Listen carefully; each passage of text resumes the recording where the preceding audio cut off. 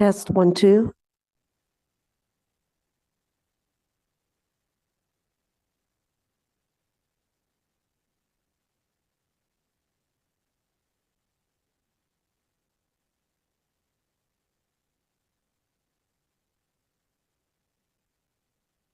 Okay. Test 1, 2.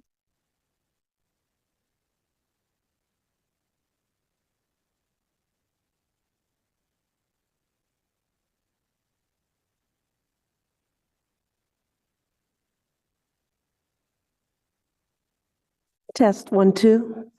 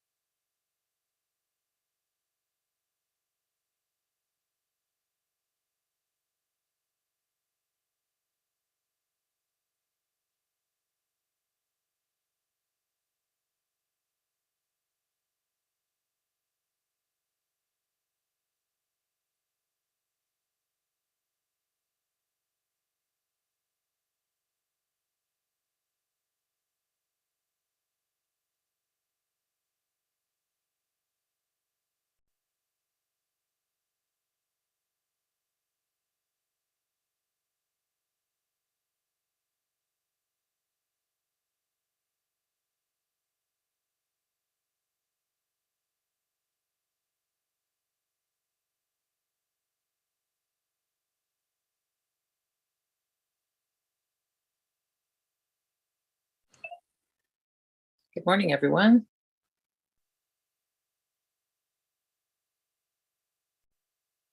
Hi, everybody.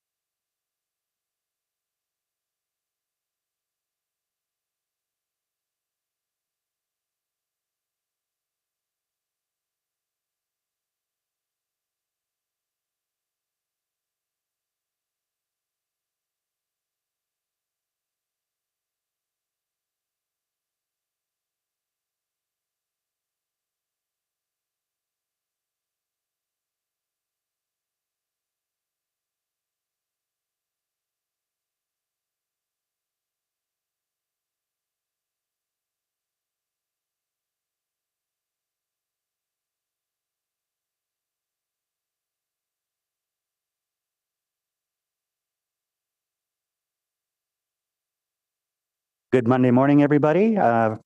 Welcome to the Transportation Committee Special Meeting, Agenda 4.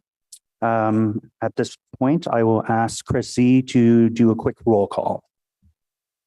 Happy to do so, Chair. Councillor Bradley, Here. Councillor DeRose, Here. Councillor Devine, Here. Councillor Dudas. I'm sorry, was that? Councillor, I'm here. I'm just having some computer issues. thank you. Councillor Gower, Here. Councillor Johnson, Here.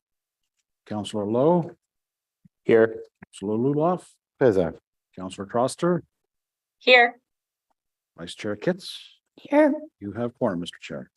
Great. Thank you very much, Chris. We are on the unceded territory of the Anishinaabe Nation.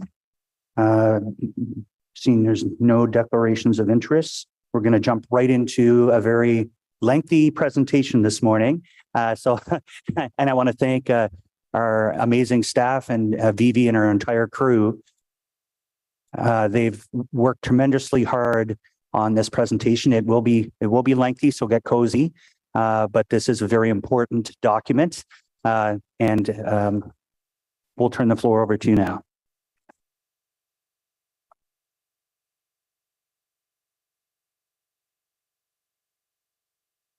Good morning, Chair and Councillors. We're very pleased to be here today to present to you Part 1 of the Transportation Master Plan. With me are Jennifer Armstrong, Deborah Lightman, and Zlatko Kristulich, who are the team leads of this update.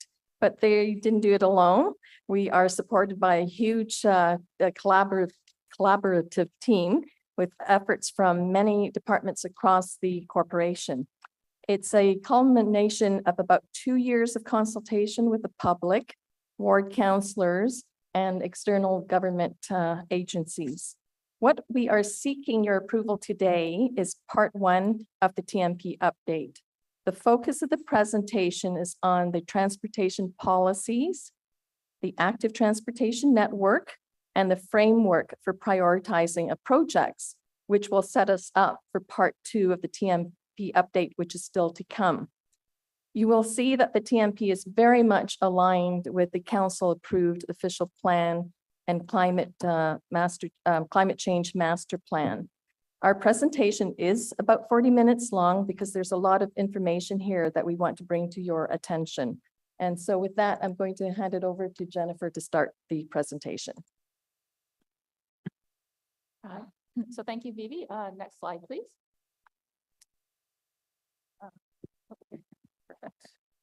Okay. In the presentation today, I'll start by giving you a bit of an introduction to the project. But then the bulk of the presentation will focus on the three areas that we're seeking approval for today: the TMP policies, the active transportation projects, and the prioritization frameworks for the road and transit projects. Next slide, please. So jumping into the introduction, we can go on to the next slide.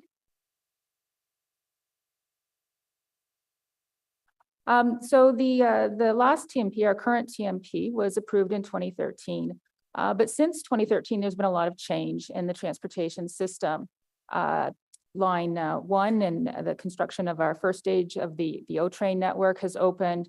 The second stage is under construction. We have e-scooters operating on the city's streets as part of a 5-year provincial pilot project. We have ride-hailing companies like Uber and Lyft that are providing new mobility choices for residents. And those options didn't even exist back in 2013 when the last TMP was approved. Also, since 2013, there's been a growing interest amongst residents in sustainable modes of transportation. The city has been implementing walking and cycling projects throughout the city. And as residents have used and experienced those projects, they're starting to call for them more and more in their own neighborhoods. There's also been a number of new city plans and policies that have been implemented since 2013. So there's an equity and inclusion lens, which informs our planning and decision-making. Vivi mentioned the climate change master plan, and that plan calls for a 100% reduction in community greenhouse gas emissions by 2050. Transportation represents about 40% of the city's greenhouse gas emissions, and so it has a really significant role to play in achieving those targets. And then there's also the official plan, which was recently approved. One of the 5 big moves in that official plan is to have half of all trips being made by sustainable modes of transportation, so walking, cycling, transit, and carpooling by 2046.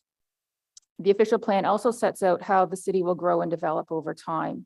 And there's a projection that there'll be an additional 400,000 residents within the city by 2046. And a lot of that growth will be happening through intensification. And our transportation system needs to be able to accommodate that growth. And then finally, there's the pandemic. It obviously had a very significant impact on travel activity, and it continues to have an impact today. So if we'll go on to the next slide.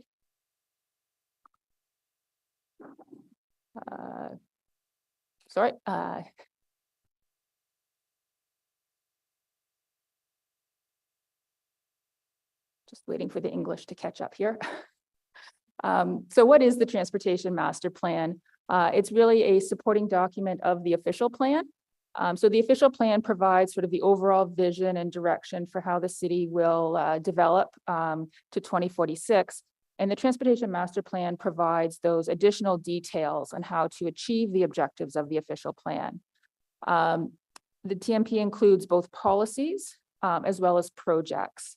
And those projects are intended to meet the city's mobility needs, but they also are developed with consideration of the city's long-range financial plans and affordability considerations. So next slide, please.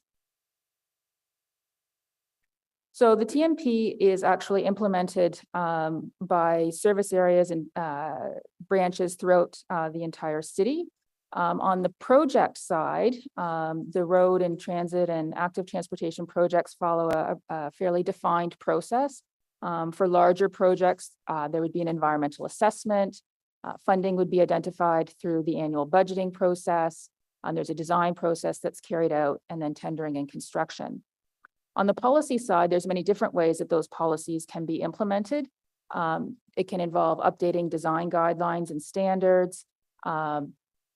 It can be implemented through the development review process or as part of other standalone city initiatives. Next slide.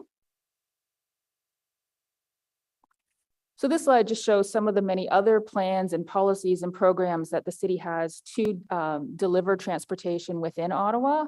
And I won't list all of these plans and programs, but really the Transportation Master Plan is the umbrella a document, and these other plans and policies and programs take their direction from the TMP. So next slide. So I'll just talk a little bit now about how we've gone about updating the TMP. So next slide. So initially, when we started this project, the intent was to complete the TMP in one single phase, but then the pandemic happened. And because of the impact of the pandemic on travel activity, we weren't able to move ahead with some of the critical data collection elements that are needed to support the TMP. And in particular, we had to defer the origin destination travel survey, which is a really important data collection effort for the TMP. And so we broke the TMP into two parts so that we could move ahead with those elements of the TMP that weren't dependent on that household travel survey. And so in part one, we have the TMP policies. We also have the active transportation projects and networks. And those projects really aren't dependent on the OD survey. They're more identified based on gaps in the network and connectivity considerations. And then finally, we have the prioritization frameworks for the road and transit projects. And the intent was to bring forward those prioritization frameworks in part one of the TMP so that we would then be able to apply them in the second part of the TMP. So part two is where we get into more of a focus on the projects, particularly the road and the transit projects. We'll be reviewing travel trends from the household travel survey, preparing travel forecasts, looking at needs and opportunities. This is where we'll be developing mode share targets for different areas of the city, coming up with the recommended road and transit networks, and also preparing investment scenarios and looking at how we would go about implementing those projects. So next slide, please. So this slide just shows the schedule for the project. In terms of part one, we're here today presenting the results of our work. Part two is ongoing. So the origin destination household travel survey was conducted in the fall of last year. And right now we're in the process of cleaning and validating that data. And that analysis work will continue on. We have two phases of engagement planned over the next part of the project. And we anticipate bringing a capital infrastructure plan, part two of the TMP, to be completed in early 2025. So next slide, please. So there has been very significant consultation that has happened over the course of developing the Transportation Master Plan. There has been three phases of public engagement. The first phase, we asked the public for input on the key issues that they thought the TMP should address. And we also were looking for input on the vision and guiding principles for the TMP. Phase two really focused in on three specific areas, missing gaps in the pedestrian and cycling networks, new mobility options, and the needs of vulnerable residents. And then in phase three of the consultation, which took place over a 4-month period ending in roughly the spring of 2022, we posted the draft TMP policy document in its entirety so that residents could download that document and review it and provide us with input. At the same time, we also posted a series of 15 one-pagers so that people could take a look at those one-pagers. They provided a good overview of the themes and policy directions in the larger document. And then for each of those one-pagers, there was a survey that residents could fill in. And as well, there was always the option of providing open-ended feedback through those surveys, as well as to the TMP inbox. So that engagement included residents from across the entire city. It also included external stakeholder groups like the National Capital Commission and the Ontario Ministry of Transportation. And we also consulted extensively with staff in other city departments. And I just actually like to take this moment to acknowledge all of the contributions of residents and staff who participated in our process and provided us with some really great feedback, very thoughtful feedback. And we took all of that information that we received and went through a process of updating the draft policy document to incorporate all of that information. And the document that you're being asked to approve today reflects all of that feedback that we heard, and that was reflected into the document. So next slide, please. So what did we hear through the consultation? We heard that safety was a major concern for residents, particularly people walking and cycling. We heard a lot about transit and the need to provide more frequent service, more reliable service, service that doesn't just serve the downtown, but also works well within communities and between communities, service that operates in the peak periods, but also outside of the peak periods. We heard about equity and the need to make sure that we have a transportation system that's accessible and inclusive. There is a desire to accelerate the transition to complete streets. There's also an interest in promoting sustainable transportation, reducing residents' dependency on private automobiles. We also heard about traffic congestion and the importance of residents being able to access destinations by car within the city.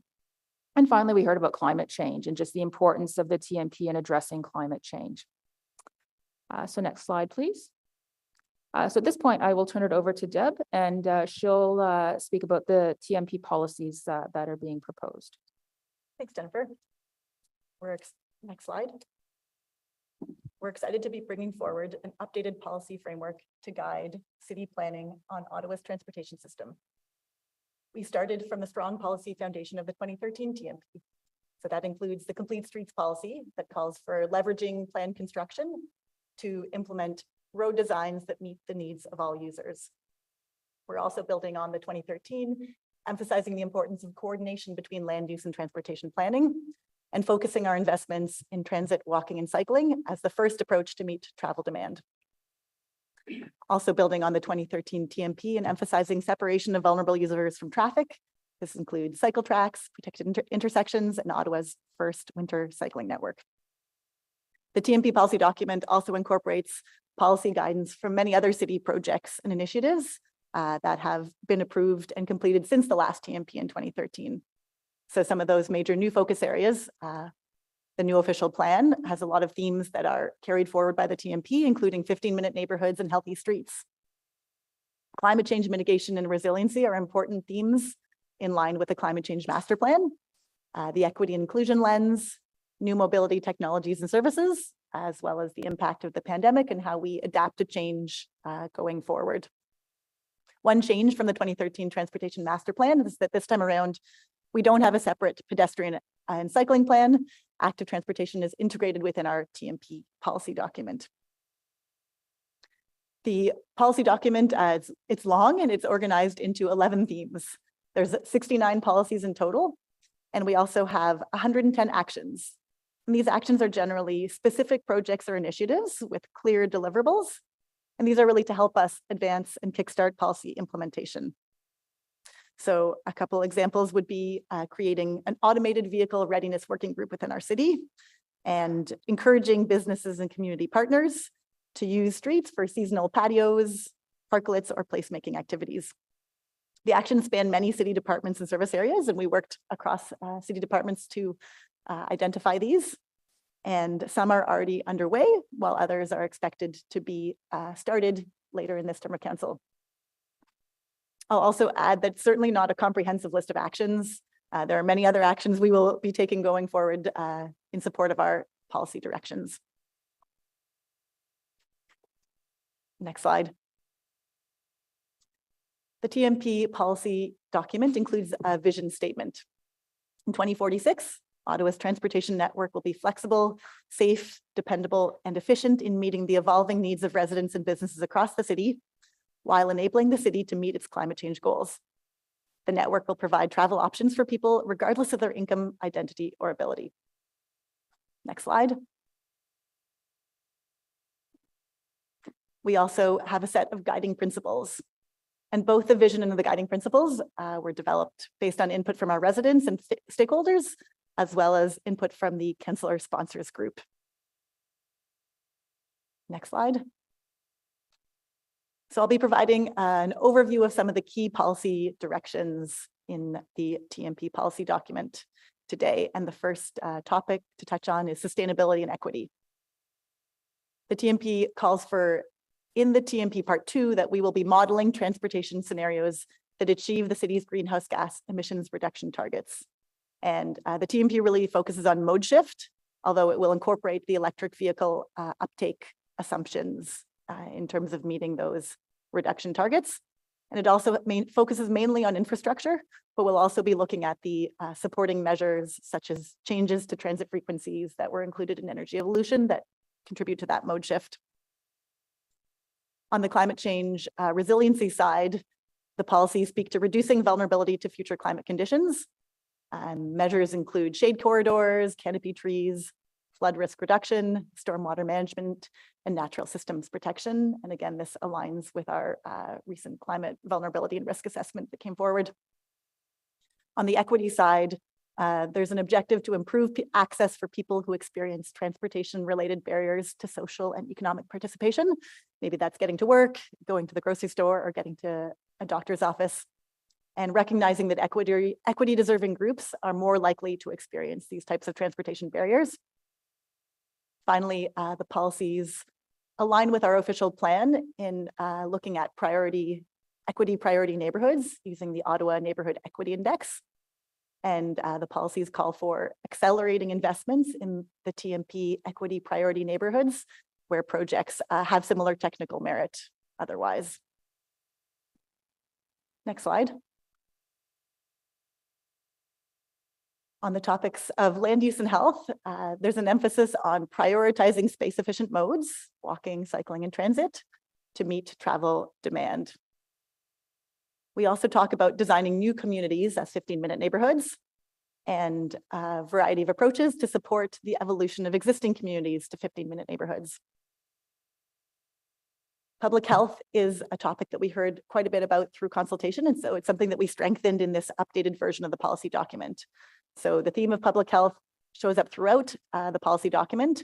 And then we also identify specific ways that we'll be advancing and implementing healthy streets.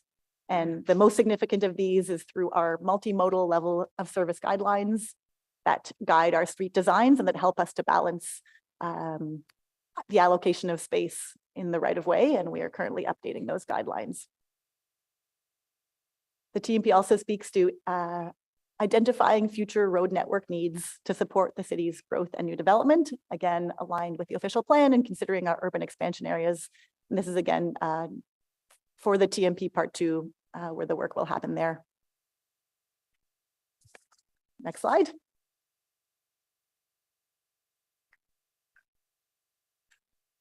On the theme of walking and cycling, where the TMP reinforces what the official plan said, that sidewalks are required on at least one side of all new local streets, and that dedicated cycling facilities are warranted on new and reconstructed arterial and collector streets.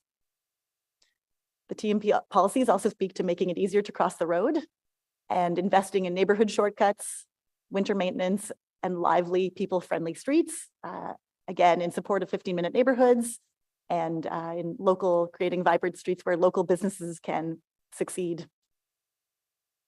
We discuss expanding the winter cycling network, and this will include secondary networks outside the downtown to connect to rapid transit stations. And finally, encouraging active trips to school is a major focus area since physical activity is very important to children's health and development. Next slide.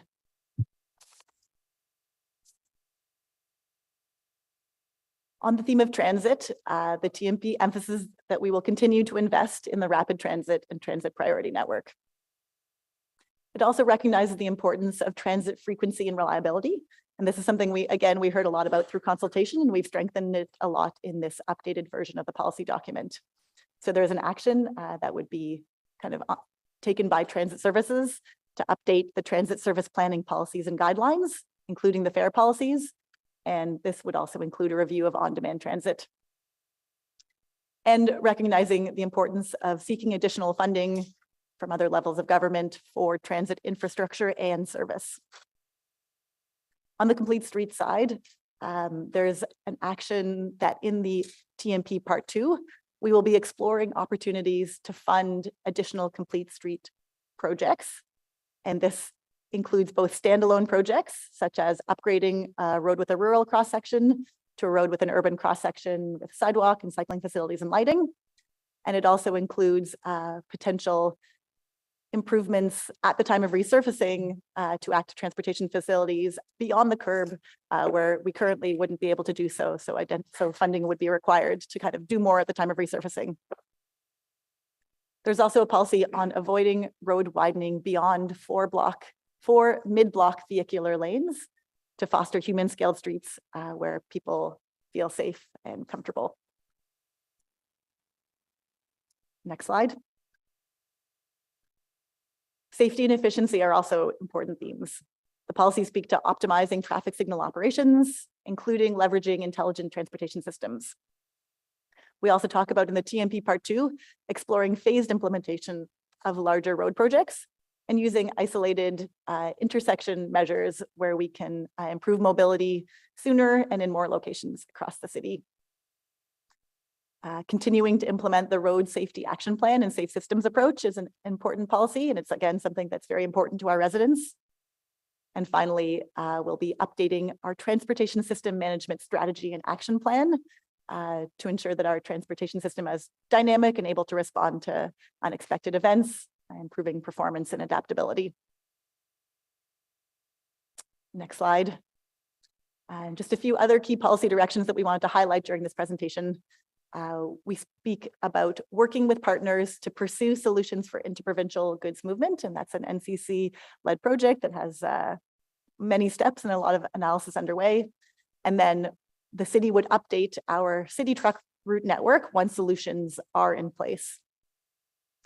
We talk about enabling new shared mobility options while supporting city objectives such as accessibility, safety, and equity. Preparing for autonomous vehicle technology is another emphasis area. And then finally, monitoring and responding to changing work arrangements and travel patterns, which again is a major focus of the TMP Part 2. Next slide. The financial implications of TMP policies is something that we thought about at great length and discussed in some detail in the staff report. Many service areas are responsible for implementing the various policies and actions. And most of the policies have limited financial implications or are already funded and can be advanced through annual work plans and budget processes. An example would be reporting to council regularly on the state of the transportation system in conjunction with the official plan. There are some policies that have more significant financial implications, and we've split these into two categories. The first category would be where the budget requirements are to be assessed as part of a business case for a future project separate from the TMP. An example here would be the action to advance shade corridors on existing streets, and this would be part of the tree planting strategy that would come to council in the future. The second category is where budget requirements will be assessed as part of the TMP Part 2. An example here would be the action of looking at standalone complete street projects and whether we can fund them in the TMP Part 2. And finally, we wanted to note that the TMP Capital Infrastructure Plan, which is Part 2, is also accompanied by an update to the long-range financial plans. And so really at that time, looking at affordability will be a major emphasis, and we do expect that to be a challenge. And I'll hand it over to Zlatko. Thank you, Deborah. Next slide.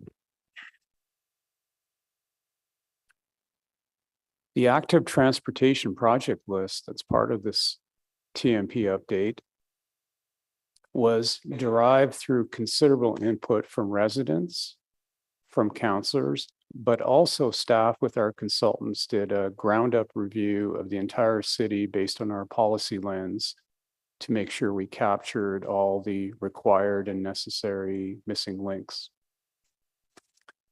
The focus of the plan was once again, as in 2013, to tackle missing links and give us an interconnected network. But I would also say rather more focus on the community connectivity in line with our 15-minute neighborhood plans for community destinations, of course, including transit. That is a very long list of projects. We will be doing some bundling during implementation to make implementation as efficient as possible. The projects are included as a list and attachment to this report, but in addition, they are all mapped on GeoOttawa and publicly available so that people can see what's in their area, but also overlay other networks of interest to understand the plan better. You will also note there's a subcategory called feasibility studies. That is new. We did not have that in 2013.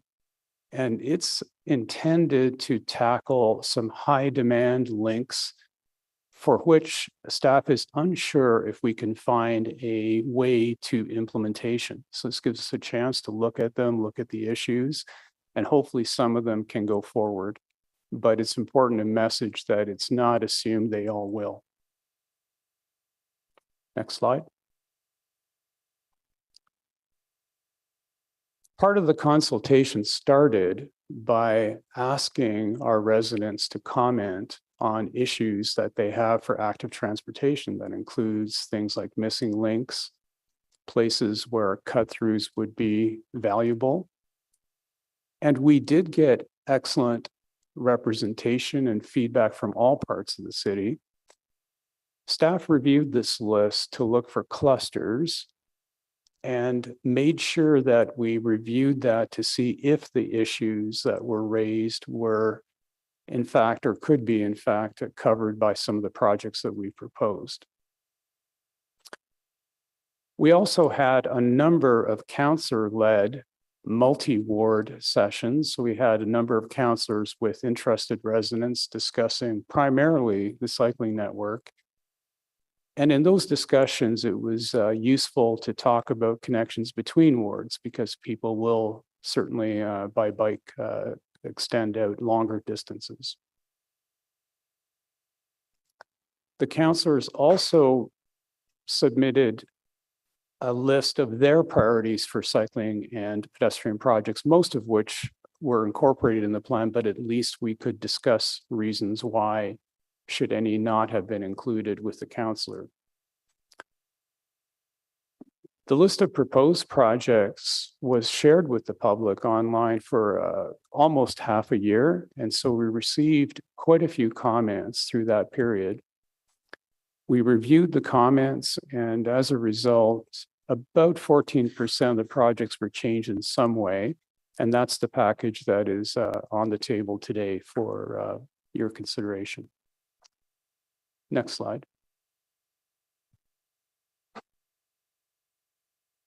If you consider our baseline funding for active transportation, it adds up to about $350 million over the 23-year period. That's in constant dollars. However, in past terms of council, we did receive considerable additional funding, both directly from council on new programs or projects, but also from the federal and provincial governments that added up to almost doubled those baseline budgets. Should that occur in this plan period going forward, we would take advantage of that to advance implementation of the plan to the extent possible.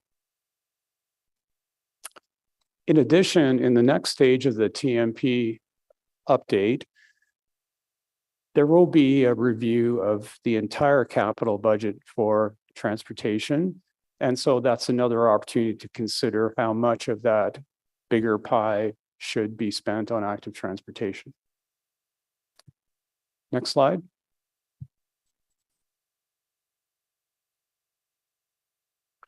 Certainly with a list that is as long as this one in terms of projects over such an extended period, the question will come up, what's coming up first?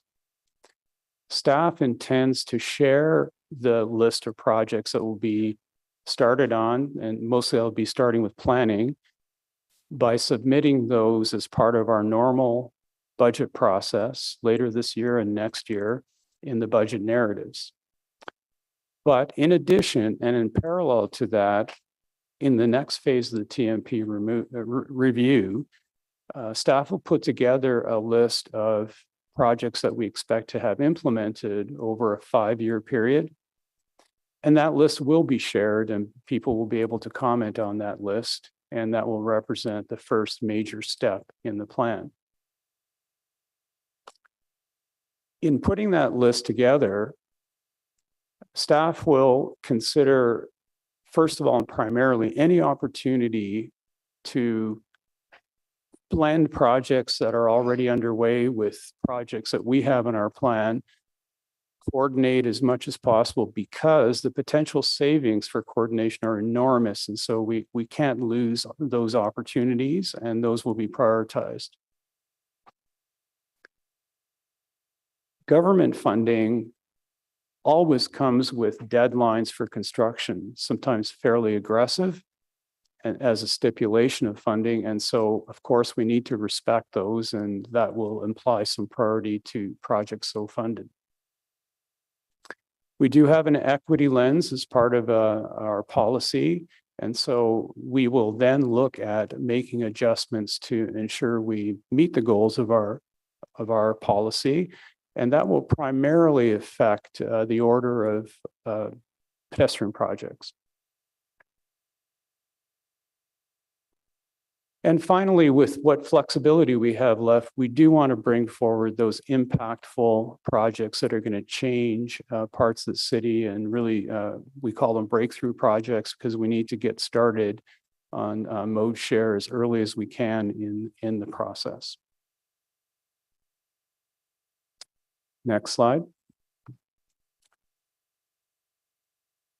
For the rural areas of the city, AT connectivity is primarily consisting of adding paved shoulders to roads at time of resurfacing. We'll also identify some routes on quieter roads, which we feel could be, do not need paved shoulders, but could be essentially recommended as routes for people to use. The network that you can see and we've consulted on interconnects the villages, but as well connects the villages to the rest of the urban part of Ottawa. Inside the rural villages, the policies for active transportation are exactly the same as they are everywhere else in urban parts of the city. It would be policy driven.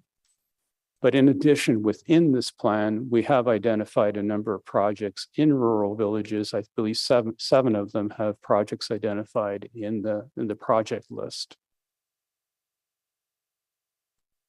We're also very lucky to have 70 kilometers of multi-use pathways on rail corridors in the east, west, and south of the city. The plan does include at least an investigation of improved linkages to those 3 existing rural multi-use pathways. But also there is a project to activate for active transportation use 5 kilometers of a new corridor the city has acquired that runs from Carling Avenue through Canada North. And that has potential to be extended in the future as well. Next.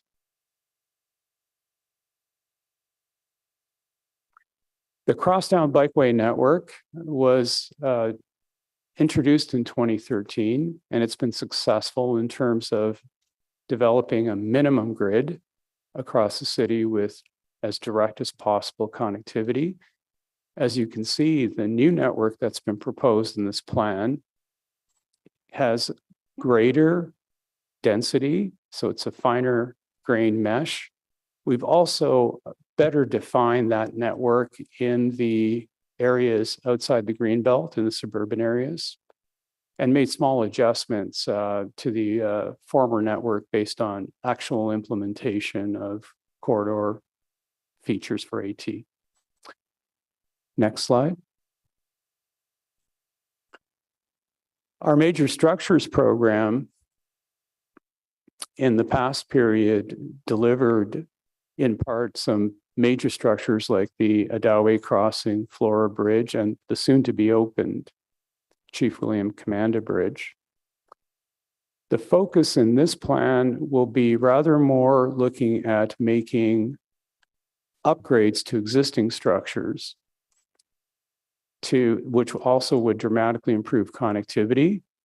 So funding in the plan will go to 4 overpasses that the MTO intends to reconstruct in terms of the spans over the next 5 or so years. We need to make sure that we have enough room for future AT, and so funds will be set aside for that. And the next opportunity to do that wouldn't be for another 75 years. Beyond that, we have quite a number of feasibility studies on other bridges across the city, and hopefully some of those will prove to be possible to modify and add connectivity that way. Next slide. The pie chart shows the number of kilometers of facilities for cycling in the city. You can see we have about 1,000 kilometers at present. And over the planning period, we expect to increase that about 50%. Now, of the increase, you'll notice that the larger part by far comes from projects outside of this plan. And I think that's a statement to the success of policies in the past that'll be strengthened through this period that ensure when we do major projects like road reconstruction or rail, we incorporate AT components to the extent possible. And so therefore, the projects in this plan are certainly intended to leverage interconnection of these new facilities as much as possible to the existing network. Another new item is that we have added visibility of these projects that are not in our plan, but are in someone else's future plan in the city on Geo Ottawa. And that way it does provide a way for people to get a better view of how this, the long-term interconnectivity is going to play out. Thank you.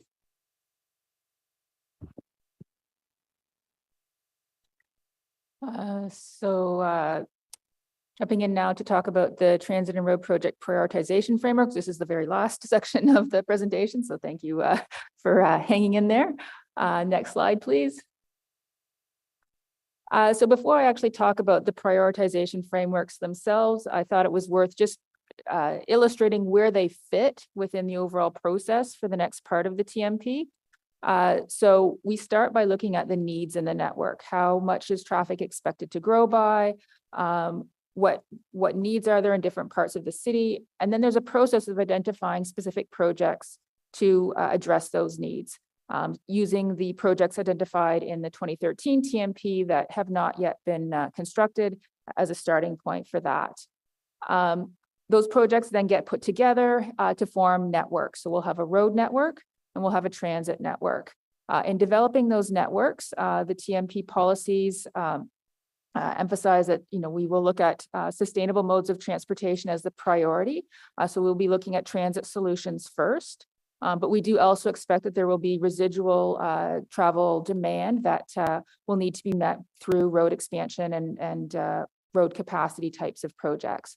So we will develop those networks. And then there's a process of iteration as we look at how those networks perform in terms of greenhouse gas emissions, modal share, travel time on the network. Once we have a recommended ultimate network, this is where the prioritization frameworks come in that you're being asked to approve today. And those prioritization frameworks, the intent is that we'll look at all of the transit projects and then prioritize which transit projects should be built first. And likewise, with the road projects, which road projects should be constructed first. It's not till we get to the last part of the process where we actually look at the investment scenarios and how much funding gets allocated to those different types of projects. As we develop those investment scenarios, again, we're going to be looking at things like greenhouse gas emissions. Affordability will be a major consideration, equity. And so again, there may be some iteration that happens as part of that process. But at the end of the day, what we're planning to do is to put forward 2 or 3 different investment scenarios One scenario that achieves the city's climate change objectives, another scenario that fits within the city's affordability envelopes for consideration. So if we go on to the next slide, this is the prioritization framework for transit projects. The majority of the prioritization points are assigned for mobility benefits. The first category being ridership growth, 35 points, and then service improvement. And so this really distinguishes between the benefits to existing riders under service improvement versus the amount of growth in ridership that we could expect from the project. Now, there is a little bit of a double counting happening here because the service improvement will also help to grow ridership, but we thought that it was important to shine that light on the benefit that existing riders would have. There's 20 points allocated to city building, looking at things like equity, impacts to natural systems, and how well the project serves major destinations and supports economic development. And then the final 20 points are for cost. And that's not just the cost to build the project, but also the operating and maintenance costs. So if we go on to the next slide, you'll see that it's a similar framework for roads and new road and road widening projects. Mobility benefits of the project receive 55 points, and those include two aspects: access to development. So how well does the project open new lands up for development or support development? And then congestion. Focusing on both the existing congestion that is today, but also how that congestion may change in the future with development and growth in the city. Again, there's a large city building component worth 25 points, which looks at greenhouse gas emissions and induced demand, equity impacts, impacts to natural systems, how well the project supports placemaking and healthy streets, and then as well support for goods movement and economic development. And then again, there's 20 points that are allocated for cost. So next slide, please. So again, just to, that's the prioritization frameworks that would be used to rank the different transit projects against one another and to rank the different road projects against one another. And as I mentioned, the final step of the process is to really go in and develop those investment scenarios. And as we did the public consultation on this, I think there was a bit of a confusion about how those prioritization frameworks would be used. And so we just wanted to clarify it's at the last step of the process where we're looking at how people, the priority put to the different types of projects and the funding allocated to those types of projects, where we'd be looking at comparing transit projects to road projects and active transportation projects and so on.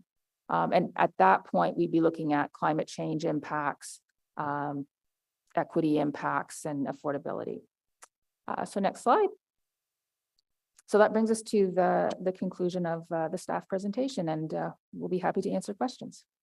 Great. Thank you for that very thorough presentation. I think we've learned a lot today. At this point, we're going to, my wonderful vice chair is going to move a quick technical amendment. Well, if we can get that on the screen. Thank you, Chair. You can start reading it out as staff gets it up. So whereas with respect to the report entitled Transportation Master Plan Update Part 1, supporting document 4 has been corrected to address the missing text on page 13, Annex B. Whereas the incorrect final version of supporting document 5 was uploaded as part of the public release of the aforementioned report. Whereas the following revisions are being made within supporting document 3 and where applicable document 5. A, ward numbers have been updated for numerous projects where required. And B, the Trim Road Bridge has been added as a cycling project feasibility study formerly shown as in-process facility. And C, the limits to the Moody Drive cycling project have been extended. And whereas the revised supporting documents 3, 4, and 5 have no impact on the staff recommendations of the staff report, therefore be it resolved that the Transportation Committee approve that the supporting documents 3, 4, and 5 of the report entitled Transportation Master Plan Update Part 1 be replaced with the revised attached documents 3, 4, and 5 to correct some minor errors and direct the committee coordinator to include the corrected documents when the report rises to City Council. Great. So on that minor update from staff, is that carried? Thank you. Carried. Now we'll go to delegations. Our first delegation will be Ken Holmes and Susan Curvilla. I hope I haven't butchered the name there. Thank you.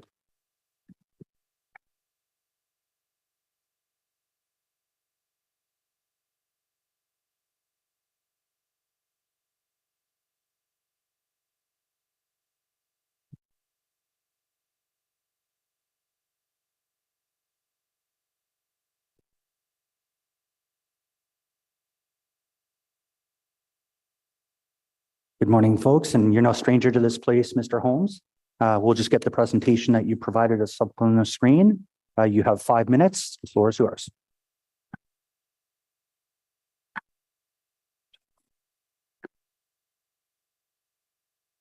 Thank you, Mr. Chair. My name is Ken Holmes, and I'm a member of the City's Ambassadors Working Group. I want to address how the policies in the latest draft of the Transportation Master Plan do not adequately meet the needs and the vision of the residents of rural Ottawa. I'll be joined by Susan Curvilla of the South Nepean Satellite Community Health Centre. Next slide, please. In its first draft, the TMP showed the same lack of vision and commitment to rural transportation that's seen in the official plan. There it states, personal vehicles are recognized as the main form of transportation. This is merely a statement of the status quo and needs a major amendment. The expression of the need for improvements in transportation options in rural Ottawa has seen some improvement since the first draft, but the TMP still lacks vision in the rural area.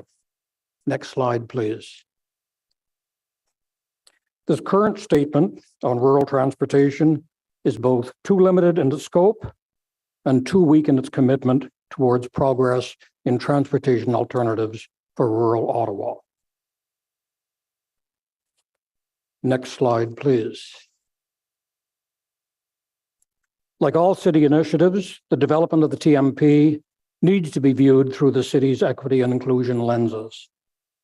The next 2 slides summarize the points from the rural lens that should apply to transportation. The rural lens recognizes that changes since amalgamation have brought different expectations, challenges, and opportunities to rural Ottawa. There have been changes in the destinations for rural Ottawa residents, and the current OC Transpo routes and stops are limited and the service is less frequent. Next slide, please. Distance and transportation become the biggest barriers to accessing support for the special needs or culturally appropriate services. And rural residents also need to travel long distances to access city services. Next slide, please.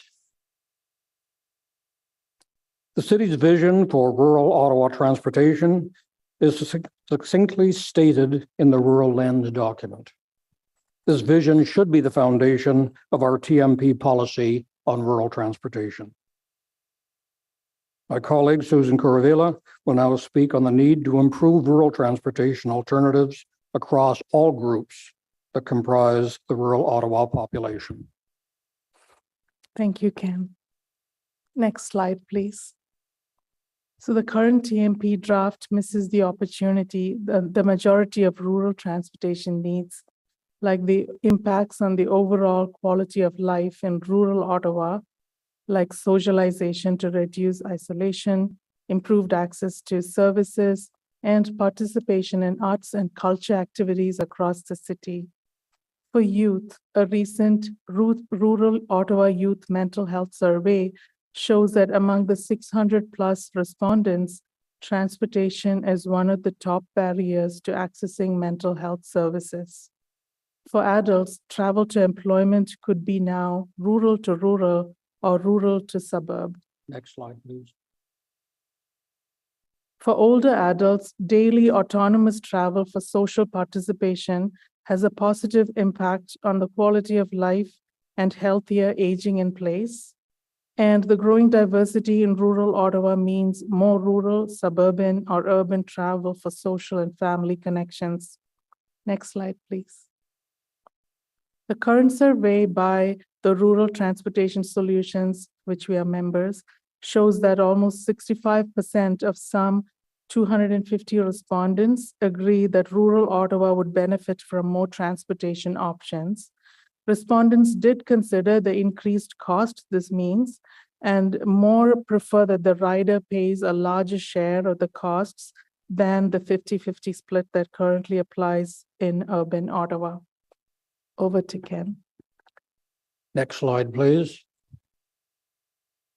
Mr. Chair, the Transportation Master Plan should build on and reflect the rural lens. The official plan provides a framework for the city's long-term transportation when it states in its Big Move 2 mobility that the majority of transportation should be by sustainable means. This goal needs to be incorporated for rural Ottawa. The vision of the city's rural equity and inclusion lens states we envision more alternative and affordable transportation options. Our TMP should incorporate that vision. The combination of those two visions should be incorporated into the Master Transportation Plan with a stated policy such as Ottawa's rural equity and inclusion lens identifies many of the needs and challenges of rural residents. The city should seek innovative and affordable transportation solutions for the rural area as part of the official plan Big Move 2 mobility. Mr. Chair, that concludes my presentation. Do you have any questions? Thank you very much, Mr. Holmes, for your presentation. Councillor Devine. Thank you, Chair. Thank you, Ken and Susan. I just had a little question based on what I think I interpreted in one of your slides there. The slide that had the two graphs right beside it. And I believe I think what I saw was that were you basically saying that if rural residents are looking for more affordable transportation modes, and I think you were referring to transit, was your slide saying that most rural residents would agree to pay the higher fare on their own as opposed to having those extra costs covered by taxes? Put your mic. Other information in that area, but we specifically are trying to survey their general thrust as to how much they can afford in the rural area for a transportation system. And the majority, basically about, the group is divided into three. About 1/3 prefer that the rider pay the full share of transportation. About 1/3 think that about 75% of the transportation cost should be borne by the rider, and the other third suggests that about 50% of the cost would be reasonably borne by the rider. When I lived in Vancouver, the system was that the further you were traveling from the core, there were rates of fees. So just a follow-up question, and I think I do support that kind of rider fare, but just to follow up to your question there, when you were saying 1/3 said this and 1/3 said that, the people that responded to your survey, are they just generally rural residents or rural residents who are likely to use transit? General, approximately 65% of them are saying that they strongly agree with the need for improved public transportation. So certainly the audience is very heavily favoring more public transportation.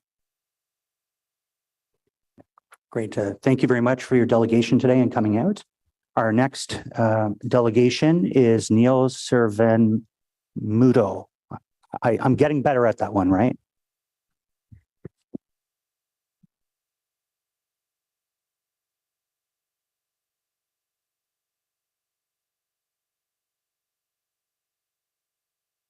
Great. You have 5 minutes. The floor is yours, sir. Great. Thank you very much, Mr. Chair. My name is Neil Saravanan-Muto. I'm here in my personal capacity. I'm an economist that spent most of my career dealing with public finance. And that's some of the framing that I use to look at these issues. I want to focus my comments today entirely on document 3.1, which is the list of active transportation projects. If I understand correctly, this is proposed as the list of investments that we're going to prioritize over the next 25 years. So if indeed my understanding is correct, 25 years, that's obviously incredibly important for anyone that cares about active transportation. We've and my point, one of my main points is that this might be a great list, but I really don't have the ability to say whether that's the case or not. And so that leads to the point that I don't think you as councillors have the ability to make an informed and intelligent decision as to whether this is the right list or not. Okay. Now, if I were a councillor, there's three things that I'd be looking for. The first is, with any sort of geospatial information, we want a map. Now, it was mentioned earlier by staff that in theory, a map is available by going into Geo Ottawa. And so I don't think, has anyone in this around this table other than me tried to do that? I went in there. 1, great. 2, okay. 3, okay, great. But I don't know how many of you have the time or the skill, the technical skill or the ability to actually construct that map, okay? I think it would be the sort of information that you need to make an intelligent decision. I think it's quite easy to produce a ward level map that shows the existing projects plus what's in the pipeline and then overlaid with what's being proposed. I think that's very easy to provide. And I think that's what you as councillors should be provided with. It's not something your staff should have to go and do for you. Number 2, I'd want to know where are the missing links that will persist to exist. Because I think we all understand that like a chain, an active transportation network is as strong as the weakest links. And so every time there's a couple of blocks where there's missing infrastructure, you know that you're going to get a lot of feedback from people that are angry about that and upset about that. And like, why didn't you finish the network? You know, my kids can no longer use this. It's just not safe. I mean, an example that we did in the last term of council was around Montreal Road. We went as, you know, we put in this beautiful complete street along Montreal Road. And then the last 2 blocks, we didn't do anything. We left it without any active transportation infrastructure, as we failed to connect it to all of the pathways along the Rideau River and then all of the connections into downtown. So that's the sort of example of what I think you as councillors need to be aware of in terms of what is being proposed in this network and where are some of the gaps. And then number 3 is I want to know, how are people moving around the neighborhoods in my ward? So I disagree with the earlier comment from staff that the origin destination survey is not significant to this discussion. We need to know how people are trying to get to their neighborhood grocery store, to how they're trying to get their kids to soccer practices. Maybe they're driving there now. I mean, the point of putting an active transportation is to give people the option to be able to move around the city in different manners, rather than just being forced, in many cases, to have to drive everywhere. So we want to give them the option, if they want, to be able to cycle to the soccer field, to be able to cycle to school. And so I think that origin destination survey is really critical to understand how people move around your neighborhood. So the final point I want to make is, we've heard a lot about the consultation process. I appreciate everything that staff have done for consultation, but as a member of the community that cares about these issues, I don't believe that there's been meaningful consultation, okay? There's been a lot of consultation. And in fact, some of the best consultation was with councillors prior to the formal launch of the TMP process back about 2-3 years ago. Those were good. Those were the only opportunities where people like me had the ability to articulate our concerns, to stand up. You know, we've got consultation process that essentially just allows, you know, online processes allow you to tick boxes and say yes, no. This is the first opportunity anyone has had to actually comment on the final list.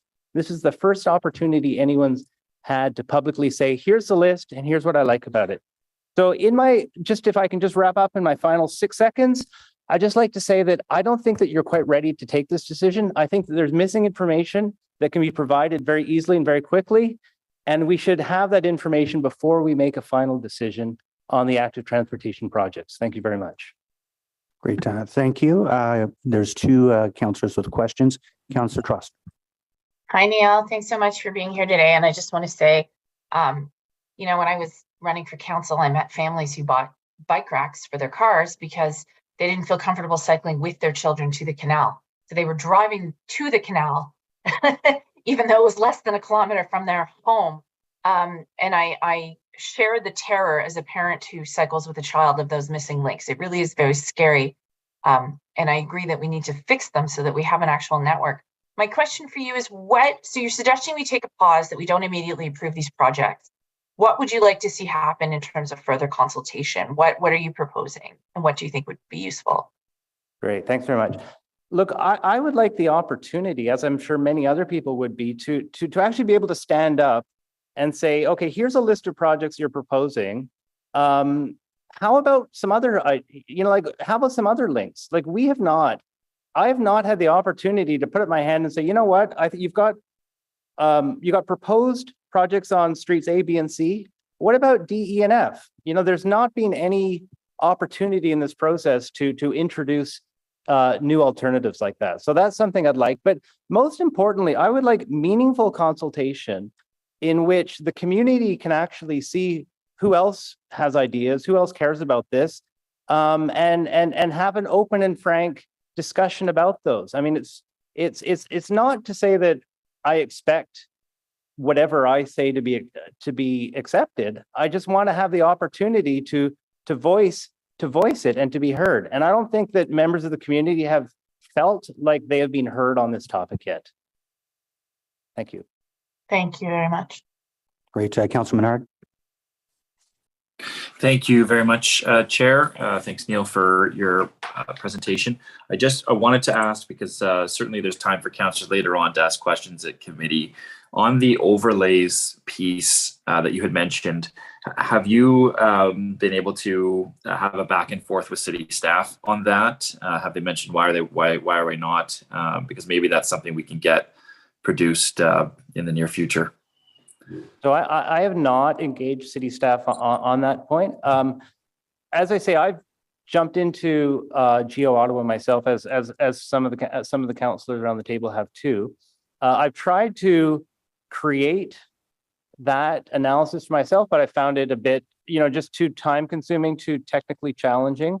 But I think it's something that can be published on a ward by ward basis and can be distributed obviously to councillors, but to the general public as a whole. And I'd like to see that as the basis to come back to Councillor Trotzer's question, I'd like to see that as the basis for consultations, ideally at the ward level. I mean, we did, as was mentioned and as I referred to, consultations happened led by councillors probably about 2 years ago. And not all councillors, but certain councillors led consultations. Those were very good. And I think we need to have another round of those, just to make sure that this is the right set of projects. Because one of the things about the network that we have got in Ottawa, the cycling network, is we've actually got a fairly decent network for commuter cyclists. Okay, so people that want to get downtown for their day job, the network that we have is actually pretty good. I mean, in large part, thanks, we've had the NCC pathways for obviously many years that we've been able to leverage and to work on. But we haven't really done enough yet to build those local networks so that people can safely use a bicycle to get to the grocery store, to get to school, to get to the playing field, whatever they want to get to. Thank you. Thanks for that, Neil. And I know in between this phase 1 and then the next phase 2, certainly on our side, when we started to get more details about kind of what's in, what's out in the TMP as we move along, that's something on the Capital Ward side anyway, we've been engaging with staff on and want to have a further ward consultation with everybody here. So appreciate your input and obviously active on this file, and thanks for being here. Thanks, Chair. Great. Councillor Plante. Oui, allô. Vous avez mentionné qu'on n'est pas prêt pour voter sur le nouveau plan pour la transportation. Est-ce que ça, c'est votre opinion ou c'est un fait? Well, that's certainly my opinion, that I just don't think that you have the information that I don't think you've been provided with the information to make an intelligent decision on it. Now, if you disagree with it, then that's your choice, but Mais vous savez que j'ai un mandat pour voter pour. J'ai été élu. C'est notre mandat pour voter pour ces sortes de décisions et ces sortes de documents. sure. But the question is, do you have all the information you need to make an informed and intelligent decision? That's where I'm questioning whether you have. It's obvious. I'm not saying it's obviously your mandate to make that decision. But do you have all the information that you need to say whether this is the right list? I mean, we're talking about 25 years. We're talking about establishing a priority list for 25 years. For people in the active transportation community, this is obviously incredibly important, right? These are the projects that we will be doing over the next 25 years, in theory. I mean, of course, I'm not sure that the plan will survive that long, but in theory, this is what we're establishing. And so, do you have everything that you need to be able to make that informed decision?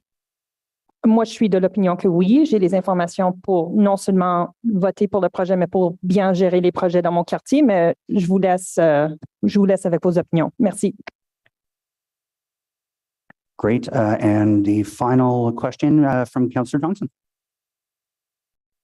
Good morning. Thanks a lot, Neil. Nice to see you. So I just wanted to parse out exactly what actions might be taken based on your delegation. So am I to understand that because I actually have a few questions on public consultation moving forward, because, you know, my background's in civic engagement. So I might disagree with you in the sense that we don't have enough information, given that we have been meeting with staff regularly and there was an extensive consultation process where you could drop pins everywhere you wanted. And I actually found that really interactive and engaging. But moving forward, I think that's where I'd really like to land. So I appreciate what you're saying. Geo Ottawa can be difficult to use. And I think there was Teresa, now, pardon me, Teresa, if I put you on, I think you did like a little Geo Ottawa public meeting, like how to use Geo Ottawa, and like 2 people came or something. It's on YouTube, and, you know, we can all use it if we want. But anyway, so Geo Ottawa being a bit like opaque and maybe not, you know, the friendliest way. So what you're suggesting and what we could take forward is maybe more of like a paper PDF version of overlays that people could look at ward by ward. Like you're thinking that might be a useful tool. Can I just get that confirmation that that's the core of your ask?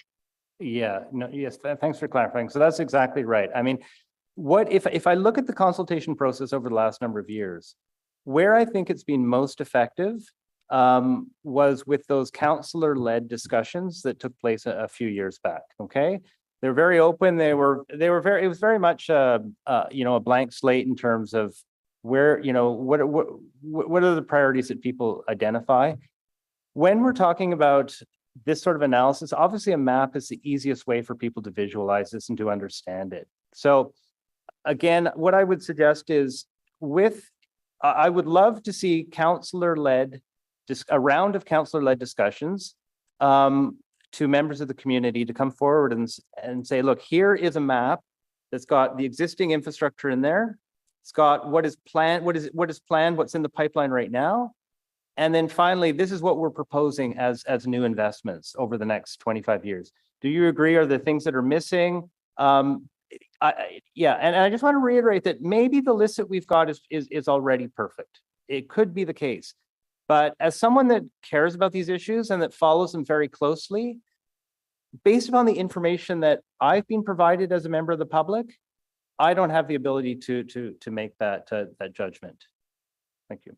Okay, well, thank you for that clarification. I think that can be really helpful on a go forward basis, how each of us may consider consulting with our ward in a more easily accessible way for different members of the public. So thank you so much.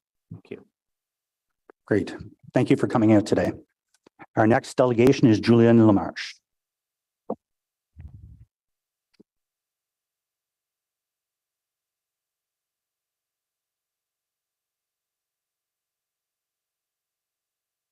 Okay. Hi, can you hear me? Yes, we can hear you. You have 5 minutes, and I believe your presentation is now up on the screen, so feel free to proceed. Yes, thank you. I can see it.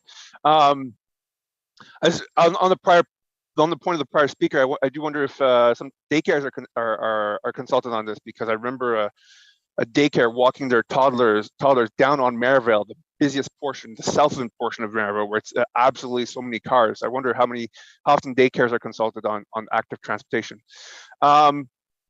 So I would like to speak on the policy point 7.4, mainly on the connection of the missing links. And the missing slide up here is showing in blue is how I would get to the if I had own a car, how I would get to the grocery store by car, and in red is how I would have to get there by bicycle to avoid all the dangerous 4-lane roads that we have of Baseline, Maitland, Clyde, and Maryvale.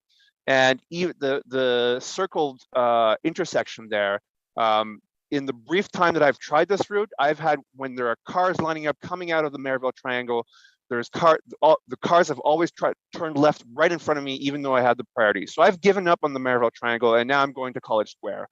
And you may say, oh, that's fine now. He has access to groceries. He doesn't need a bike lane. But what if I do need access to a store here on Maryvale, in the Maryvale Triangle? Or what if I do need access to the stores all on the east side of Maryvale? I can't easily get there. So we do really need to prioritize connections.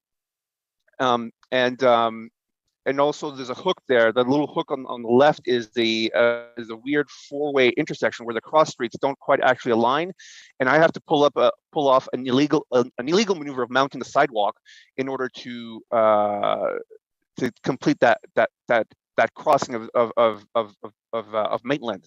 And you know, if ever one of the household owners decide to park his car wrongly, or not clear his driveway of snow, then I couldn't pull off the maneuver, or perhaps I wouldn't be able if I had a cargo bike. So doing the missing connections is really important.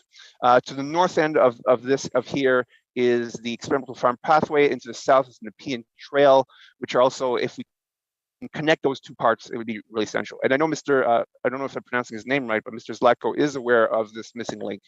And I do find that his consultations have been really useful. And to the point of the prior speaker, I can go all the way to Ottawa East. 80% or 90% of that is bike paths and bike lanes, but I can't even get to the closest grocery store to myself in a safe manner.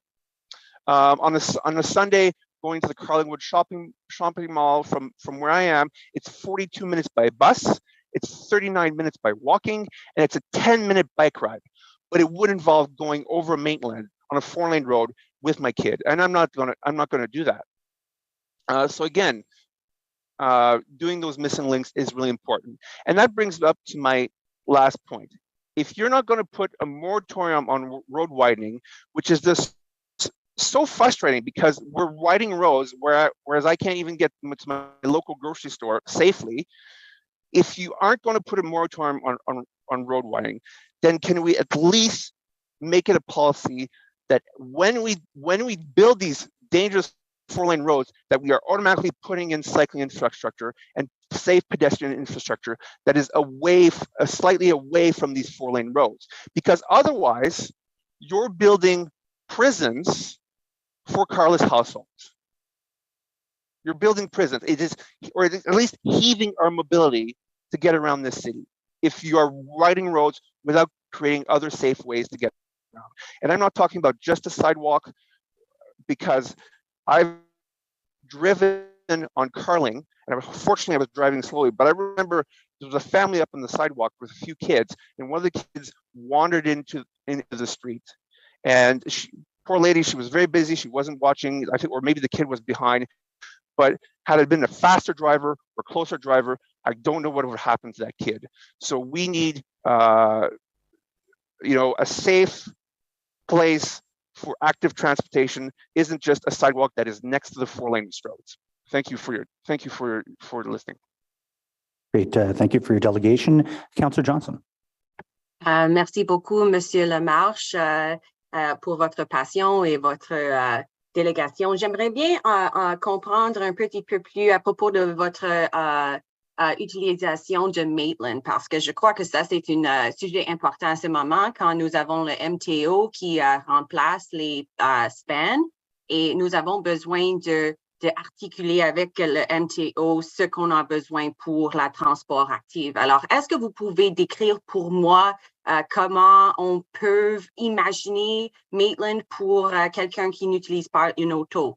Quelles sont les infrastructures que vous voulez voir? C'est quoi votre vision? Ah ben, décidément, ça serait de l'infrastructure de vélo, des voies séparées pour le vélo, pour aller au moins au-dessus du pont. Ça, c'est nécessaire. Je crois qu'il faut aussi faire attention pour le design, parce que là, si on descend d'une côte puis on rentre en conflit avec les voitures qui sortent de l'autoroute. Je sais aussi que cette intersection a été un problème pour les étudiants qui se rendent à l'école. Il y avait quelqu'un qui s'est plaint que sa fille s'est fait presque frapper par une voiture qui tournait à gauche pour rentrer dans l'autoroute, je crois. Donc, ça serait aussi des continuous sidewalks pour les entrées et les sorties de ces autoroutes. Et oui, tous les ponts au-dessus de les autoroutes, c'est des barrières au transport actif. Ça divise nos communautés.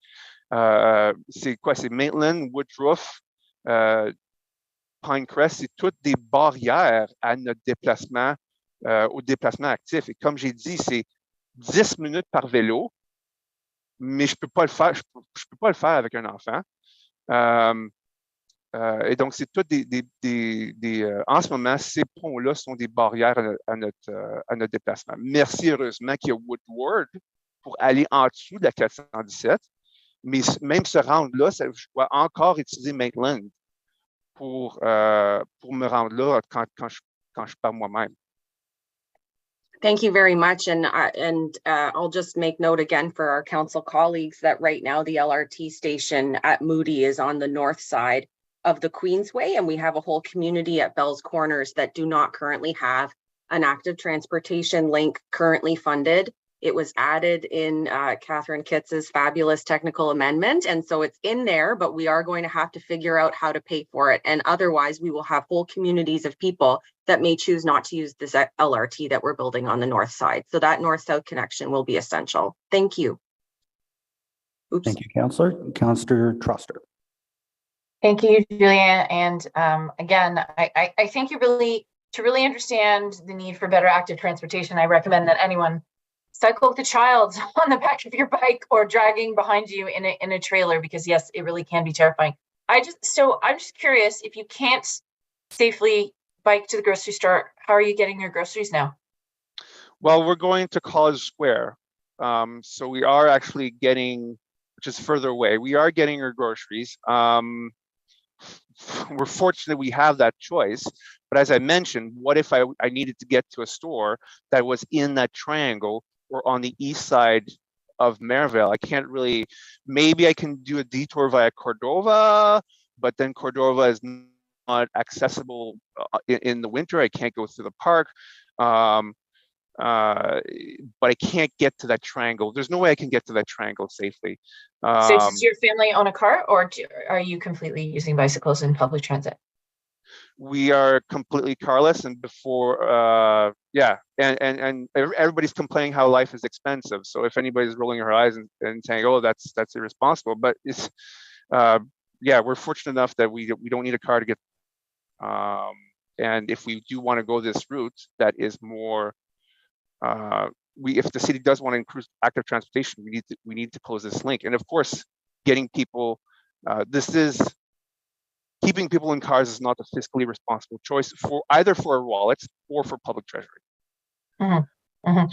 Well, thank you so much. And I think, we'll probably hear more from Councillor Devine and Kavanaugh, but I've learned a lot from my councillors colleagues from older suburbs, AKA outer urban wards, and it is a real problem. There's some mention of a retrofit program in the master plan, but it's unclear to me how it'll be funded. And right now, we're getting some of those infrastructure improvements downtown because we have sewers that were built in 1900. So when they rip those up, they're able to put in the active transportation facilities. But there's just such a demand that, we can't just be waiting 100 years for sewers to be replaced to make those streets safer. So thank you so much. You're welcome. Thank you. Great. Councillor Devine. Thank you, Chair. And Julien, thank you for your presentation. I don't have a question for you, just as much as a comment of that. I very much appreciate that you're bringing that perspective to it. And I think that what you have brought is reinforcing the need for greater civic engagement over the next few years as we prioritize projects. You zeroed in on the Merivale Triangle, which is right at the heart of my ward. And currently, the Merivale Triangle is largely just a commercial and retail area, but with the projects that are slated, the development projects that are slated for the Merivale project right now, and which will be constructed within the next 2-3 years, you're looking at easily 2,000 more units being added into a very small footprint. And so any kinds of safety issues that you have at the moment are only going to be exacerbated over the next few years. So I very much look forward to the opportunity to please continue sending your concerns and ideas, Julianne, and with staff that will make sure that we can prioritize safety issues in that area and any other area where there's such large amounts of development. Thank you. Thank you, Councillor. Councillor Kavanaugh. Thank you very much, Chair, and thank you, Julianne. I actually, when I first moved to Ottawa and lived with 2 children under 3, I had no car and I lived in that area. So I really understand what you're doing. And I have a bike trailer, which I still have. It's falling apart. But I still have it. And frankly, I use sidewalks a lot of times because I had no choice just to get across the street to the store. This is part of the passion I have for wanting to change things because not everybody lives downtown, and we need to have those networks everywhere. So I appreciate your delegation, and I think it adds to the conversation big time. This is what we're looking for. This is what we're trying to change. So thank you very much. Great. Thank you, Councillor. And seeing no further questions, thank you for your delegation today. Next up, we have William Van Geest, and we do have a presentation. William, you're no stranger to this place. The timer is on the screen and your presentation should be up momentarily. Oh, no presentation. Sorry, looking at my wrong sheet. Right. That was a surprise to me. I was looking forward to the please PowerPoint proceed. karaoke. Thank you, Chair. Thank you, Committee, for the opportunity to address you. I'm doing so on behalf of Ecology Ottawa. It's been a tough few days for people walking and biking in Ottawa. Last Wednesday, a driver hit 2 people in Manotick, killing one and seriously injuring the other. On Saturday, a driver hit a person biking on Kinburn Side Road who had to be airlifted to the hospital. Yesterday, a driver hit a man in Westboro, sending him to the ICU, and I realized I missed one on Friday, actually. A driver hit someone biking at Island Park in Iona on Friday. This leads us to wonder, why is safety nowhere to be found in the TMP's cross-cutting policies?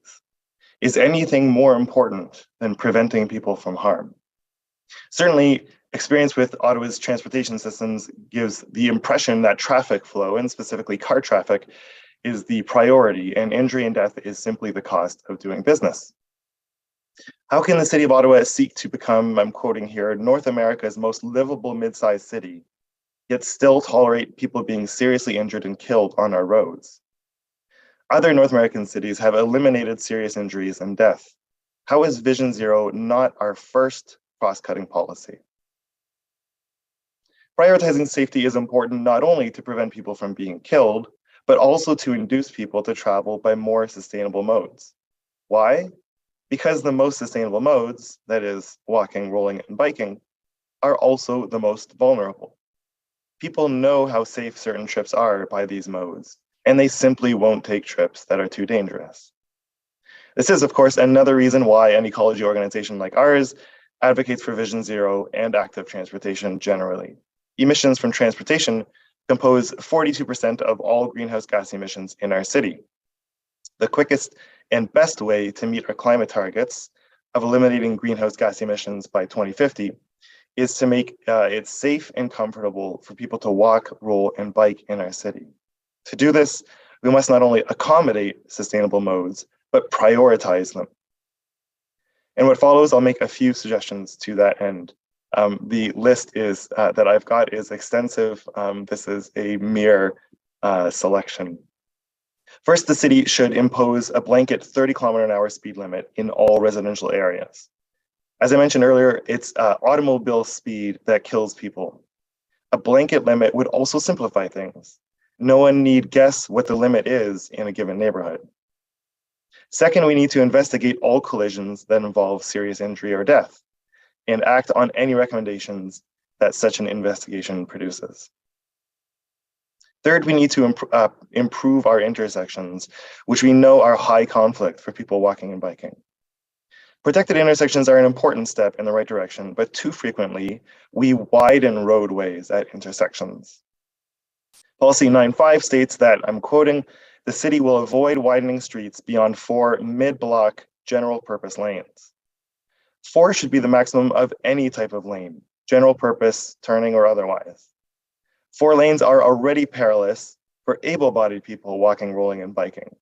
How much more for people with mobility challenges? And when there are even more lanes than 4. Again, many will simply avoid the intersection outright. We must also ban right turns on red in the downtown core, inner urban, outer urban transects, as well as in villages. Doing so eliminates a substantial proportion of possible conflicts at intersections. Slip lanes must be banned and removed across the city. Slip lanes prioritize vehicle speed over safety, and they take up precious urban space. Shockingly, the TMP contains no mention of slip lanes. The city considers on-street car parking a traffic calming measure, but parking blocks people from seeing car traffic and vice versa. Imagine, for example, a child passing between cars. And it also poses the risk of dooring for people biking. Why are we prioritizing the storage of private property over the safety of everyone outside of cars? The space currently used for car parking could be used for so much else, whether biking facilities, trees, or patios. I want to strongly encourage the city to employ tactical urbanism, that is, quick, inexpensive modifications to the transportation network. The urgency of Vision Zero and the climate emergency demands urgent action. Yet, the flexibility of these interventions also permits modification as necessary. There's much more, of course, I could say about the TMP, but it looks like I'm running out of time. So I thank you once again. Great. Thank you for coming out today. Oh, Councillor Troster. Hi, William. Nice to hear from you again. I just have a question because I know you're also involved with Bike Ottawa. I know the city has its own list of dangerous intersections, sort of, list of shame of the worst ones that are priorities. Do you or Bike Ottawa or Ecology Ottawa, do you maintain your own list? Do you have some suggestions of some key areas that you don't see addressed in the list of proposed projects? Right. I think the real priority is those 30 high volume intersections in the report. I think it's 2021. From my standpoint, I think I would just start with the ones that are very inexpensive and go through the list. Some of them are a matter of a couple $100,000. There's no reason I can tell why we wouldn't just knock off some of that low-hanging fruit and work our way through those. I know some of them occur in renewals that are being scheduled as well, so those will be taken care of that way. But yeah, some of the intersections on that list are really low-hanging fruit, I think. Thank you. And I think also your presentation points to an issue that I'm going to ask staff about, which is when we have arterials like Kent Street in Centertown that are essentially a 4-lane highway through our downtown. It's not up for renewal anytime soon. There have been accidents and people hit. There's 2 schools on either side of it. And right now there is no existing program where I can implement any changes on Kent Street. And it needs to be made into a complete street, and it's wide, and we know that it needs to be. But whether it's through temporary or permanent traffic calming doesn't count because it's an arterial. And a complete renewal is not in the future because it's a relatively new, the sewers are relatively new. So it puts us in a really tough spot. And that's going to be one of my questions to staff on what our options are for funding those kinds of projects. So thank you so much. Yeah, thank you. If I may speak to Kent, I actually live about 15, maybe 20 paces from Kent. So I know it pretty intimately. Kent and a couple of the other one-ways through the downtown, whether it be Metcalfe or Lyon, or O'Connor, of course, has the bikeway. They would really benefit not only people trying to get around, but the communities that live around these arterials to be calmed. A great way would be to restore two-way use of them rather than the one-way, which of course the city has been talking since 1972, as I recall, about doing that from Metcalfe and turning into a great boulevard. But other options exist. Beyond adding active transportation and protected bike lanes, as was done on Bay, which is obviously a great improvement. Timing the signals there, the traffic speeds on Kent are absolutely outrageous. That's a simple problem to solve, especially on a one-way. Just time the signals so that you can't actually drive past the posted speed limit. So, at the moment, yeah, Kent is completely hostile, and there's tons of people walking around. Even hijinks is around the corner from me. There's always people. The sidewalk space is completely inadequate. We just haven't made the space for people there, and we haven't made an environment that's safe for people to be in. Yeah, something I found really interesting were the equity considerations that were written into the TMP. So congratulations to staff on that. And specifically this concept of mobility poverty, which is actually not a term that I'd ever heard before. And knowing that hijinks is on Kent, and when I door knocked, it's a lot of Ottawa community housing and CCOC housing there. So you have folks, you're more likely to have families living there, low income folks, and they don't have a safe place to cross the street. So, and they have a lot of pollution and a lot of car traffic right in front of them. So we call it an arterial, but it's also very much a residential street. So thank you very much. I appreciate your presentation and your participation. Thank you, Councillor. Thank you. Councillor Plante. C'était juste un commentaire, William. Je voulais juste remercier toi et ton groupe. Je lis souvent vos infolettres et vous êtes souvent en communication avec mon bureau et j'apprécie beaucoup le travail que Ecology Ottawa fait dans la communauté. Merci. Merci à vous, conseillère. Merci, and thank you very much for your delegation today.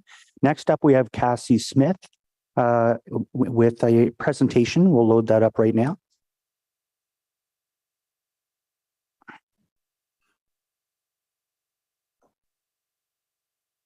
Hi, Cassie. You got 5 minutes. The virtual floor is yours. Great. Thank you. And thank you for having me here today. So my name is Cassie Smith, and I'm speaking today on behalf of School Streets Ottawa.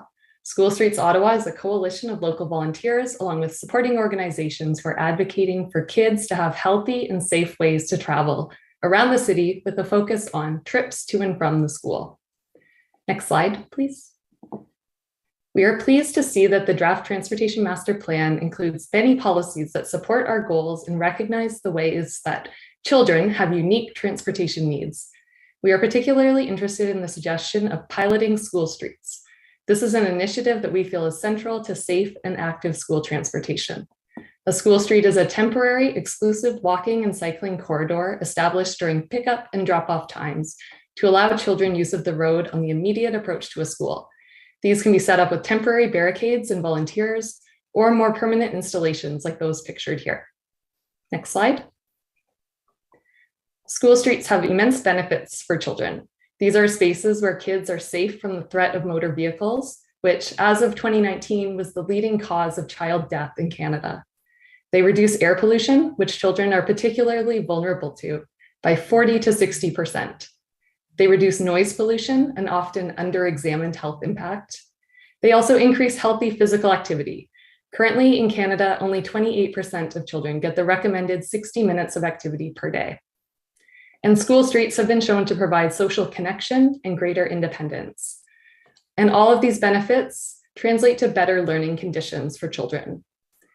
And there are also benefits to the entire community. School streets lead to fewer car trips. Data from one school in the UK showed that a school street led to a decrease of 96,000 car trips per year.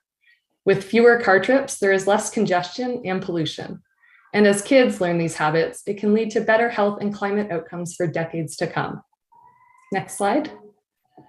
It is no surprise that with all of these benefits, school street initiatives have been implemented and accelerated in cities around the world, including many of our peer communities in Canada, such as Vancouver, Montreal, Kingston, Mississauga, Hamilton, and Markham. Next slide.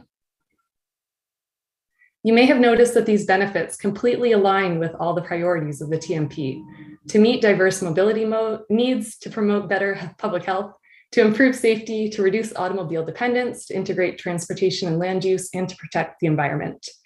We believe that there is nowhere that these priorities are more important than at our schools.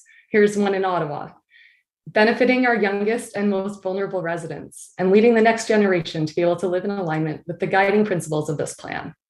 Next slide. So what I don't understand is why, with this long list of benefits, proof from other cities, and complete alignment with TMP priorities, Ottawa is only considering a pilot in a plan that is meant to outline the next decade or more in the city. Policy 11.2, prioritize active school trips, includes programs and collaborations that can be pursued to encourage active trips to school. This is not prioritizing active school trips. Prioritizing means putting first. To put kids first would require much more than possibly pursuing programs or pilots.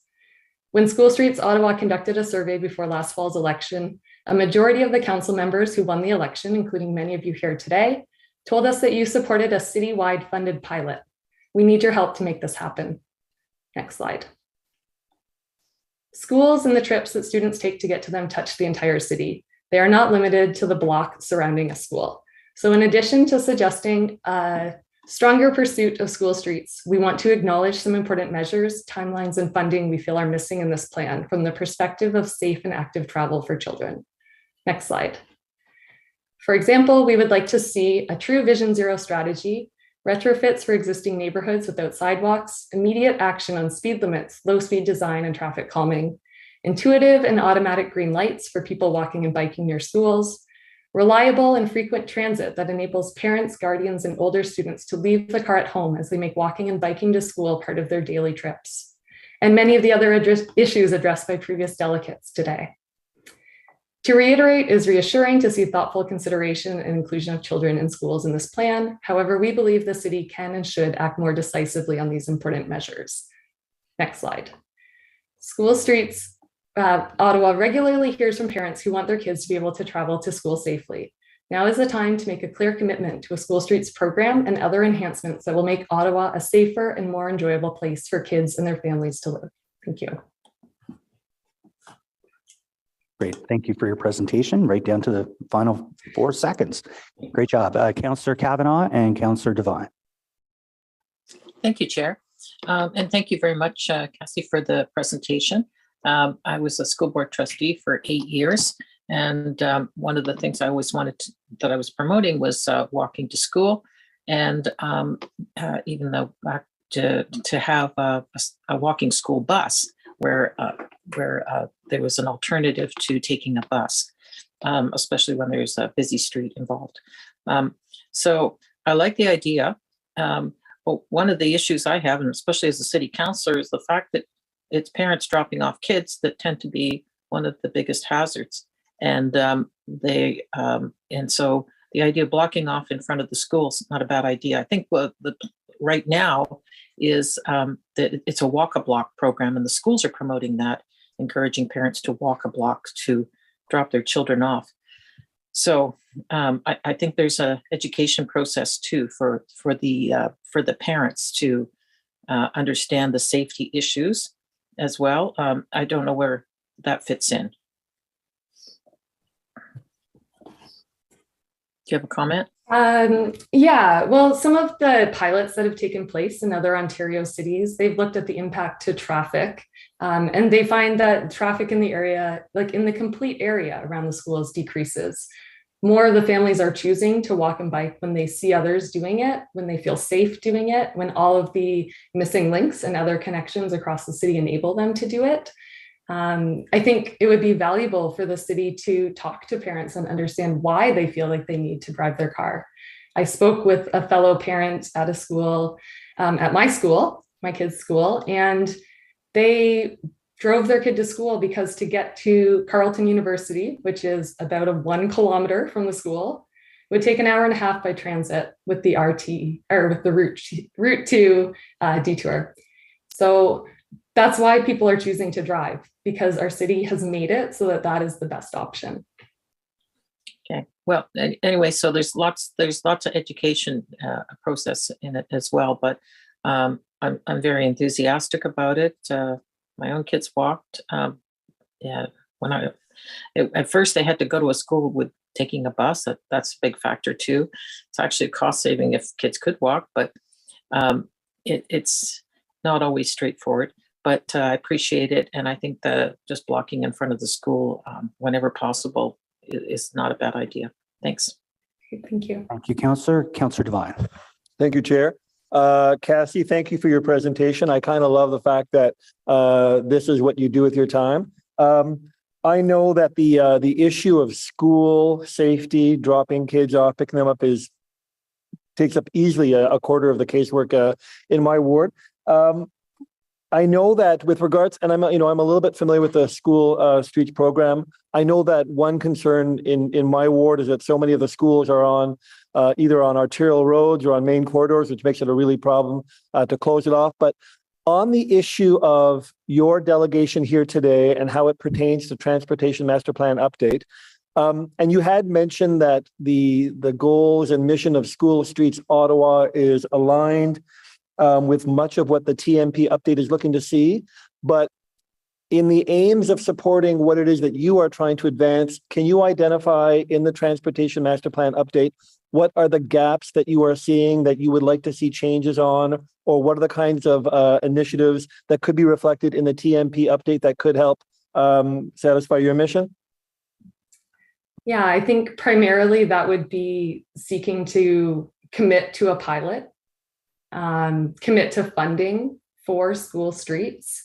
It has been, as I said, proven in other places like Ottawa, not just in Paris and the Netherlands, in Kingston, in Markham, in places that have a similar built environment.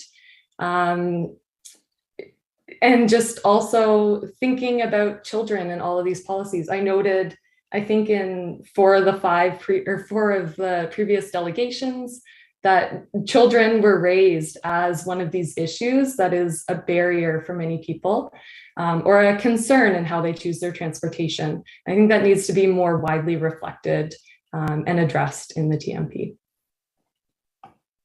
Thank you. Councillor Paul. Oui, bonjour.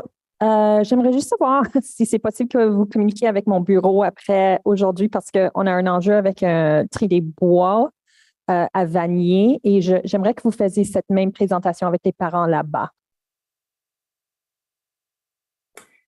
Je pense que vous répétez un peu lentement.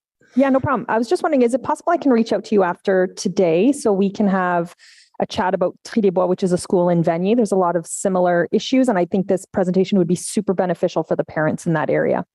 Thank you. Please, thank you. Thank you, Councillor.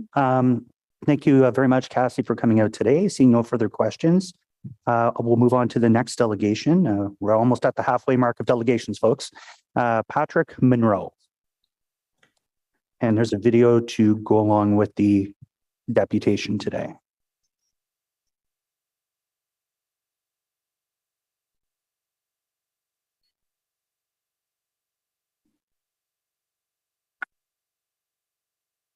Hello. You don't have to watch the video today. It's just for your record keeping and watch at a later date. So, and we've logged that correspondence as well. Excellent. Thank you very much. You have 5 minutes. The floor is yours. Okay. Thank you, Chair. Thank you, committee. Hello, my name is Patrick. I do have some links to community associations within Ottawa, but today I'm here representing myself. I moved to Ottawa 7 years ago for school, and I stayed for the community and the love of the city. When I move around by active transportation, I see children playing in the streets. I hear old folks out for a stroll chatting with each other and dogs getting tangled in their leashes. I smell poutine and beaver tails. These are all experiences that are hard to capture when you are in an automobile and is really best experienced on foot or on bike. I was actually debating canceling my delegation today. I have work obligations. I had another appointment that I had to cancel. And frankly, speaking to council for the first time is not the easiest thing. But something happened to me yesterday that forced my hand and drew me in here today. That was, I was hit by a car on my bike yesterday, and it was a very traumatic experience. The driver had little concern for my well-being or that of my puppy who was in the rear basket at the time. This happened when I was at the Shero section in front of the Rito Center, the newly implemented bike infrastructure, and somebody decided it was best to race past me going up to a red light and clip my handlebars. And thankfully, I managed to stay upright. But if it was an inch or two the other way, or I was a less skilled cyclist, I definitely certainly could have gone down. It scares me because these people, like, I could easily not be here today. I could, someone would have to call my mother and tell her that she lost her son, in addition to other family members that we've lost in the past. You'd have to call my partner, the love of my life, and tell her that she no longer will be able to be with her partner. So intentional or not, the point of my delegation is that road violence is a fact and it's prevalent on our streets. I'm fortunate to own a car, so I have the choice to choose multiple options, but many people do not. And I know that there are good drivers out there, but people make mistakes. And it's the job of this committee to ensure that those mistakes are not fatal. Okay, so how can we accomplish this? I have three main points that I'm going to discuss on what I would suggest for the Transportation Master Plan. The first of which is to use quick implementation active transportation infrastructure. It's really not enough to wait until there's resurfacing done. We have cones, we have paint, we have bollards, we have curbs.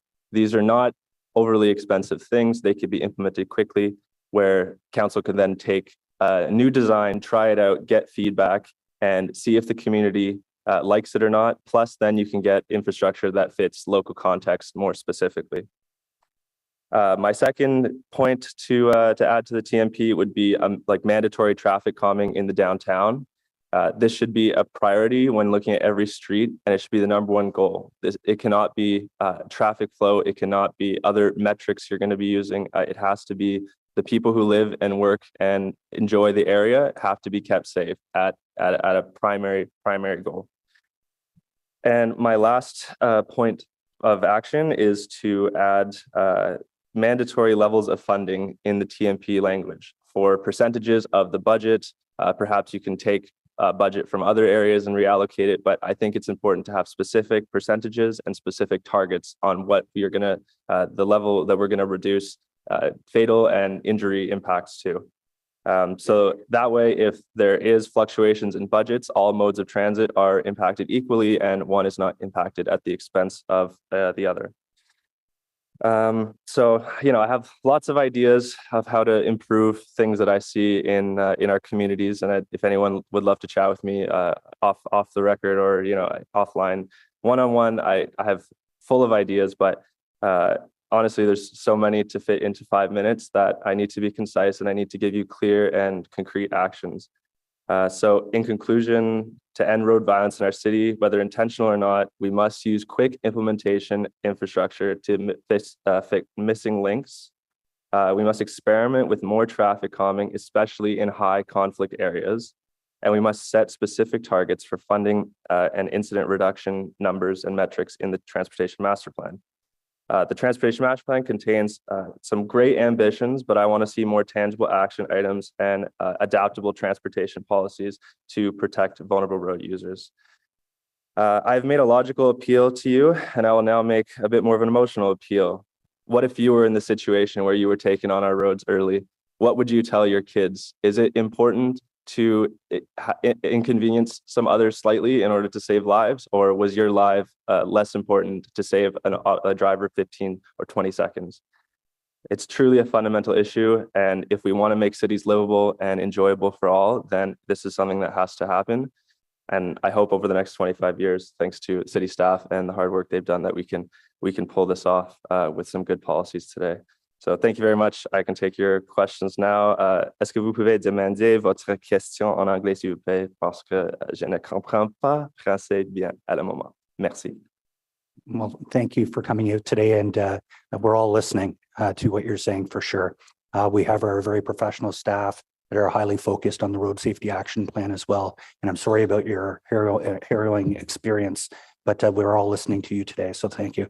I don't see any questions for this delegation, but you got to start using that hand thing. Councillor Brockington. Here's my hand. My laptop lost its power, so I'm now offline. Thank you for your presentation. Sorry about your experience yesterday. Very similar to something I was involved in when I was a teenager. If it had been literally inches more, I would have been a hood ornament. But I'm happy you're here today, and I think your presentation was very sound. I think I heard you correctly that you asked for priority to be given to the downtown core, and I may have misheard you in your statement, so I wanted to ask for clarification. But I think that the comment about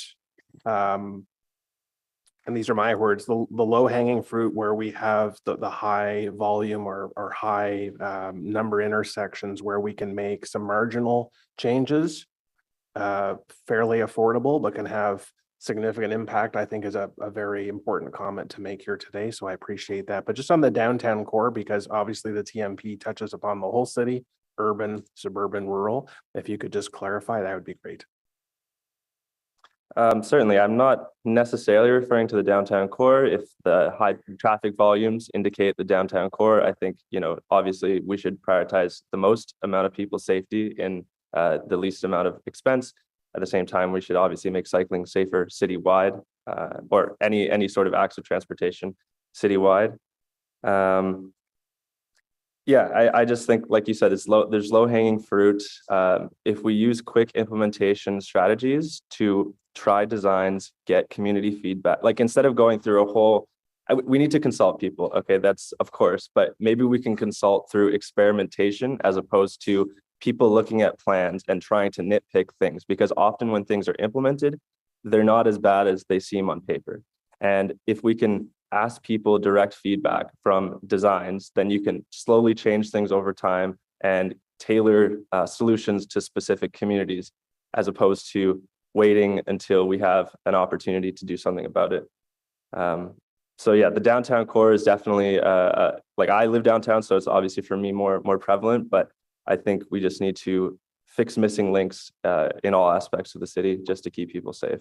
Excellent. I'll just finish, Chair, by saying that although I represent an urban ward, we believe that within our residential communities, our infrastructure is actually quite poor. And we look to the downtown core as sort of the area in the city that has significant bike infrastructure. And I'm not saying it's perfect, and I do believe we need to do more in the downtown core, but our deficiencies in residential communities ensure that people can't even commute within the same neighborhood they live in because we don't have that investment. So downtown's important.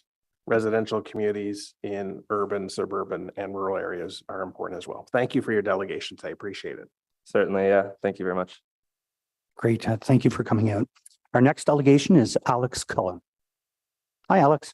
Hello, Tim. You know the stick. 5 minutes. The floor is yours. Thank you. Well, thank you, committee, for allowing this presentation. I'm here to report on a workshop that was held last Saturday on behalf of both the Federation of Citizens Associations, the City for All Women Initiative, cafes, which are community associations for environmental sustainability, Ecology Ottawa, and the People's Official Plan.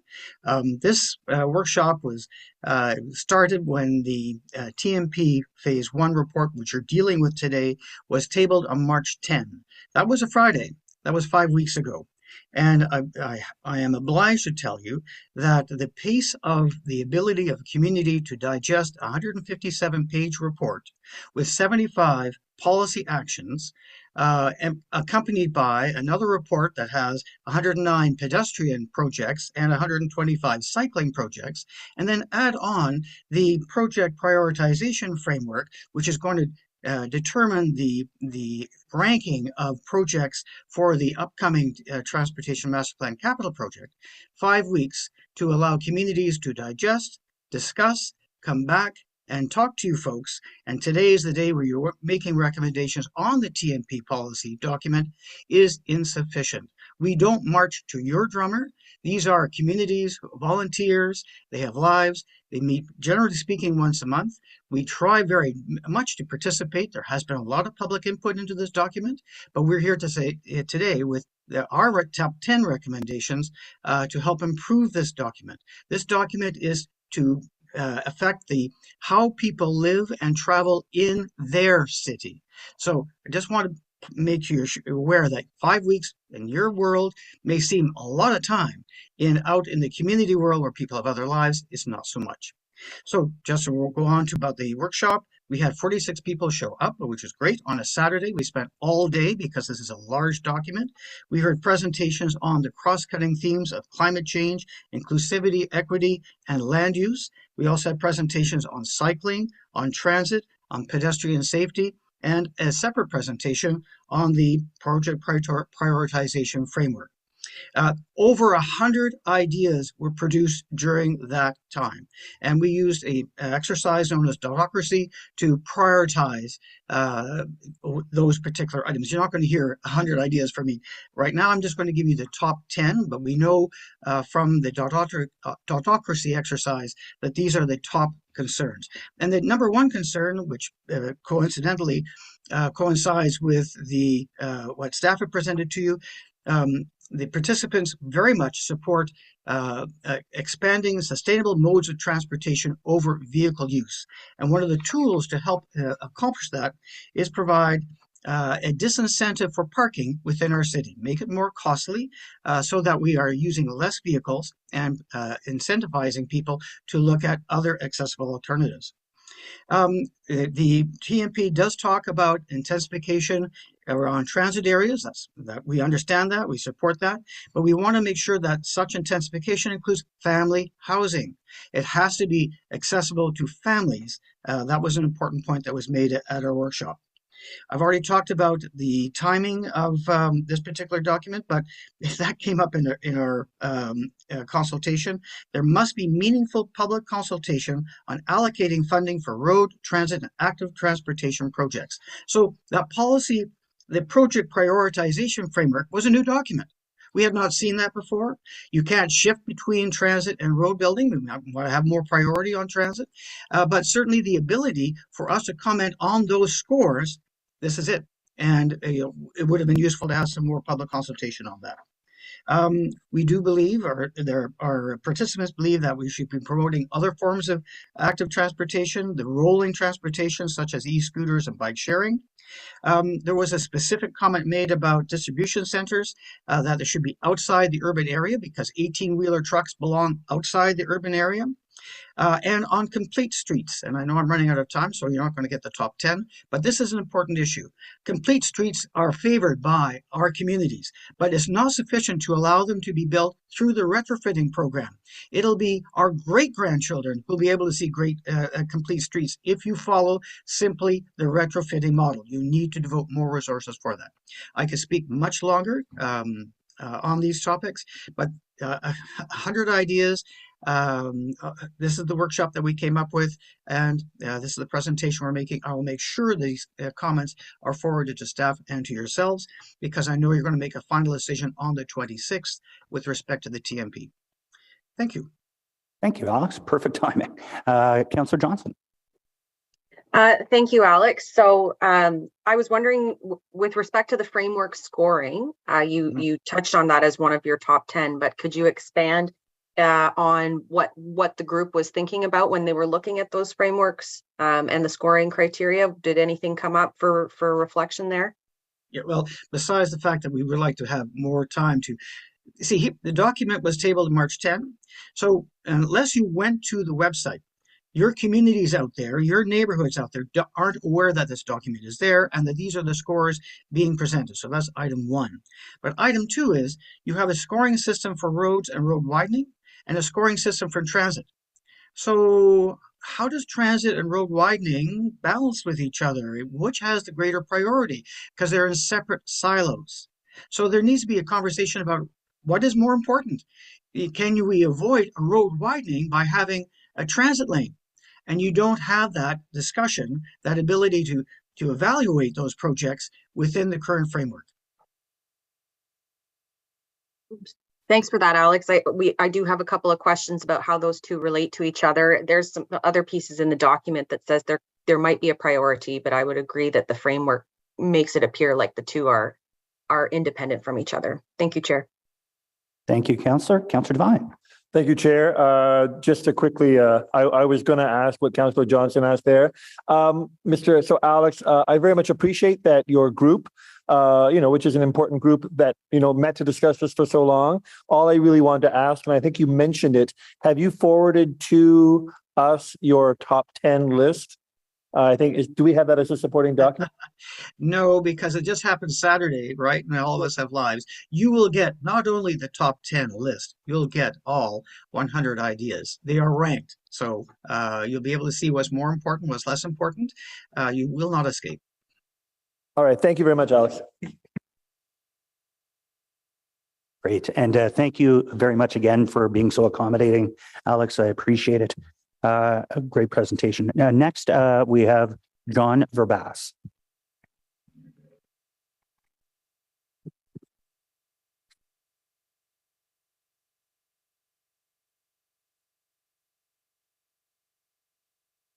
Greetings, everyone. I'm here today. I'm a board member of Action Sandy Hill, responsible for transportation issues for Sandy Hill. But I'm also a co-chair of the FCA Transportation Committee along with Alex. And I'm glad that he was able to present the FCA today because I had to keep my powder dry for some Sandy Hill particular issues. And so I have two very specific things I wanted to ask you today if I could have your help with. And one is on a project in the active transportation plan.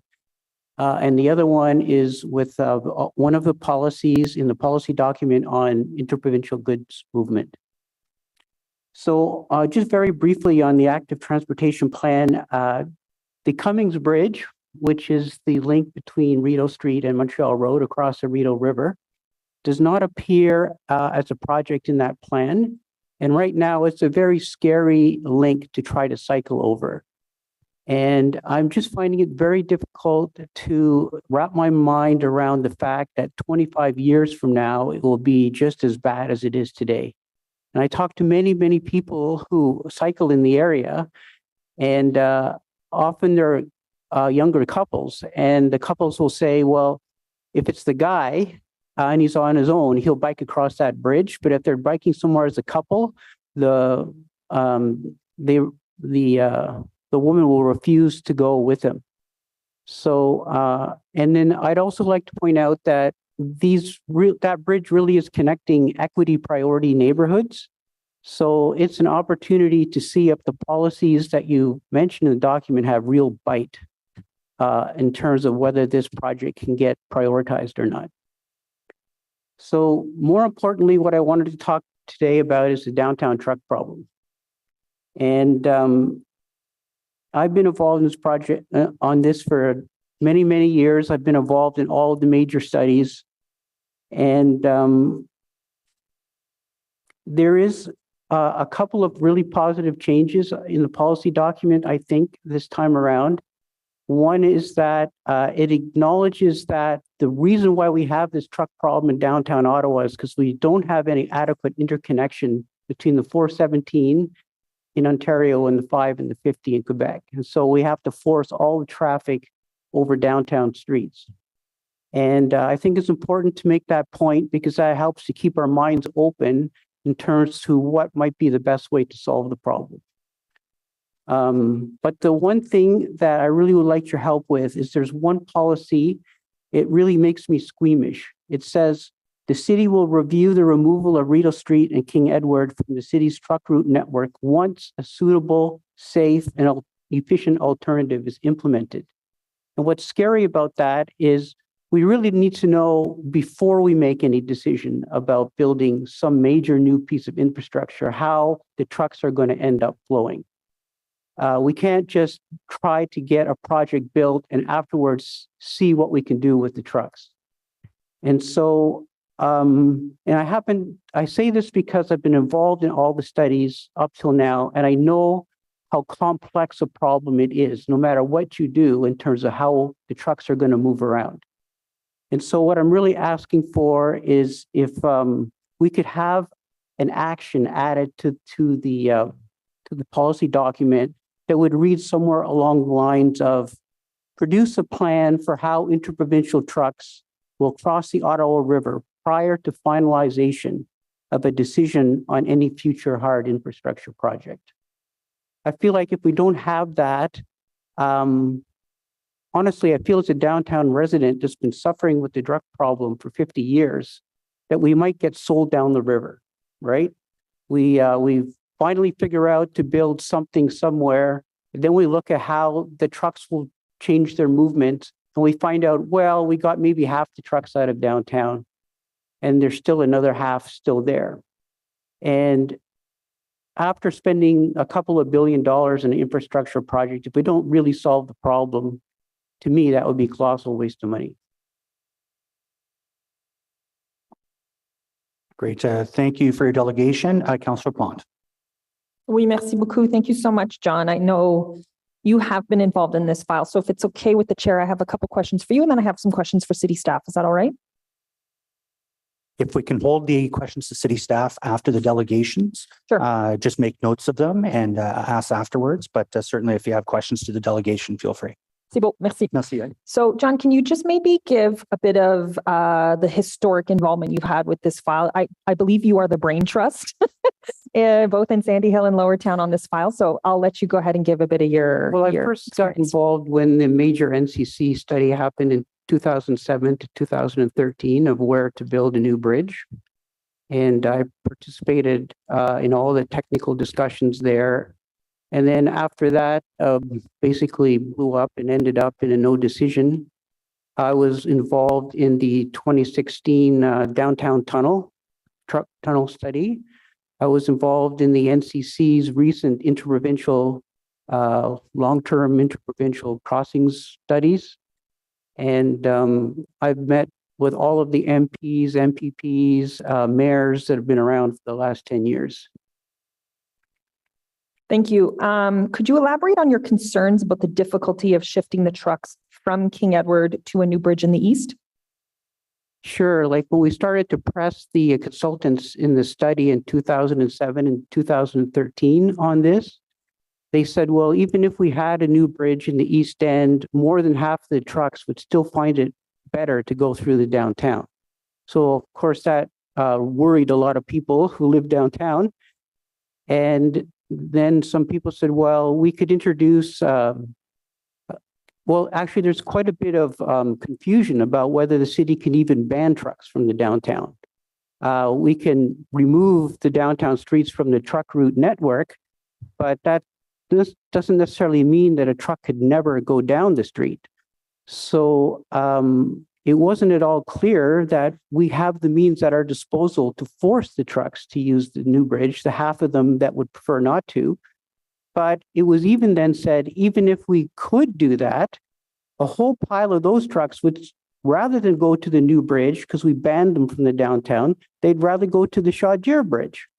So what are we going to do then? Are we going to ban all the trucks from the Chaudière Bridge as well and have 100% of interprovincial trucks in the region have to go around a detour that they prefer not to make on an East End bridge? All I'm saying is it's a really complicated nut to crack. And that's why I'm uncomfortable with the language that says, we'll think about it after we build something new. We need to be very clear on how the trucks are going to flow as part of the decision-making criteria of whatever project we're going to end up with. And I would feel a lot more comfortable if we had something in the TMP policy document that spoke to that. And maybe could I also add that we also could say, well, the decision about what we're going to build as a solution to this problem kind of rests with upper level government. It's not really in our hands, which is true to some extent. But I'm also not super confident that those upper level governments have 100% our interests at heart in terms of the downtown truck problem. I think it's Ottawa residents and you guys in Ottawa City Council who have to take the lead in making sure that anything that gets proposed is going to lead to an adequate solution to the truck problem. And that's why I think it has to be in our TMP document. to give ourselves that action.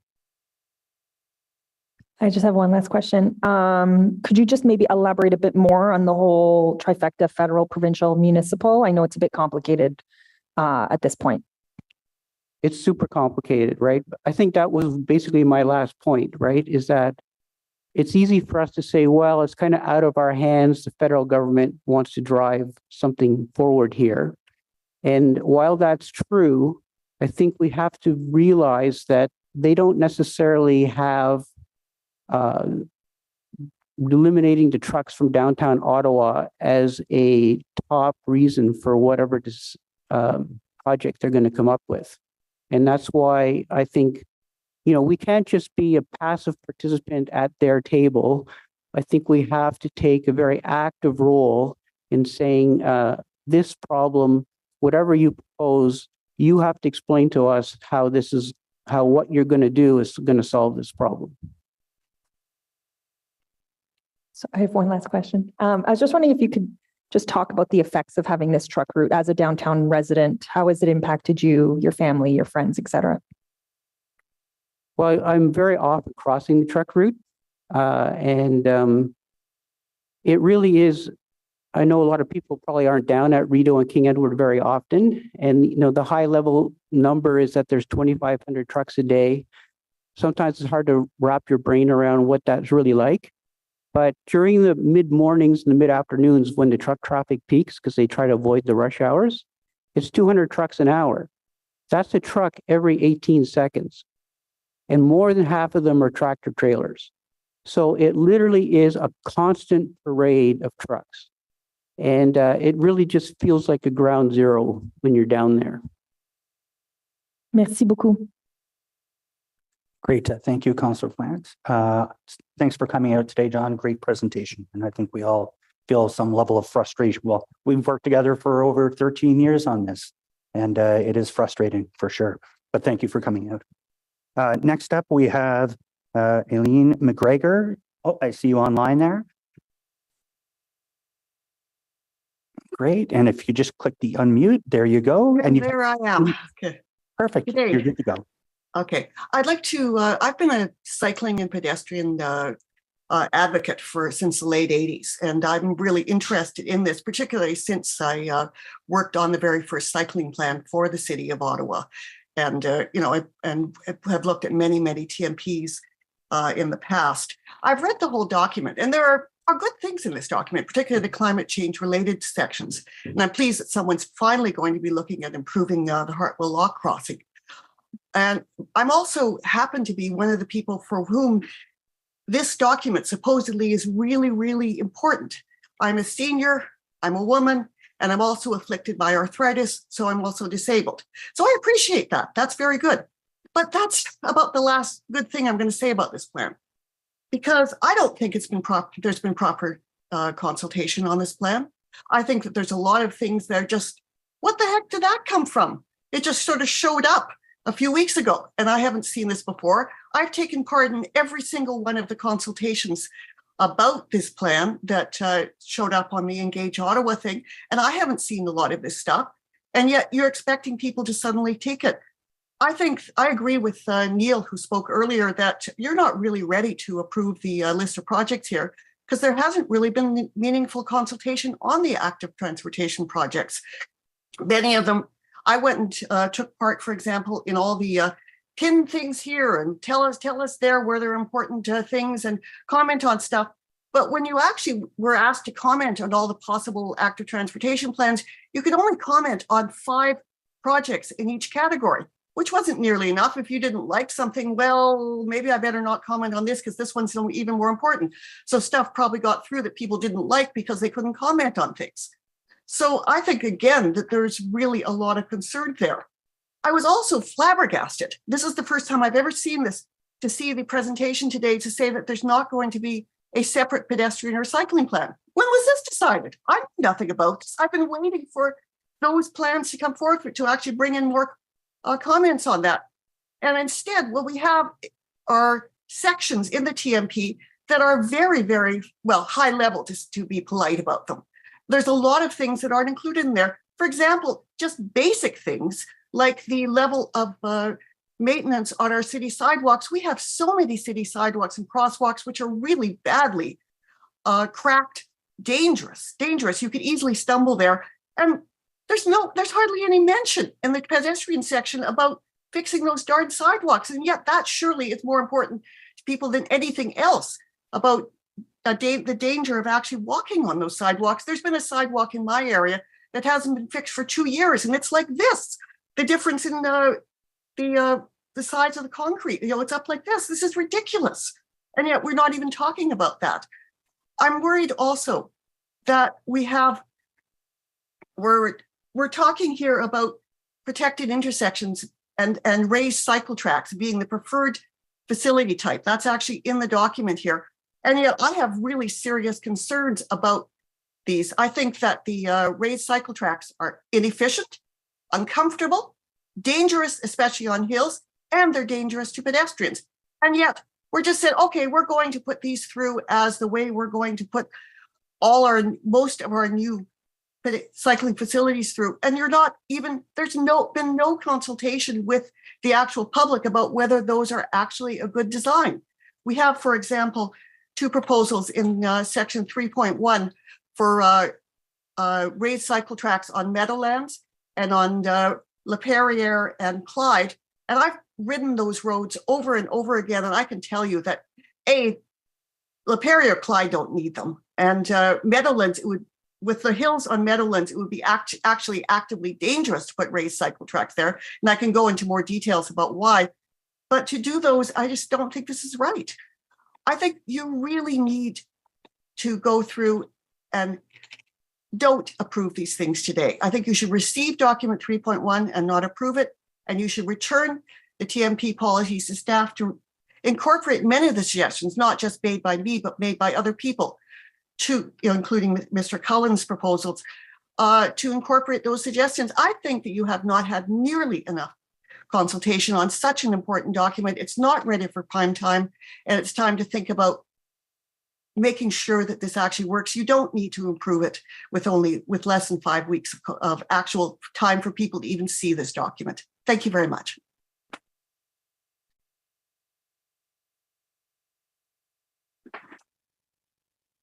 Thank you for your delegation today. I don't see any questions, so thank you for coming out.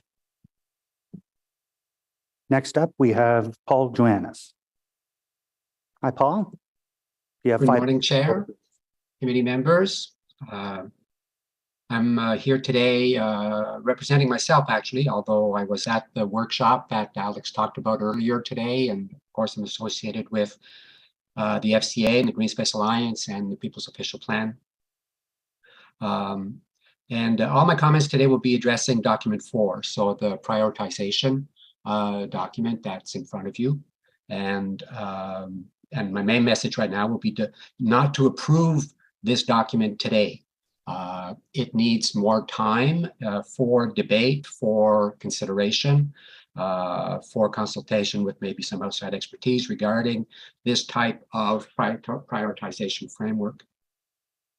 I believe this approach isn't right if we want to, not only if we want to build transportation infrastructure, but in particular, if we want to build this infrastructure in a way that achieves an overarching objective for this TMP. And the overarching objective for this TMP, which is recognized up front, is its contribution to the greenhouse gas emission reductions that the city must achieve over the next 25 years. This is really the TMP for the climate emergency. And so the framework for prioritization has to take that into account. More importantly, the official plan we advocated for, and for in large part, I think we were able to establish that the official plan has as a central organizing framework climate change and the reaction to climate change and what we need to do, and that has to filter down and translate it in the TMP as well. It was very positive, and I'm very happy to see that there is modeling of the various transportation ultimate networks from the point of view of greenhouse gas emissions in the plan. It's something that the city can do, the city will do. But it's not something that is used enough in the actual methodology for prioritization of the projects. So basically, there's two issues with the methodology that's proposed, that's in front of you right now. The first one is that it's a little bit backwards. And I think the staff presentation earlier did mention the confusion about how the framework was supposed to work as to what was being prioritized when. But basically, it presents to you a process where you start with assessing the needs, determining the needs, then you rate the projects, and then iteratively, then you come up with the ultimate network. So really, it gives the projects as a given. This is a list of things that has been accumulating, not just the last TMP, but from a long time ago. For example, the Alta Vista Transportation Corridor is still in there. It's not the list of projects that is necessarily the list of projects that's going to move you more closely to the overarching objective of this TMP. Really, it should be assess the needs, formulate the ultimate network you need to meet those needs, then assess the projects. So flip that around, I think, at the basic methodology level for this. In terms of the evaluation of the projects themselves, it's a very fragmented list. It really fragments the scoring. Like it's a pretty complex scoring. In both the cases of transit and road infrastructure, there's a few factors that are rated most, that have the most weight, and then other factors. Although in the presentation they were shown as a group, but they're really individual factors. Each have a low weight. So greenhouse gas emissions has a low weight compared to the other big two. Equity has a low weight compared to the other two. So the 3 or 4 minor factors in a way in terms of weights are in there. I think really all of those factors are important. The problem that you're trying to solve here is an optimization problem. You're trying to get the best possible outcome for all of those factors. They're all important at the same time. What this methodology does is provides a cover for the decisions that will be made. It provides a rationale. It's sort of like, well, the numbers made us do it kind of thing. It has its use, I guess, in that way, but the outcomes are unpredictable. You don't really know. It's almost like when you're rating urban expansion areas, you don't really know how that's going to come out in the end because it's a machine, you turn the crank and something comes out. So it's kind of unpredictable in terms of outcomes, and it doesn't necessarily move you in the direction of your overarching objective. So the basic message here is to rethink that and to change that order and rate your projects according to how closely they bring you to your overarching objective. Thank you. Thank you. I'm not seeing any questions from colleagues. So thank you very much, Mr. Jonas. We'll move on to our next delegation, which is Chris Greenshields. See you on the screen. You have 5 minutes. Please go ahead. Thank you, Chair. I'm speaking on behalf of the Vanier Community Association, the VCA. In April 2022, the VCA provided detailed comments on the draft TMP update, Part 1. The VCA was supportive of the policies outlined in the draft, made many suggestions concerning key themes. But considering now the staff report to committee and the continuing aspirational character of the document, we agree with comments already made by previous speakers about the need for an action-oriented approach with concrete and specific proposals for the implementation of these policies. We look at these policies very much with an eye to our neighborhood, Vanier, designated as part of the interurban transit, 3 traditional main streets, several minor corridors, a parkway designated under the official plan as a scenic entry route, and a location at the heart of the Center East Road network with considerable dependence on public transit and active transportation among its population of 18,000 residents. Montreal Road Revitalization Project is nearing completion. And as already suggested by a previous speaker, we are continuing to work with city staff to achieve its objectives as a complete street. We have found that the achievement of a complete street model has involved many compromises given the limitations of the Montreal Road right-of-way. And there have been many lessons moving forward, particularly in terms of the official plan and this document's policies to promote the reduction of car use in favor of public transit and active transportation. As part of the approval of the new official plan, Council directed staff to review the Vanier Parkway as part of the Transportation Master Plan update, and we look forward to working with the city on this important project. Staff have explained with respect to the Vanier Parkway that Phase 5 engagement on the draft capital infrastructure plan, including results of the review of the Vanier Parkway, is expected to occur in 2024.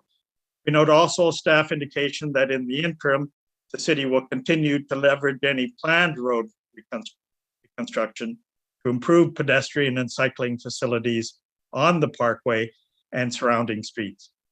In the VCA's review, road modification agreements, and this also could apply to the Marieville Triangle, for example, related to new developments with respect to the Vanier Parkway, Montreal Road, Beechwood, MacArthur, and elsewhere in Vanier also remain key to ensure improved safe pedestrian and cycling infrastructure.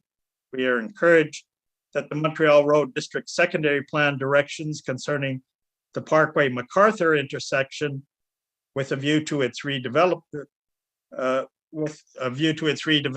as a protected intersection will be followed up with a design study this year. During the last term of council, councillors for Ward 12 and 13 also both called for Beechwood and MacArthur to be redeveloped as complete streets. The VCA continues to press the city on traffic calming and safe cycling infrastructure. And this speaks particularly to policy 7.4. We welcome the recommendations concerning such infrastructure projects contained in the active transportation project, including the feasibility study to build a cycling pedestrian underpass at Cummings Bridge. The VCA has also for some time recommended, as already raised by our colleagues from Sandy Hill, that traffic calming measures be taken with respect to Cummings Bridge, both to improve safety on the bridge and its east end at the site of Vanier's planned new gateway and its new artwork. But this is a very highly vulnerable corner with regular vehicle crashes by vehicles descending the bridge. The VCA continues to urge city staff to realign the traffic lanes on the Cummings Bridge and reduce them to 3 to permit a westbound cycling lane to conform with the lane configuration of Montreal Road east of the Parkway and to connect to the new cycling lane on Montreal Road as part of the Montreal Road Revitalization Project. Speeds need to be reduced on Cummings and speed warning signaling should be resumed. Thank you. Merci. Thanks so much, Chris. Councillor Plant. Oui, merci beaucoup. Hi, Chris. I just wanted to ask you very quickly if you could talk about the reduction to 30 kilometers an hour in the Vanier area and how this has impacted the streets that you were saying still need to be traffic calmed. Was that helpful? Oh, very much. It was actually a much faster transformation than we were originally led to believe. And so we're very much encouraged. But of course, our neighborhood is a very densely populated neighborhood. It's going through major intensification, another 7,000 residents in the next few years. So the limits of the 30-kilometer approach does not help us a lot on our many other major roads, which are now targeted under the new major and minor corridors for intensification. So we have been arguing for Montreal Road to its speed limit to be lowered. It's a bit of a racetrack. We have been arguing for the reduction of speed limits from 60 to the Vanier Parkway. Indeed, part of it has now been turned into a very dangerous truck route segment at the most vulnerable areas of passenger and cycling use. And in terms of other streets, it's also been a bit uncoordinated because we're surrounded by another ward, Ward 13, which chose to go 40 kilometers. And indeed, in the initial stage, parts of Vanier, which had otherwise been planned for 30, became 40 all of a sudden. So that's been worked out, and we continue to work with the city on the kinds of road modifications that are needed to actually create the conditions that will support 30 kilometer an hour use, i.e. more friction along those roads. And we haven't had a lot of support in some cases for road modification agreements that would help change that street environment that are part of the 30 kilometer toolbox that the city has put in place. Thank you. Great. Thank you very much, Chris, for coming out today. I appreciate your delegation. And our final delegation is Miranda Gray. Good morning, Chair. So I'm Miranda Gray. I live in the East End, but I try and take a citywide view when I comment at council.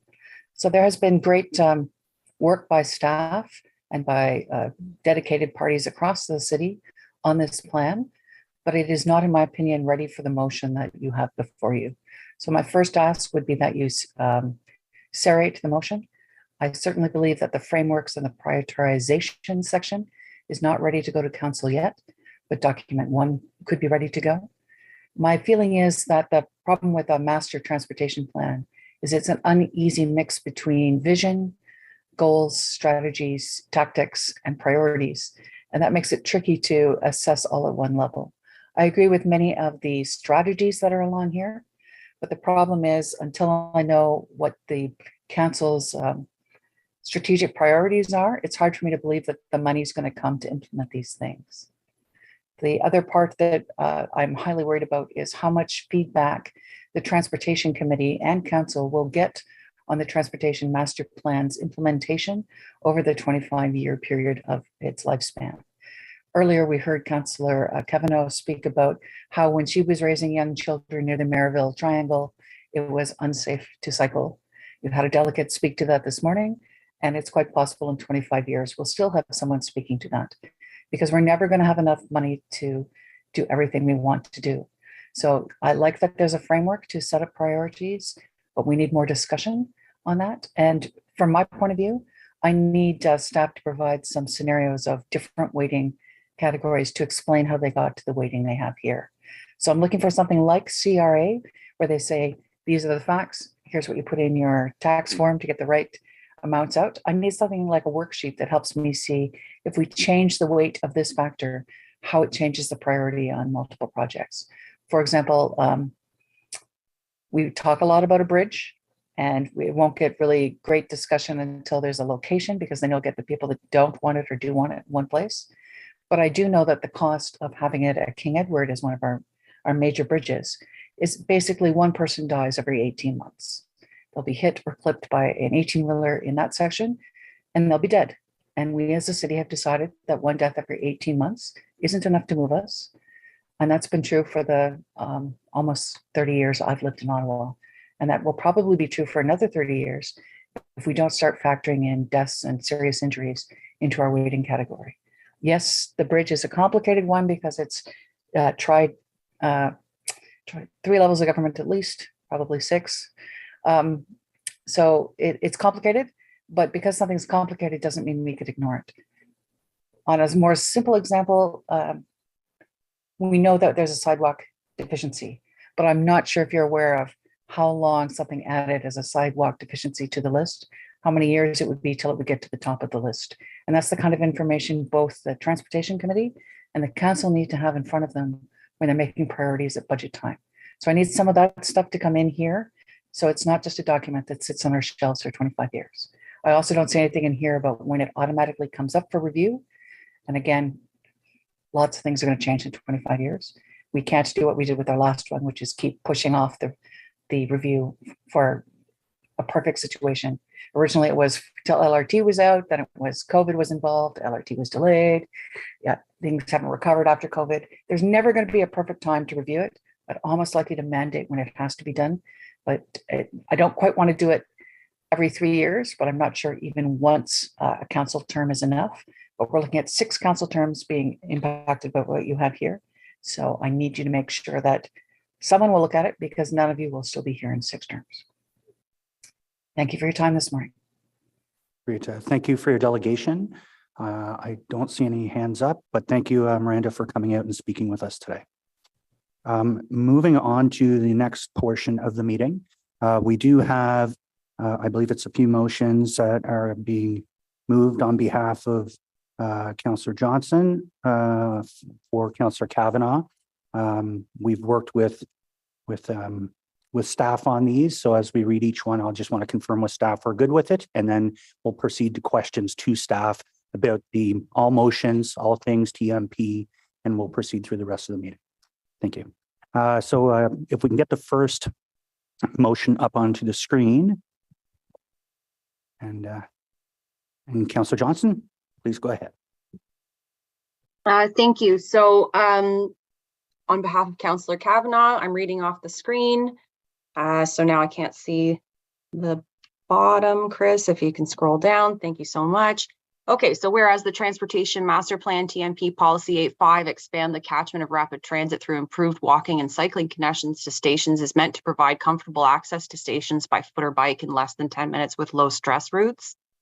Whereas the TMP Policy 6.2 improve and expand the pedestrian network states sidewalks are critical to pedestrian comfort, safety, and accessibility. And whereas the City of Ottawa has invested billions of dollars in an LRT line and expansion. And whereas access and connectivity to LRT stations is considered paramount to encourage multimodal trips based on sustainable transportation. And whereas the TMP states new active transportation shortcuts and infrastructure upgrades will be identified and pursued to increase the number of destinations reachable by walking and cycling from rapid transit stations. Therefore, be it resolved that the following language be added to Policy 8.5. There will be a designated walk route to LRT stations, including sidewalks on at least one side of local streets and on both sides of the street for arterials, major collectors, and collectors. Great. And staff, quick comment on that? Yes, that motion is workable. Great, thank you. And I'll move on to the next motion.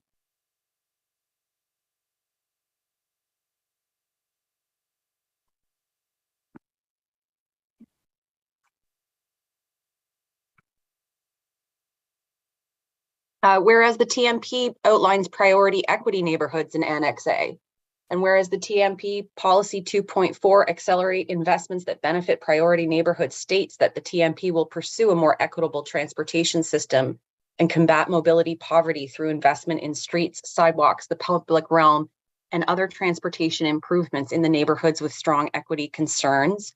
And whereas TMP Policy 7.1 prioritizes the creation of safe, comfortable, direct connected routes, and whereas the TMP priority equity neighborhoods are flagged in the official plan objective for 15-minute neighborhoods. And whereas residents in priority neighborhoods are less likely to own and drive cars and rely on transit, walking, and biking to reach their destinations. And whereas Carling Avenue is a high volume road with many amenities that residents require safe access to reach. whereas Carling Avenue is specifically mentioned in the TMP as a high volume road that creates barriers to walkability and bikeability. And whereas Carling Avenue is a major arterial connecting many priority neighborhoods, including Bayshore, Britannia Woods, Michelle Heights, Eva Taylor Court, Winthrop Court, and Regina Towers to amenities. And whereas Carling Avenue is designated to be a major transit priority corridor and as such will need separated bike lanes to ensure the safety of people on bicycles. Whereas Carling Avenue's reconstruction, whereas Carling Avenue's reconstruction to ultimately include segregated cycling facilities will likely be implemented in phases due to its significant length. Thank you. Different land context, varying redevelopment opportunities along the corridor, and that interim measures for cycling improvements could be part of the toolbox.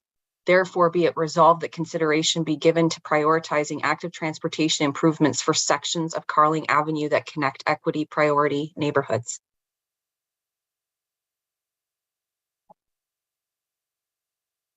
Great. And quick comment from staff on that one?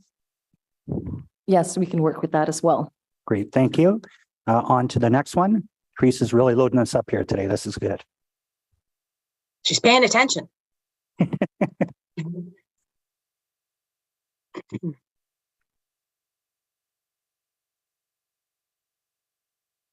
Whereas the Transportation Master Plan Policy 6-6 delivers supportive winter maintenance and asset renewal, and policy states year-round maintenance of pedestrian facilities is a key factor, in encouraging more walking in Ottawa. And whereas Policy 7-8 enable winter cycling states significant winter cycling mode shares can be achieved where safe, comfortable cycling facilities are properly maintained and kept clear of ice and snow. And whereas Ottawa has seen significant growth in winter cycling trips over the past 10 years, and whereas the National Capital Commission Pathway Network forms a critical part of the City of Ottawa's active transportation network, and whereas winter maintaining the NCC multi-use pathways supports Policy 6-6 and promotes active commuting all year long, and whereas the TMP emphasizes the importance of active transportation connections to LRT stations and other key employment nodes such as the Department of National Defense, and whereas the NCC has previously given permission and provided funds to the city for winter clearing in areas of the city, for example, the Queen Elizabeth multi-use pathway, the Colonel By multi-use pathway. And whereas more recently, the NCC committed to providing permission to winter maintain the connection on Regina Street to the new Lincoln Field station. Therefore, be it resolved that city staff continue to work with the NCC and other stakeholders to improve and expand the winter cycling network where practical, including interprovincial crossings, and in particular connections that facilitate access to rapid transit. Comment from staff? Yes, I've checked this with my colleagues in Public Works, and it is a doable motion. Okay, great. And last but not least. Whereas active transportation bridges provide comfortable and convenient connections for people walking, rolling, and biking. And whereas active transportation bridges should not be considered add-on, but an important part of the active transportation network. And whereas active transportation bridges help bring communities together and offer residents connections to new neighborhoods, LRT stations, and amenities. And whereas Policy 5-3 encourage sustainable transportation through community planning and design, state secondary plans and community design plans will identify off-road pathways in areas of new and major redevelopment. Whereas Policy 5-3 also states secondary plan and community design plans will identify active transportation bridges that shorten trip distances. There it be resolved that proposed project O-Train crossing at Highway 417 in Document 3, staff undertake a feasibility study to provide a connection between the communities of Whitehaven and Queensway Terrace North and consider the possible reuse of the pedestrian bridge at the formal Queensway Transitway station for this purpose in consultation with MTO and NCC as appropriate. Staff.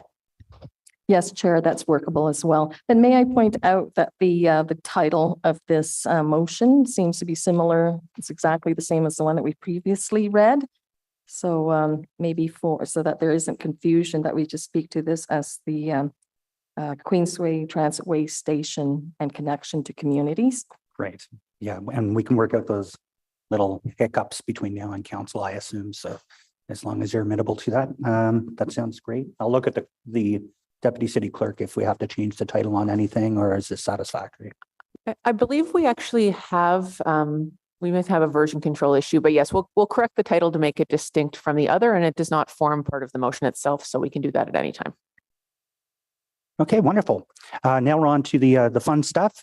Questions from, first of all, committee members, and then non-committee members.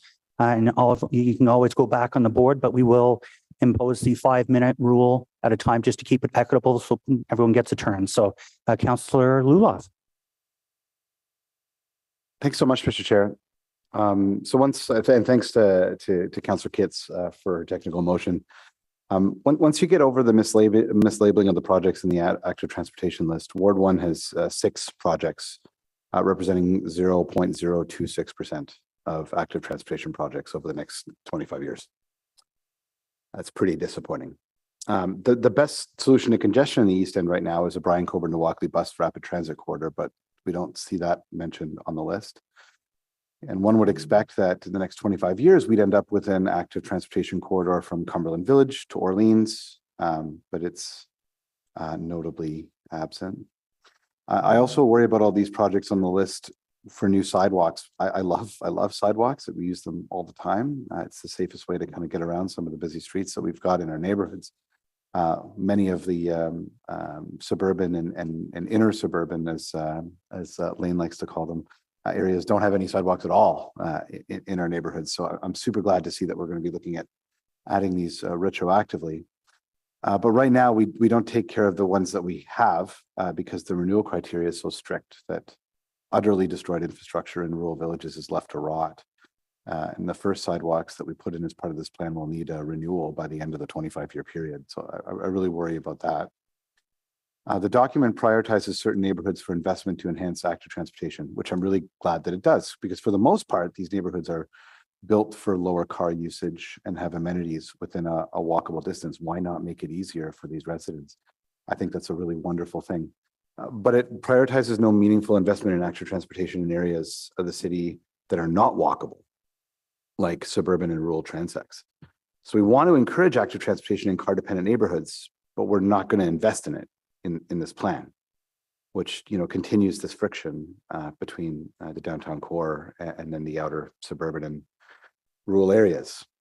So this means that those who are dependent on a car today are going to continue to be throughout the life of this plan. So if you want suburbanites and those in rural villages to bike to transit or walk to transit or take transit, you need to make it more convenient for them than driving. So this plan doesn't do that. So is there time to refine this list to ensure that there's more equitable prioritization and that we're able to achieve some of the goals that the official plan lays out, like to reduce car dependency in suburban transects and the rural transects?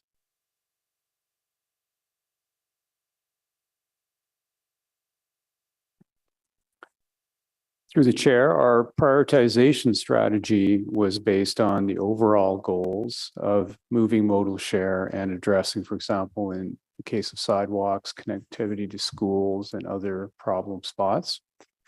So broadly, if you look at the suburban neighborhoods, they do not have as much activity as older neighborhoods do in terms of reconstruction. And so that does mean that we don't see as much of the change in those areas, particularly for projects outside of our plan. So in terms of your point about equity being seen as perhaps the same investment in each ward, this was not a criteria that we had per se.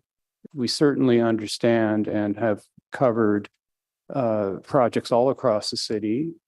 But we were not attempting to balance investment equally across wards in terms of the financial aspect of it. Yeah, no, and I don't want to engage in an argument, but I mean, sure, you're not going to see the kind of walking activity that you see anywhere else if we don't provide the facilities for them to walk, right? You're not going to see that kind of demand for active transportation in an area where infrastructure doesn't exist. So, I mean, it would be nice to continue to have this conversation to see what we can do to increase the ability of suburban residents to be able to engage in active transportation, because they're going to drive if there's not a sidewalk for them to use, right? Sorry, Vivi, go ahead. Councillor, our TMP is to be a living document. So we'll be reviewing it every 5 years. That's the plan. And as needs come up, we will start making a list of these things so that we're not static, and that we are, one of our directions here is to be flexible. So if we see that there are, or if we hear from councillors, because you know your communities best, where the routes need to be, then we would certainly consider those and see how they fit into our plan for investments as well. Okay. I think we've spent a considerable amount of time over the course of the last 5 years talking about ensuring that we've got active transportation corridors, especially to, our new LRT stations in the east. So I think I'm hoping that, between now and when this document is finalized, we'll be able to kind of see some of that come to fruition. So it makes we can't say that we want people to bike to transit if we don't provide them with the space to bike to transit. I think that's my point. I didn't like the inference earlier today that we heard that Geo Ottawa is difficult to use. I don't find it difficult to use at all. I think it's a really wonderful tool, and that people can't find a map of these existing connections. If it's all right with you, Chair, can staff provide a clean map, including NCC pathways, so that we can give residents a clearer picture of the totality of the active transportation network within the city limits, along with the proposed enhancements as an overlay in preparation for discussions on refining this list? I think that I don't think we give ourselves a really clear picture. We don't give residents a really clear picture of how much active transportation infrastructure that we actually have in the city if we don't include those NCC pathways. Like think of the kilometers and kilometers of pathway that we have along SGM, that we have along the Ottawa River pathway, that we have along the canal, through many of our wards.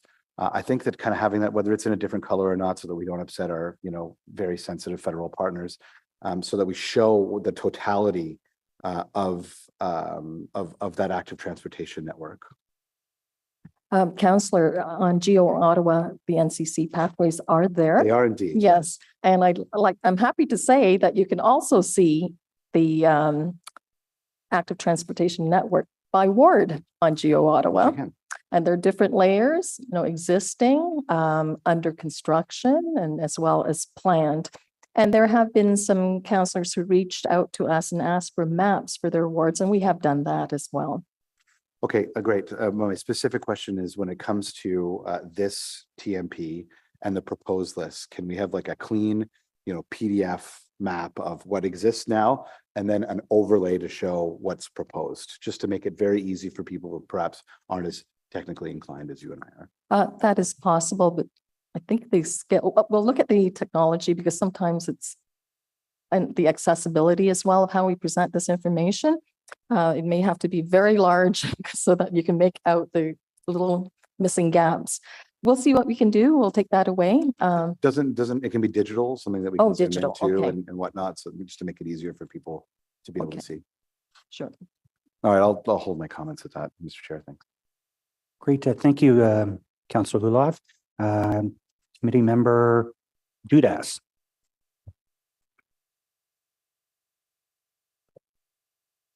Thank you, Chair. I'm going to try my video, but if I freeze, I apologize. I'll go off again. I've been excited about the Transportation Master Plan refresh since last term when we were supposed to initiate it. And I know that we got, sidetracked because of COVID and the inability to do the origin destination studies.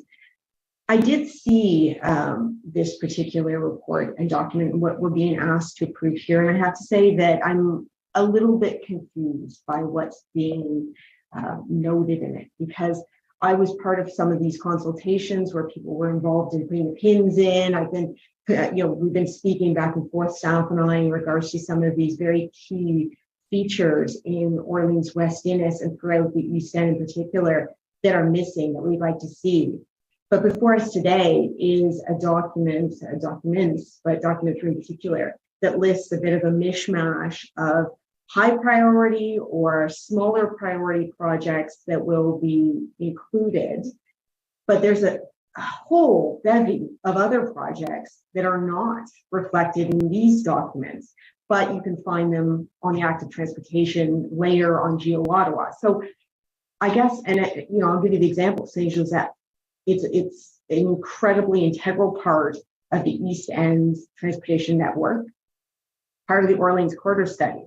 So my question to staff is, where are all these pieces? It kind of leads into what Councillor Luloff was mentioning, is we have so much going on, but you're asking us to approve what's in front of us today. And I'm seeing that more than half of the projects that are going on in my ward are not there. So can you explain what that means? Chair, I think part of the question that has been asked and by more than one councillor is to get a full view of everything that's underway. And it is true that, for example, there may be a pathway that's being constructed by Stage 2 right now that isn't open. And in the past, you would not have been able to see that in an integrated way on Geo Ottawa. However, we have added that right now so that if the layers were to be turned on for the existing facilities, which can include the NCC, as well as all the projects we proposed, as well as what's called the in-process layer, then that should have the totality of all the projects that we have visibility on, over roughly a 10-year period. So that should capture all projects. Now, the in-process layer is relatively new, so there may be elements that we'll have to chase down different departments to add to it. But I do believe that that's certainly the intent and hopefully covers most of the desire for clarity on that question.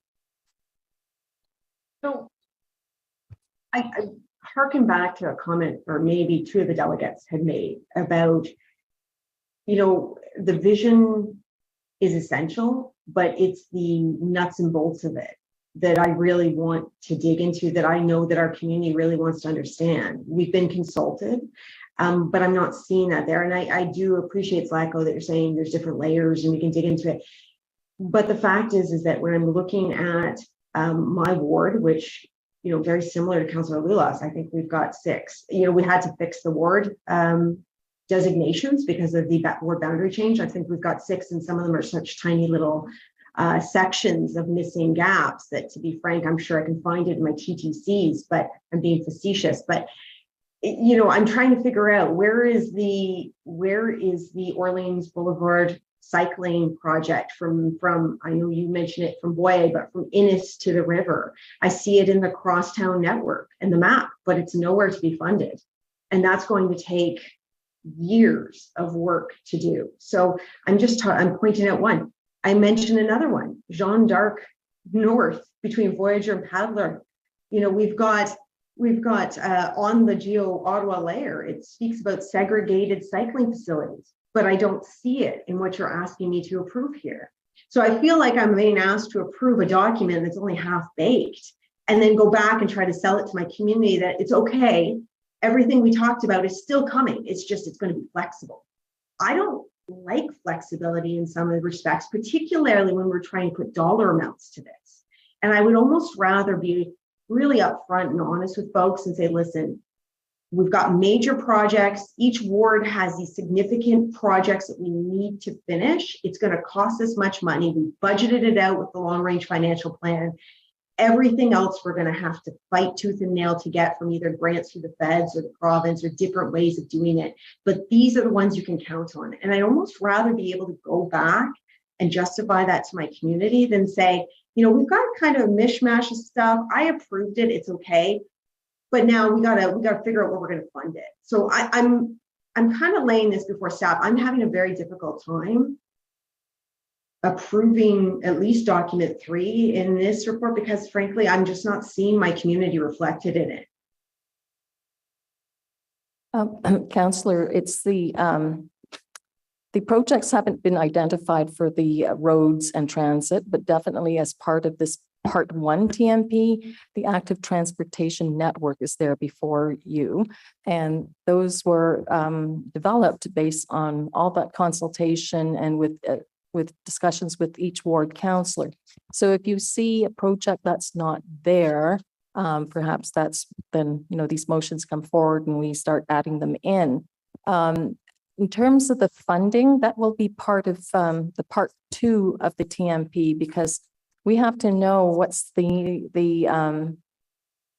different scenarios, what we're going to create the networks for the roads and transit as well. Well, the active transportation is there, and then we'll know how much to invest or where should investments be in which programs. It's going to be a very iterative process, as Jennifer had shown in one of her slides. That's why it's going to take us a while until early 2025 before we can bring that back to you. So then, and before we bring it back to Transportation Committee, there is going to be public consultation, and we will review with each ward counselor as well to look at what's in the ward, what's coming down the pipe for the next 5 years, that kind of thing. And then you'll see all of that. But right now, it's just there isn't any priority scheduling yet.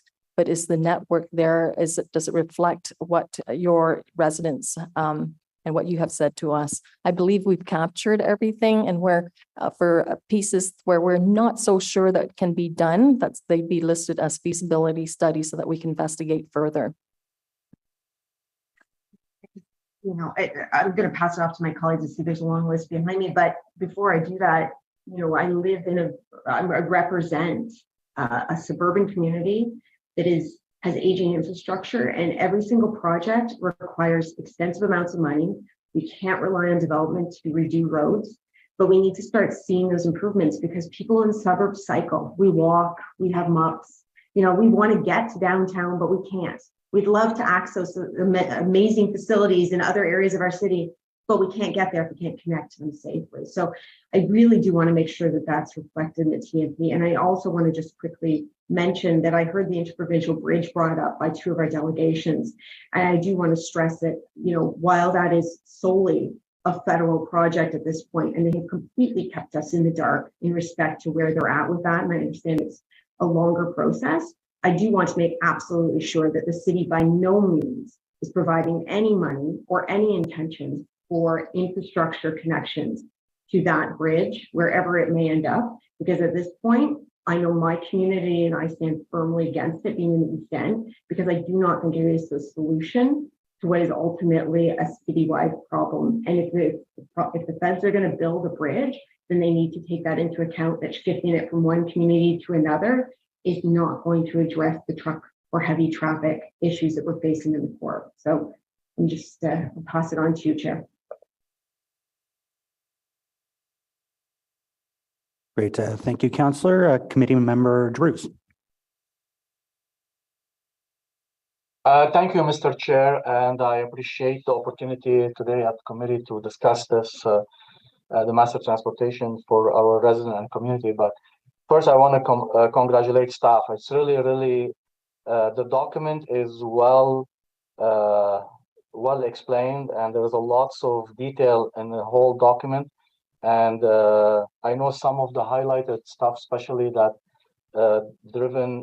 councillor-driven project, to see them in these documents. I have a few questions and a couple comments, but I probably ask questions concerning first. So we have in our rural community right now, and these are community-driven projects. I know Zlatko's on the call, and I appreciate all the work him and his team did help us throughout the year to making sure cycling is safer. In the rural area, there is challenges.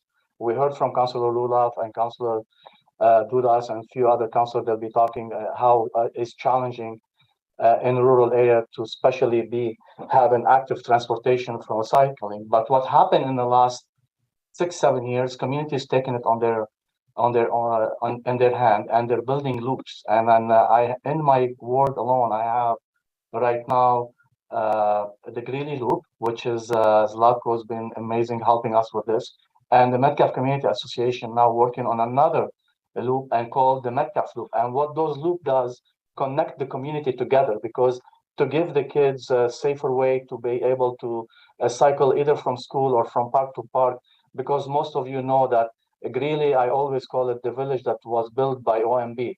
It was never built by our city staff, and none of the subdivisions were approved. So they were not considering those network. And now those are completed, and it didn't cost, we didn't go through the city. Like some of those initiatives, they were donation. Some of them, they were, we connected safe and less traffic route between connectivity. So really, they are already existing. And Metcalf is in the work right now. They applying to some grant through the city. So they're doing all these initiatives on their own. Now, my question, will those loops will be recognized as part of our cycling network in the rural area in the future development and in the future approving of those subdivisions, to making sure there will be priority to connect to those network that the resident and that the community has been really taking pride and building those network?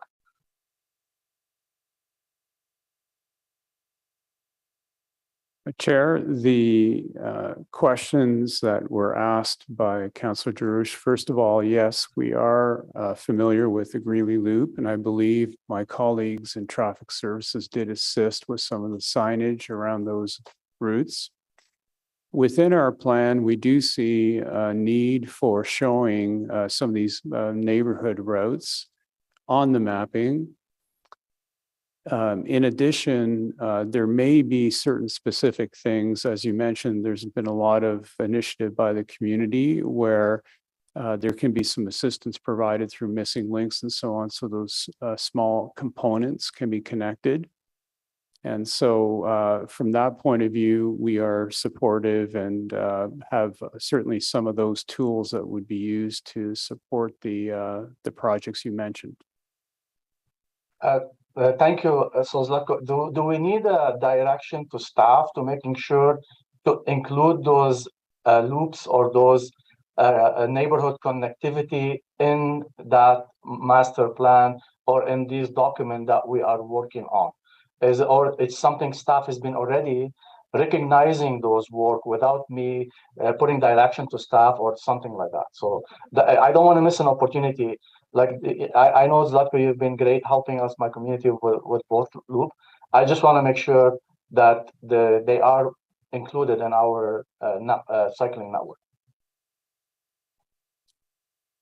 Chair, I might suggest that we also have an action within the next stage of the TMP to look at what would be greenway links and so on across the city.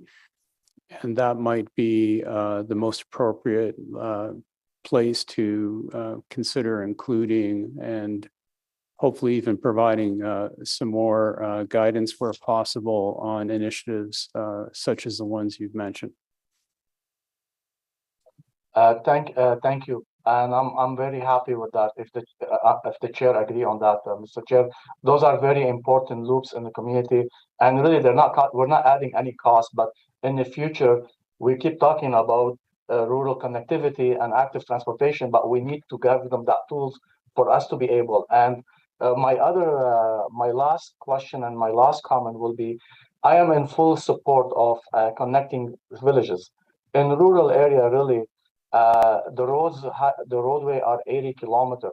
And if you look at, there is so many people want an opportunity to find a job in Foodland, Greeley, or go to Metcalf, or from Metcalf to Osgood, not using the car. So I'm hoping, I'm in full support on helping and working the community to finding those and meaning that we need to connect those villages together.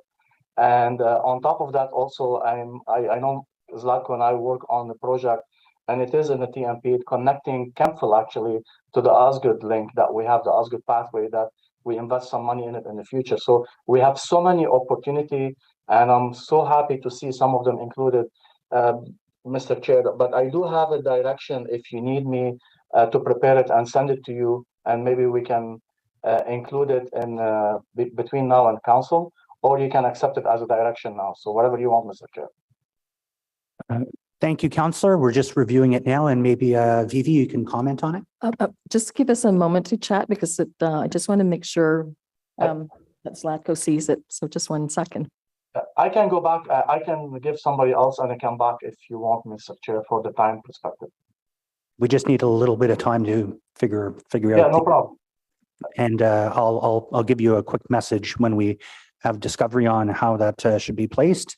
And thank you very much, Councillor Giroux. Thank you. Committee Member Bradley. Thank you, Chair, and thank you, staff, for your presentation today. First, I just want to thank my colleague, Councillor Lula, for clarifying that we're able to look into getting a clean map for some of the proposed transportation projects that are before us today. I think that the earlier delegate, Neil, made a great suggestion and great points around whether our residents have a full understanding of what's being proposed. I also appreciated hearing that there'll be some flexibility and an opportunity to refine this list as it's proposed. I know I've already had some residents reach out questioning the need for certain projects and the absence of others. So I like that this is a living document. In terms of questions, first, I just wanted to turn to a motion from my colleague, Councillor Johnson, on behalf of Councillor Kavanagh. So this is the one active transportation improvements on Carling Ave.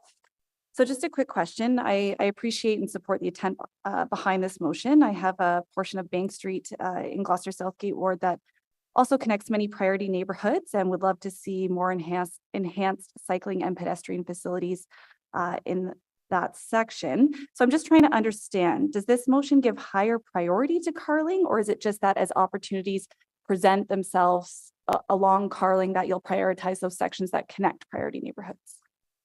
The latter, Councillor. Okay, perfect. Thank you. The next question I have, so there was some earlier slides in the presentation that talked about focusing on modal shift and a desire to improve pedestrian and cycling infrastructure as projects present themselves. So I just want to understand how this will fit or how it will change existing programs. So one that we've referenced before and I've spoke with staff about is I think it's called the Network Optimization Program. And this is the program that optimizes intersections for vehicle movements. So in my community, there is a program right now for Bank Street and Hunt Club, and I've been working with staff on this to see if we can make some changes. But essentially, the program proposes adding a slip lane to facilitate movement of vehicles through that intersection more efficiently. As part of the program, there's also going to be some enhancements to cycling and pedestrian infrastructure, but only where the slip lane is being proposed. And so I've met with staff on site on this project, and we are looking to see if we can enhance the intersection more holistically for pedestrian and cycling infrastructure, not just where we're touching it to add a lane. So what I'm trying to understand is that if we are really trying to enhance pedestrian and cycling infrastructure across the city, how will the policies that are being proposed today affect programs like that in order to ensure that we're not just, it's not an afterthought of we're adding it where we're expanding the road, but that we're looking at that intersection to ensure that it operates efficiently and safely for all modes of transportation. Chair. Councillor, I'm familiar with that, and I think we've discussed it before. I think this has been an issue of scoping of a project, and the fund that was assigned to that intersection, they may not have the funds to do the other corners. So this is why staff were proposing that to you. It's just where there are changes being made. But I think that discussions are still continuing. So I'm going to leave it to staff to see if they can find more dollars for you to see if that can be done. I appreciate that. And yeah, staff have been great on this particular project. I guess I'm trying to think more broadly about the policy that informs this program and that ultimately where the funds go. And so if the policy for this particular program is to prioritize vehicle movements more efficiently to extend that life of the road so that we're not, widening all of Hunt Club Road in this intersection, could the policy not be changed so that when we're prioritizing movements, not just for cars, but for all modes, in which case we would be scoping out the project adequately so that we're touching all corners of the intersection? Yeah. For each project, it's not just one policy that applies. So you'll see multiple other policies that will speak to the other modes that staff or whoever's working on a road project would have to roll in. So that one specifically is probably just about I'll turn it over to Deb to see if she can respond to the policy about the optimization. So it does speak to multimodal safety and efficiency, and it is a draft document. And so our previous programs. There's some that we might want to go back and take a look at in the next kind of set of projects that are addressed by the network modification program. They would take a look at their existing way of prioritizing projects and scoping them and funding them and see whether there would be changes to align with our new policies. And that's, I think, a good example of where we might redefine some aspects of that existing program to better align with our policies. I also wanted to add that your question also speaks to a kind of a problem we encounter frequently of we're doing a project that has a set scope and a set budget, and it's very difficult to do the things that seem like they should be good ideas to do at the same time if it doesn't fit within the existing kind of program and funding structure. And so one of those actions about in the TMP part 2, kind of setting up a pool of funding that we could use to do more of what makes sense at the time, but that doesn't fit within the existing scope. And this often happens on asset management projects, for example, where road resurfacing really usually has to stick within the curb to curb. We do recognize that there are places where we should try to find the funding to do more. And so that's something that one of those things to be tackled in the TMP part 2 and the funding plan. Thank you. I appreciate that, because in communities like Gloucester Southgate, the outer urban transect, it is really difficult to get funding for road modification. So when we are touching an intersection, whether it's for network optimization or another program, you know, if we can sort of scope out a little larger just to make sure that we can get that added benefit, that would be appreciated. My next question, I'm not entirely sure if this is the right place for it, but I'll ask it and we'll see what happens. I'm wondering, how does the signalization of intersections fit into the TMP policies? Is it part of that at all, or is that a completely separate program? And I could maybe elaborate more if needed on why I'm asking that question in this context. We do have a number of policies that set out kind of objectives and guiding principles across all aspects of our transportation system. And there are a couple that do speak to signal related questions about timings and making it easier to cross the road. For example, there's some discussion of some of the approaches we can take at signalized intersections to reduce pedestrian delays, while also recognizing that there's a lot of different factors that go into those signal timings. So we do discuss in a couple of the policies at a high level some of the objectives we're trying to achieve, but Phil may have more to add. Well, maybe I'll elaborate more about why I'm asking, and then you can see where it fits. But I have a recent project that I was made aware of a signalizing of an intersection at Hawthorne and Davidson. So it's a busy intersection where people are traveling. Their desire line is to go north on Hawthorne to access the 417 interchange. But Davidson Road is not really the road that we want to incentivize people to use who are coming from the south and going north. They're supposed to take Conroy and then head over to Leitrim. That's the eastern road they're supposed to take, but it kind of does a dip that goes south. So it's sort of counterintuitive to some extent. And traffic is like water. It follows the course of least resistance. So they're coming up Davidson and shortcutting through there to access Hawthorne. And in terms of a TMP policy, I'm thinking, well, if we signalize that intersection, I appreciate that there's a safety concern there, but then we're just creating that desire line that people are going to come up and they're going to use Davidson because they're going to feel safer. And so even more people are going to come up and use that road when we really want to, that's not the network we're trying to create. So I'm just wondering, is there a policy piece here where we perhaps look at, yes, there's a safety piece, and I appreciate that. But if we don't want to incentivize that road, because now we're going to have to make upgrades to Davidson at some point when more people come up there, and that's, you know, the Pine Grove trails are all in there. We're going to have to acquire more land. It's not really what we're trying to achieve. So why would we, from a policy perspective, why would we signalize an intersection and create a desire line that is counter to what we're trying to achieve in our transportation master plan?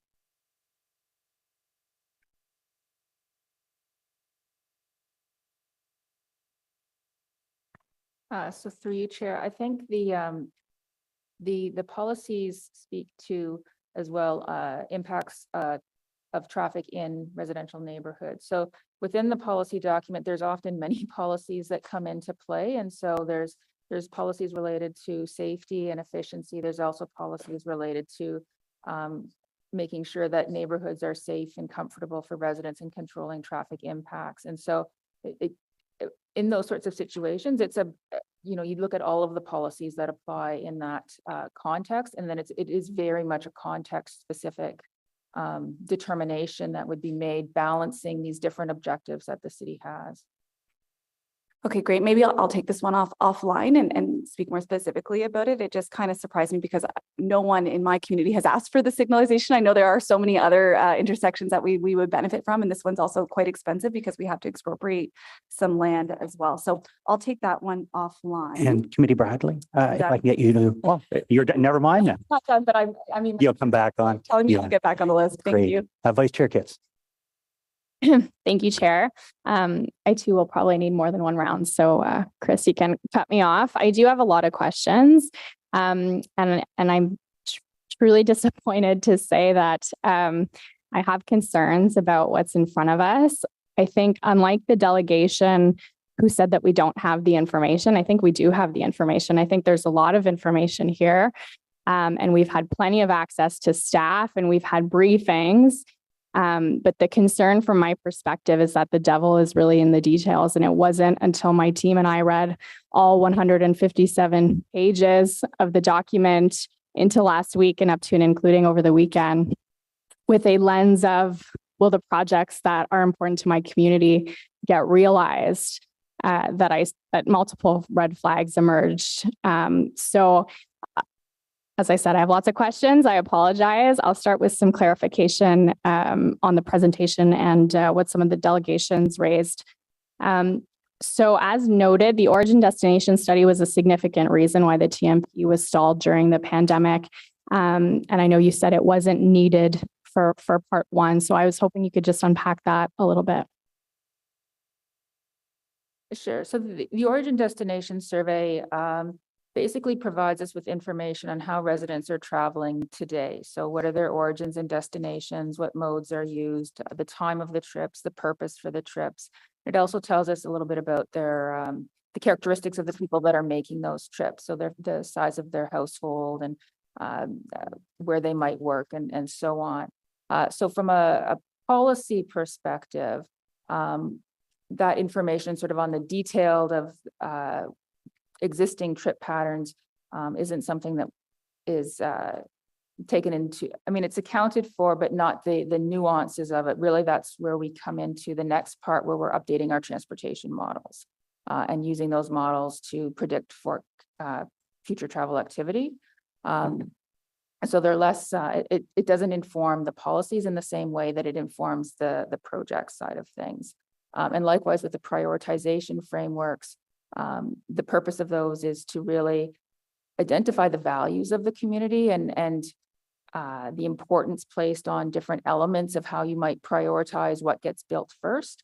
And so again, information on detailed origin destination patterns really doesn't play into sort of those community values that would be used for prioritizing projects. Okay, so it was what we're seeing, the policy is a values-based policy and not necessarily how people are moving and what the needs might arise from that information. So the policy document is really, it takes its direction from the official plan, and the official plan, one of its big moves is that 50% of trips by 2046 would be made by sustainable modes.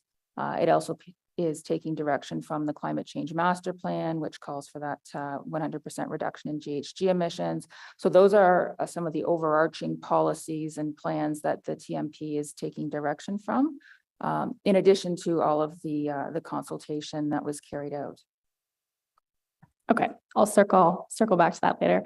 In the As We Heard It report, you noted that sustainable transportation was a major theme, unsurprisingly, but also that traffic congestion and the ability to travel by car was also something you heard. So how did you reconcile that?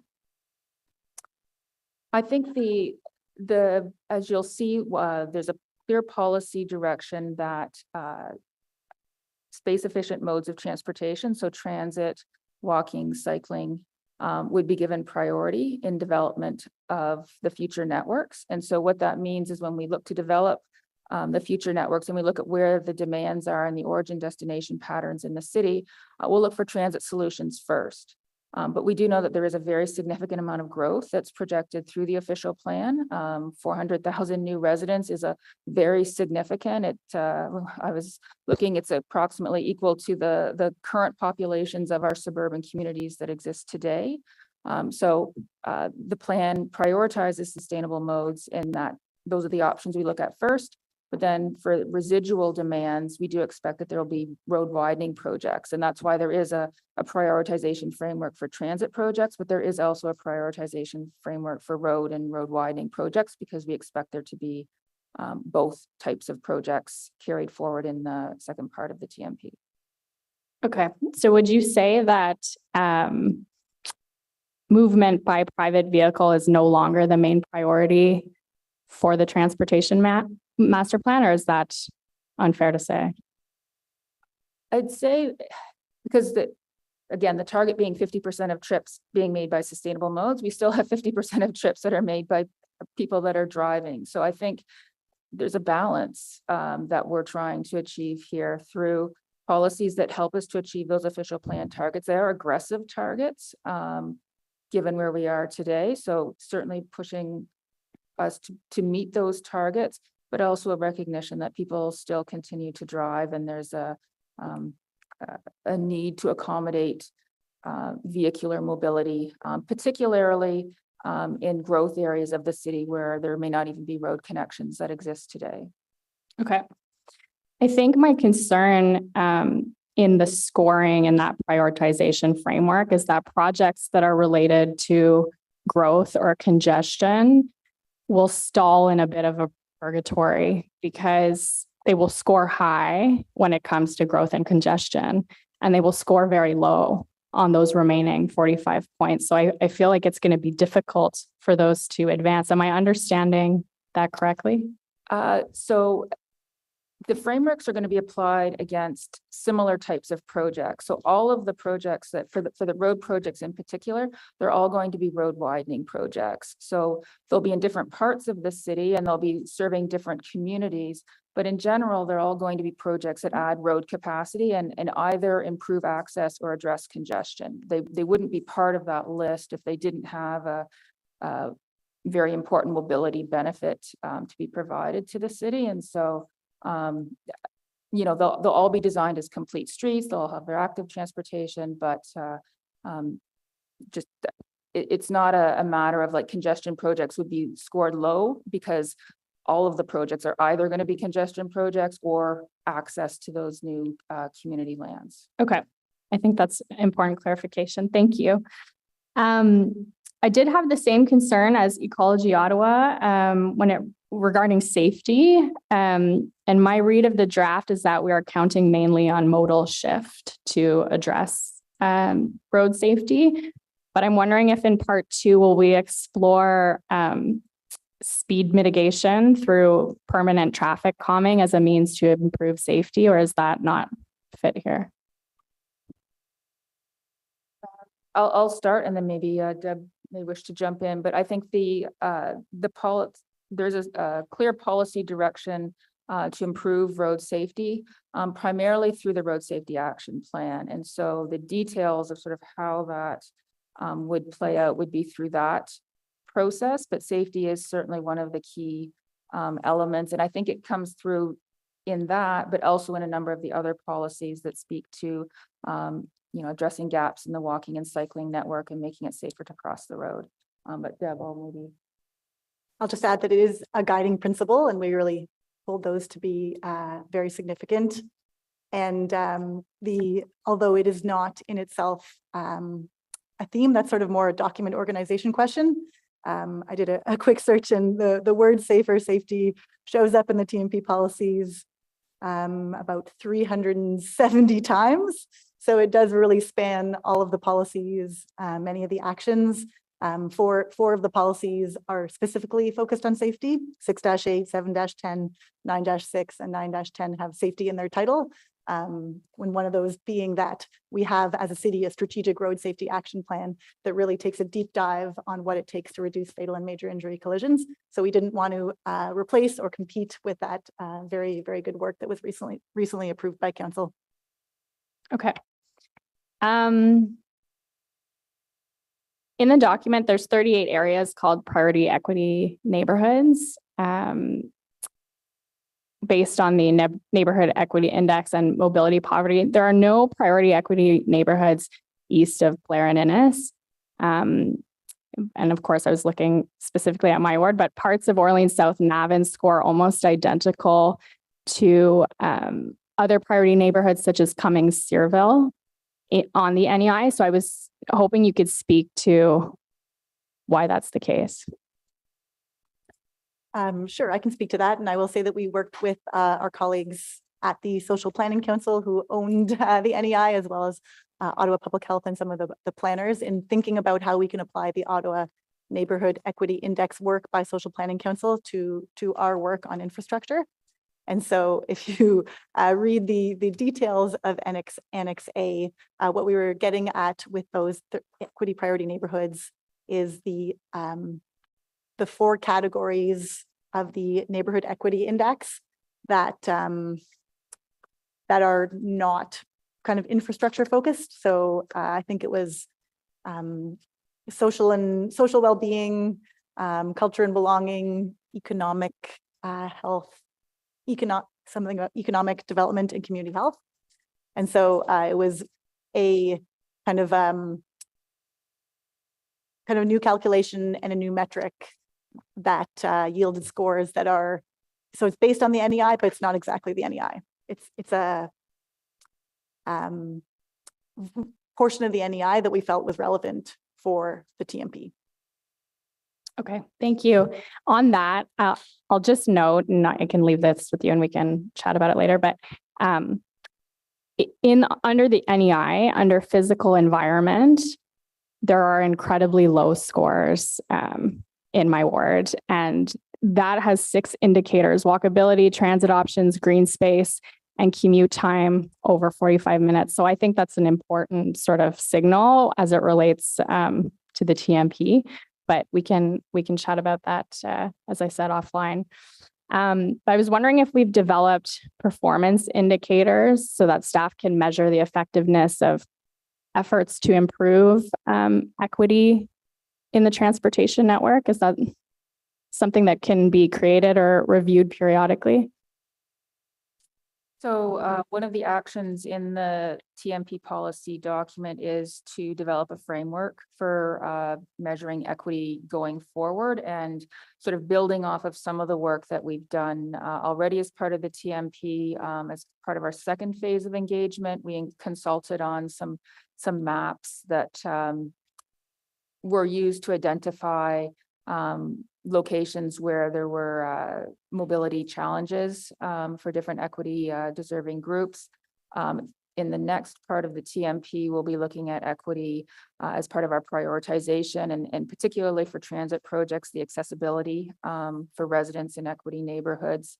And that would sort of be the starting point for developing a future framework for monitoring and reporting on transportation equity. Okay, no, that's good news. Thank you. How am I doing on my time here? 30 seconds. Okay, I'll leave it there. I'll come back on the board. Thank you. Great, thank you. Councillor Gower. Thanks, Chair. I actually think what we have in front of us is quite good. So, Chair, I'd like to thank staff for the work on this. So, I think the most important policy piece will do this council, and it actually spans 2 terms of council as well, which makes the consultation and the process a bit more difficult. I know my community has been very involved in providing feedback. The active transportation missing links consultation, Chair, last term was probably the most feedback we've ever had on city policy. And I was glad to see, looking through the as we heard it, that K2S was in the top 3 of response codes everywhere. K2S, the S stands for Stittsville. So thank you to residents in my ward who've been involved. I think the policy document in particular, it's comprehensive, it's clear, and it's jargon-free, and sets out a really clear vision of where transportation policy and planning and integration execution needs to happen. And also, in particular, the transit policy, I think, really supports what OC Transpo has been leading and pushing us for. So that's good. If I had any quibble, is that I still think there's a lot of language that is, well, should versus must, or we should continue to explore, or to the extent possible. And I wish in our policy that we were more explicit and more definitive. On the other hand, I think there's a bit of hedging because we do have to be flexible. There is not a one size fits all solution in transportation planning. And I think it recognizes some of the big challenges we have budget wise, which I'm going to get to, and political and culturally. It's one thing to have a great master plan, but if there's not the political support and resident support, then we may not actually achieve it.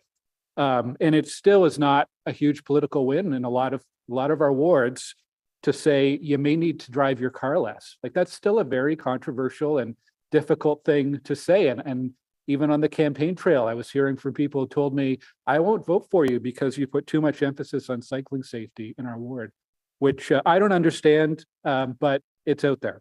The point of this TMP is to make walking and cycling more attractive than driving for short trips. And it's to make transit more attractive than driving for long trips. And what's laid out in the policy, how do we measure that? We look at that policy, and I think the policies support that. The challenge is around funding. So I have a few questions about funding. Earlier, staff had mentioned $350 million over 23 years, which I think is about 15 million per year. Just want to make sure that's based on kind of historical investments we've made over the past few terms of council. Is that right? That's correct. We have 3 programs for active transportation, the primary programs, and that is the funding level that we have been receiving in recent years for those programs. And does that include the extra top up we've had through provincial or federal grants for active transportation? No, that isn't included primarily because we cannot predict how it will evolve in the future. It depends entirely on programs that are initiated from those levels of government. Okay, and then so it would stand then if we want to proceed faster, if we want to shift people out of cars and into transit or bikes or any other sustainable mode, we need to, as councils, this term of council or next term, provide more funding. I think that's clear. The other question I had was around tactical urbanism, which is called out once specifically. So this would be quick things, pilot projects or temporary measures to improve pedestrian and cycling safety or even prioritize transit. I was hoping staff could just give a sense beyond that, how does the policy in front of us support those kind of lower cost, quick to implement solutions? Through you, Chair, there are quite a few policies that do support the use of low cost measures to expand our networks faster. For example, in policy 7-1, we speak to the importance of improving safety relative to existing conditions, that what we implement doesn't have to be perfect. We're trying to move the needle. There's also in policy 7-3, a specific discussion of using cost-effective measures to be able to do more of a project, to extend a project length cost effectively. So making efficient use of our available resources.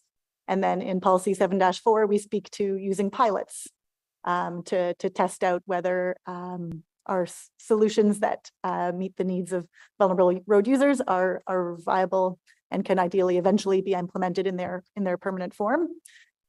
Low cost tactical improvements are something we already do as a city in quite a few locations. So our policies do support this.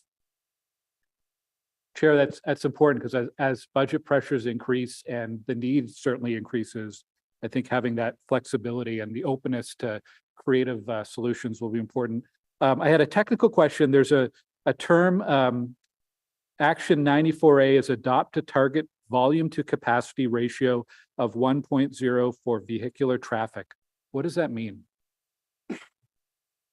Through you, Mr. Chair. So the way that we measure performance, or one of the ways that we measure the performance of the road network in particular, is we look at the volume of traffic and compare that to the capacity. So that creates a volume to capacity ratio. And when the volume is less than capacity, then we would not see congestion on the network. And when the volume exceeds the capacity, that's when we would start to have traffic queues forming and extensive delays. And so in the previous TMP, the policy was to have a volume to capacity ratio of 0.9. So having volume approaching the threshold of the capacity, but not exceeding it.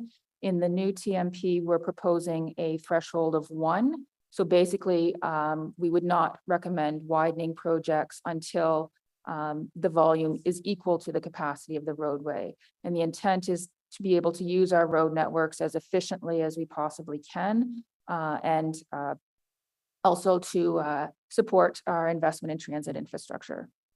So you're sort of tolerating a little bit more congestion before there'd be a need to upgrade a road, basically. Yes, at a threshold of about 0.9, you would start to see localized congestion happening where maybe at an intersection, a queue would form for one cycle length, but then it would dissipate. And so as you get closer to 1, and then as you exceed 1, what happens is the queues just continue that's where you get the extensive queuing starting to happen and those really long backups. When it's less than 1, there is some congestion, but it sort of comes and flows, and the impacts are not as significant. Okay, thank you. So I guess wrapping everything up, we have till 2046. That's our goal, to have the majority of trips in the city through sustainable transportation modes. So that's 23 years. I think it's hard to say whether or not we'll reach that, but I think the policies in front of us set us certainly in the right direction. And if we want it to happen faster, then it's up to us to fund it. So thank you, Chair. Terrific points, Councillor. Councillor Lowe. Thank you, Chair. First question, where does the TMP end and where does transit planning begin? Because we have a lot of transit related policies in the TMP that might be great in terms of policy, but when it comes to actually trying to implement it to promote usage and to get people use it, there seems to be a discrepancy there. So I'm curious where that boundary is. So our TMP will be focusing on the infrastructure. So it's the network and what has to be built to address growth. And we have policies there to encourage more frequent service in some areas. And that is how my colleagues in transit services will use these policies. And then they have their own parameters that they have to work within, their budget and so on, and to implement these things. But this TMP is not just for our department in planning, it's for the whole corporation that is involved in mobility. Okay. And do you ever consult with transit planning? Because sometimes we build infrastructure like the Chapman Mills Busway, for example, or the Nepean Woods Park and Ride. There's also Chapel Hill Park and Ride, which are relatively speaking underused. And like, is there relatively?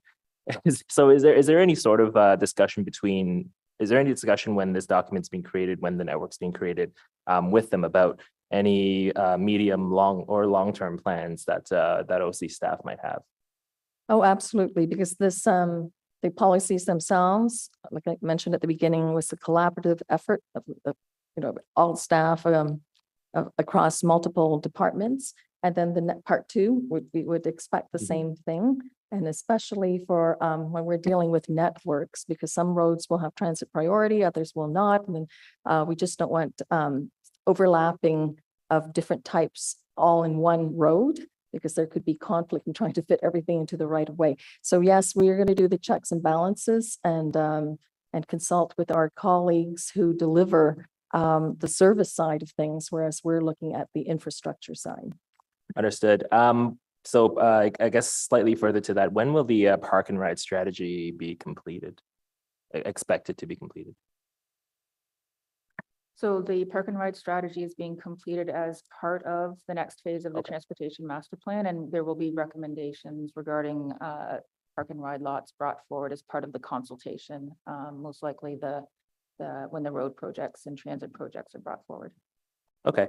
I'm going to shift a little bit now and talk about the culverts that are adjacent to new subdivisions. For example, when Finley Creek went all the way to Albion Road, well, Finley Creek did go all the way to Albion Road. There is a very large culvert between the very western crescents that come off Willowmere, I think it's called. So the residents who are like 60 to 100 meters away from a bus stop on Albion Road can't actually access that bus stop, right? So are there any things in the TMP, are there any policies in the TMP that kind of speak to that? I think 6-5 is the closest it gets, like talking about community shortcuts.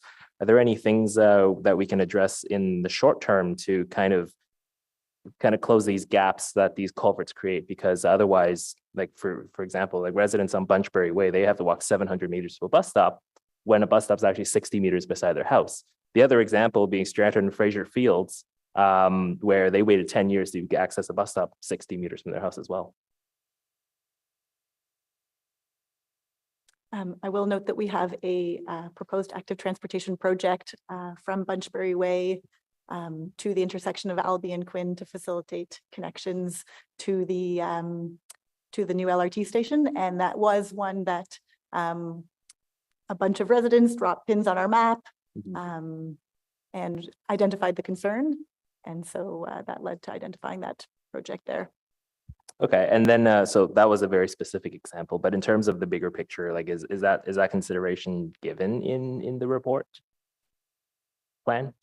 So through you, Mr. Chair, I would say that there's some discussion in the report about transportation impact studies and studies that get done as new communities are designed. And I think those are the sorts of issues that those types of studies would be looking at as well, is the connectivity to and through the community to sort of the broader network, and connectivity by walking and cycling. So the policies more focus on those study aspects that would happen as part of the development review and community planning process. Okay, and then in 11-3, I believe the item is in encouraging City of Ottawa employees to use alternate modes of transportation to get to work, especially when a lot of these people work off hours where transit might not be available just yet. I want to note a very relatively successful example that OC Transpo uses, and that is actually that's the work bus program. They have buses that run practically shuttles overnight, typically overnight. Actually, they're all overnight. To get people from their closest bus stop to an OC Transpo garage. And I think that's actually a great idea to try to implement or try to work out with other city departments to implement, because that's one way, especially if there are set shifts, that's one way we can probably try to address that.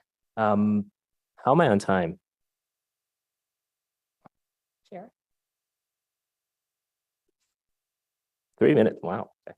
All right, so I'll move to something else. And Prince of Wales, I noticed that between the 2013 network and the current network, the section of Prince of Wales between Deakin and, well, south of Deakin through the Greenbelt has been removed.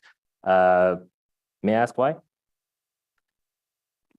We still will be pursuing any roads that are being resurfaced or arterials will get facilities, depending on what work's done on the road. So in terms of the crosstown bikeway, I guess the difference or the distinction is in some cases, we may not have a path to bring a long road segment up to the highest standard we'd like, which is not to preclude continuous improvements on the cycling facilities on that road, much of which is a paved shoulder condition. Okay, because I think that'd be a great opportunity for just to promote some active transportation in and out of Barrhaven, because that's a diagonal route and it is a lot faster than going up Woodruff. And with some of the proposed shoulder lanes south of the Jog River in the rural areas on the map, I think it's a good consideration. It's a consideration we should give some serious thought to. Stumbling on a lot of words here. That's all. Thanks. Thanks, Councillor. Councillor Johnson. Hi, thank you very much. So I want to very much extend my thanks to staff, to Vivi, who I was speaking to on the phone while I was doing dishes, juggling children. We had a conference call yesterday. I'm really interested in making sure I understand this document for my residents, and I'm really encouraged by the guiding principles of this document. I'm also encouraged by the discussion around the table that we're more interested in speaking about really specific applications for our ward than discussing whether or not those guiding principles are appropriate. I think that's a really great starting point. And we do have the opportunity in phase 2 to get a lot more detail, which I know people are hungry for. I just wanted to offer a moment for clarification when it comes to reducing car dependency, because I know we heard a couple colleagues sort of express concern about what that might mean for proposed projects in their ward. And I just want to make sure I understand, we will have mode share targets that are unique to particular geographical areas. Is that right? We'll have an overarching mode share target, but it will fall out differently depending on where in the city you live. Is that right? Yes, that is correct. We will be setting mode share. We have the overarching official plan objective, which is the 50% sustainable mode share by 2046. But then we know there's actually areas of the city that are already exceeding that target. And then there'll be other communities, more suburban and rural communities where, they will probably not meet the 50%. But overall, the target is for 50%. Great. So I think when we see those targets come through in phase 2, we can reflect on some of the comments that came through council colleagues, both with respect to, road supports, but also active transportation investments in those wards, and see how they measure up with those mode share targets that we're after. So I'm really looking forward to that conversation around the table. I do have a series of questions that I've broken out by theme. So I think I will build on a couple of the questions that Councillor Gower put forward. So with respect to funding the plan, as you mentioned, we see in several places in the TMP that estimated costs are greater than the funding identified in the city's long-range financial plan, and that you're going to build out these scenarios that will look at affordability. I'd like to understand from finance what finance might need from this council in order to, or what kind of funding sources finance will be considering to ensure that we maximize our return on investment through our city budget in 2024.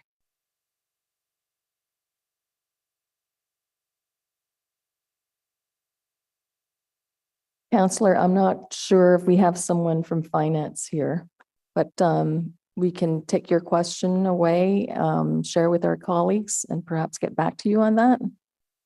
Okay, that would be tremendous. I'm not in the room, so I'm a bit embarrassed now, but there you have it. So it would be great to understand what the implications would be. I'm looking forward to understanding the scenarios and sort of hedging on affordability with many of our other targets. I think that's going to be a tension that we'll have to wrestle through. So otherwise, I'm really interested in, what development charge funding. You were talking about creating some differences in investment, and I saw GOBA was talking about it in their correspondence as well. I was hoping you might be able to expand or clarify for me what it might look like to create an intended increase in investment from DCs for sustainable transportation projects.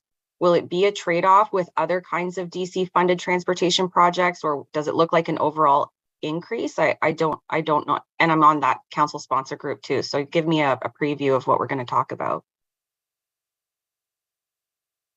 Chair, we're not there yet. DC, the DC bylaw review, it's very complicated, so we need the time to go through this. And we did have the Complete Streets program is something new that we're introducing in our TMP as a new program.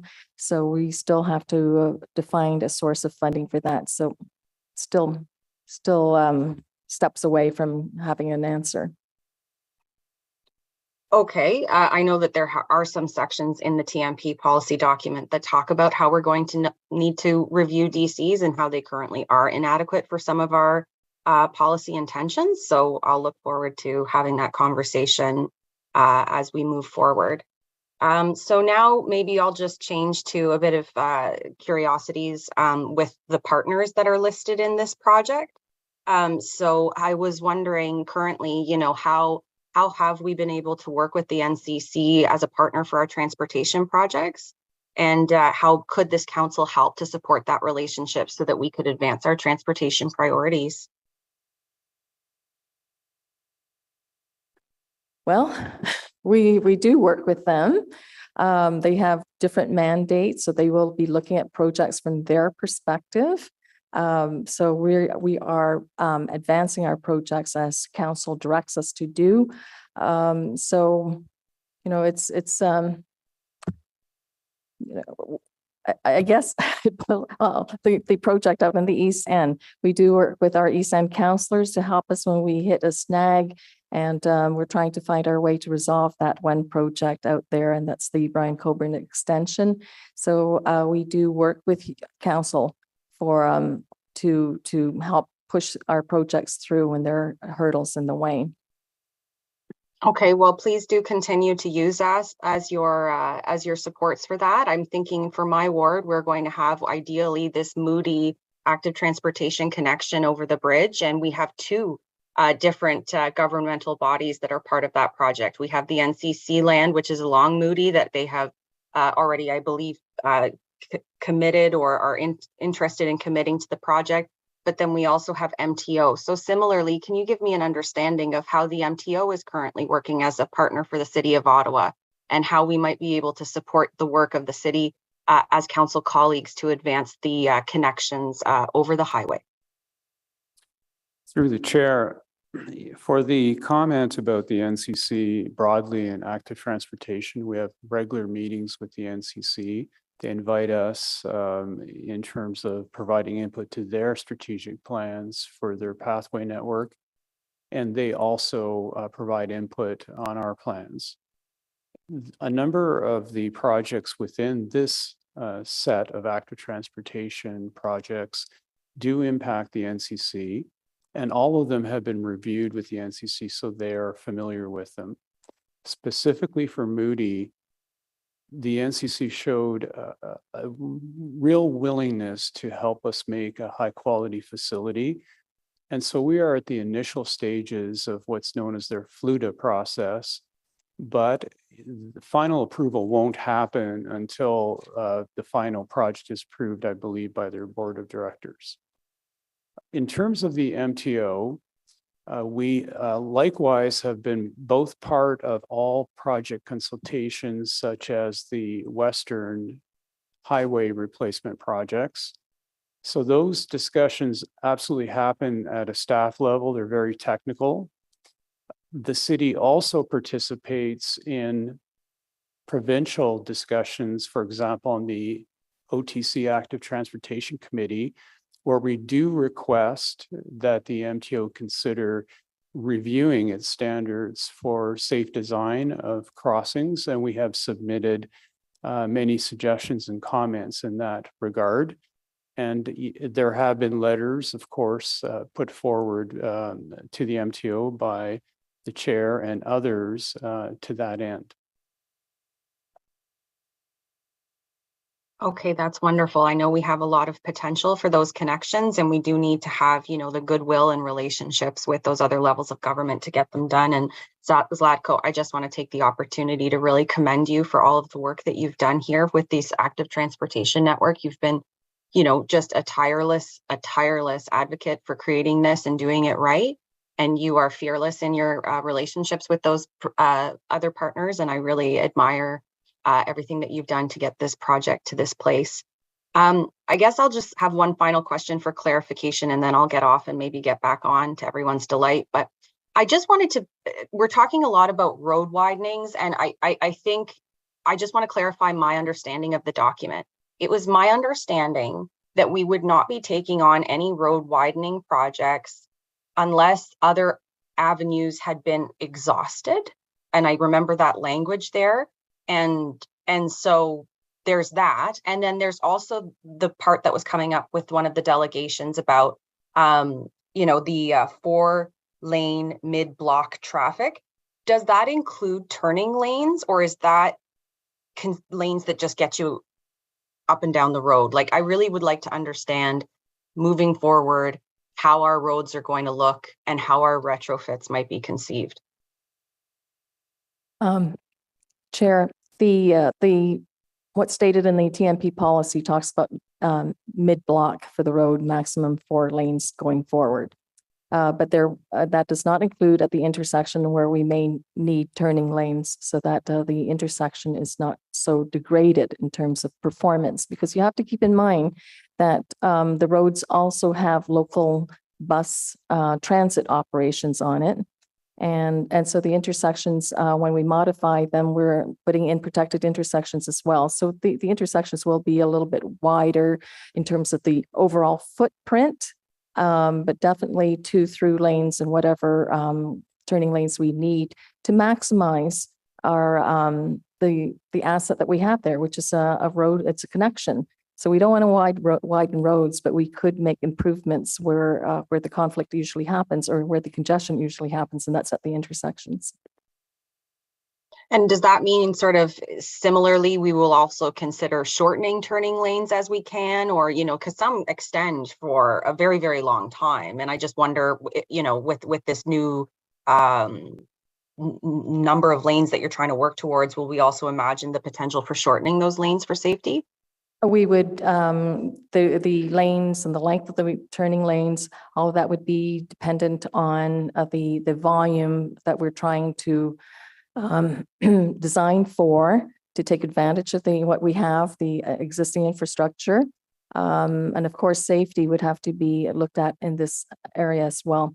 So, you know, if we're going towards not widening to 6 lanes, then we would need to do something at the intersections. And we would not want to build design for long lengths of turning lanes, because that's just a waste of capital funds, and it's also a waste of operating dollars to maintain as well. So it's based on need.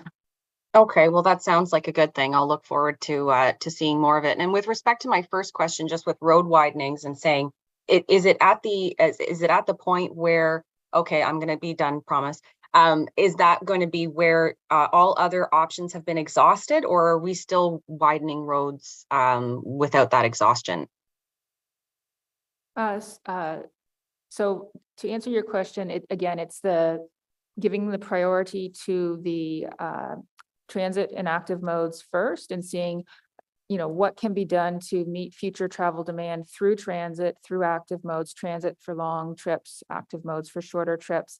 And then it's only after we've looked at those transit and active mode trips, what's the residual demand, and then at that point looking at the need for road widening. So that would be the approach. Okay, thanks. I think that order of events is important for residents to understand. Thank you. Great. Councillor Troster. Thank you so much, Chair. And yes, I really do want to thank city staff. You know, I'm a former communications person, so I love when a document is easy to read using really clear language, and I think this document achieves that. And it also did a really good job of summarizing concerns that were heard from residents. I just have a few questions. When a project is marked as a feasibility study, does that mean that it'll just be studied within the next 25 years? Or does that mean that after it's studied within the scope of the TMP, it'll get done if the study says it's justified? Through the chair, firstly, in many cases, we'd like to bring the feasibility studies forward so we get some answers.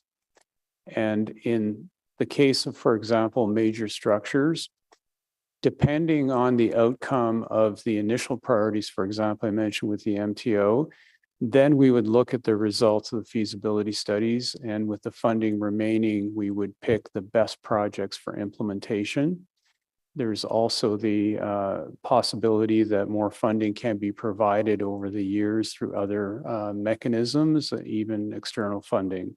So that's how we would propose to address the feasibility studies. Okay, I ask because Gladstone Bike Lane has a feasibility study beside it, and you know, with the Corso Italia station going on and the fact that it's just an ongoing safety issue and cycling nightmare, I hope and again, it comes back down to funding, just as Councillor Gower said. So my next question is, so also I was really impressed by the equity angle that you took in this report. And again, it introduced me to terms that I'd never heard before, like transit poverty.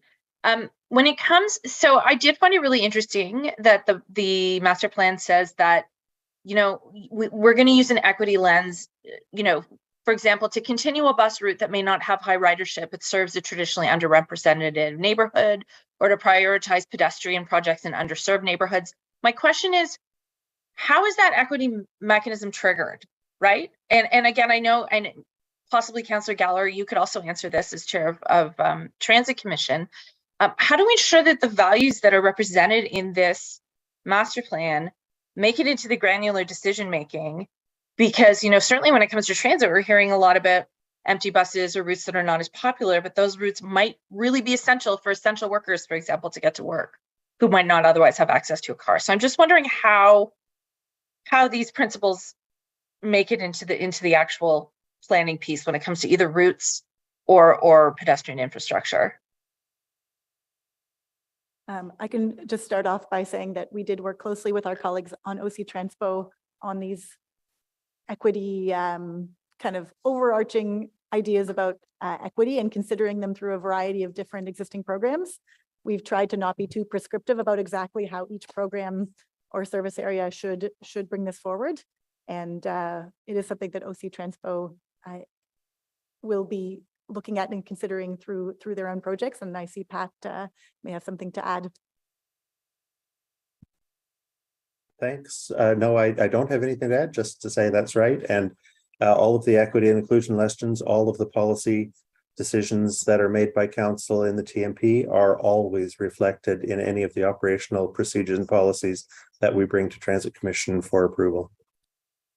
That's great. Thank you. Another equity related question. I'm just wondering if you could speak to what kind of consultation was done with people with disabilities for this master plan, and also what consultation you envision happening specifically with safety around and accessibility around autonomous vehicles in the future.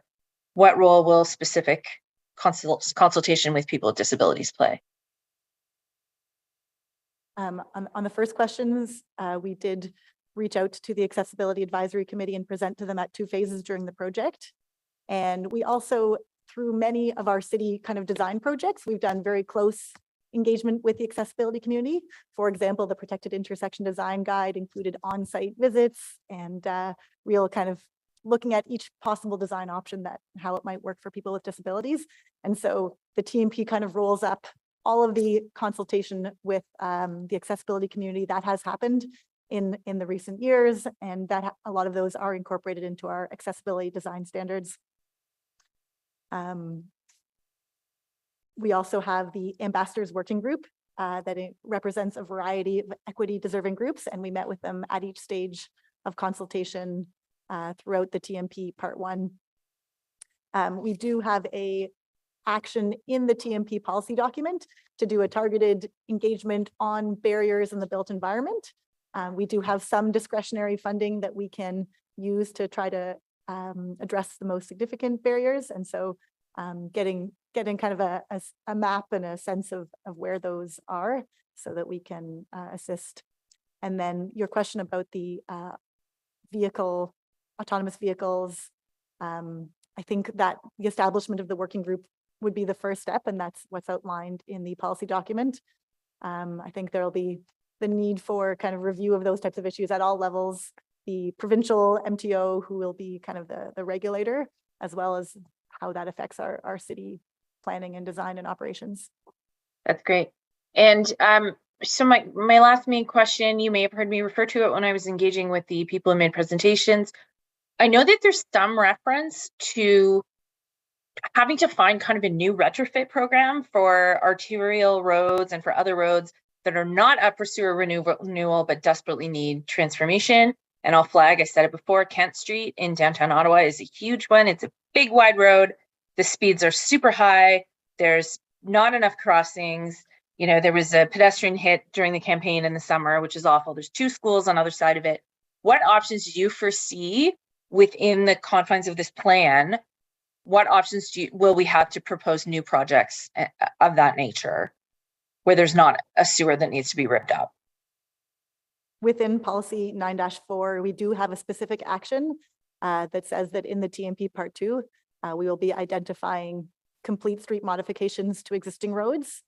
And so that type of project would be the type that could fall under that kind of new program, standalone, separate from the sewer renewals, with again the caveat that is pending funding. We have had projects of this type in the past. We have had rural to urban upgrades as TMP road projects. So this is building on that kind of past precedent, but identifying them and evaluating them separately from other types of road projects. That's great. Thank you. So again, I want to thank staff. I'm really impressed with the values that this document expresses. And just as Councillor Johnson said, I think the challenge will be to ensure that this is mainstreamed throughout all of our other decisions that we make as council and as a city. A perfect example is I'm quite proud of the fact that we decided to delay the widening of the Airport Parkway because if you look at this master plan document, there's already rapid transit being planned for that exact corridor. So I'm hoping we can continue along that vein, because this mode shift is super important. And just also, as Councillor Gower said, you know, I don't think any of us want to see it take 25 years to achieve these priority projects that are on this list. I mean, we all want them now. They're all desperately needed. So I think we do need to have a conversation about funding, and yes, about taxes, if we really want to see our transportation system built out in a way that's going to meet the needs of residents. Thanks so much. Thank you, Councillor. We're on to Committee Member Devine. Thank you, Chair. Hello, dear staff. Why is that funny? They are dear. I couldn't help but notice when we had a question before and Pat Scrimger answered, he had an OC Transpo train behind him. It'd be great if we had questions for Cyril Johnson, but he'd have bags of money. I'm just glad I don't have any questions for waste management. So on to my questions. So to echo Councillor Gower, and some others, I'm also very happy with what I see here in the TMP update. I think you've done a fabulous job on a very aspirational document. Obviously, the challenge is in the implementation, not just financial, but political as well. I do have a bunch of questions. I'll try to get to them quick. With regards to the concerns we heard from a delegate earlier, a few delegates who had been complaining about the consultation process, to some extent, the consultation process must have gone well, because one thing that I was really, really thrilled when I looked at the projects in my, affecting my ward, and those projects were determined before I took the job, but those projects are, word for word, what I'm hearing from residents today, they're word for word for what I heard on the campaign trail. So they must be reflecting something current. So I'm very, very grateful for that. I know that can't be applied across all wards, but I'm very happy with what I see. So something must have worked well there. One thing that I was, to just follow up a little bit on what Councillor Troster was talking about, the feasibility studies.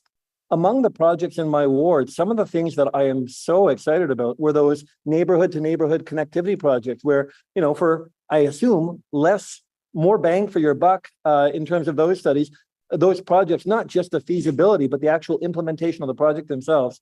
When we do get to phase 2, I'm going to be lobbying hard for those connectivity things, because my wards are literally asking, can I please get here? And they will solve so many goals.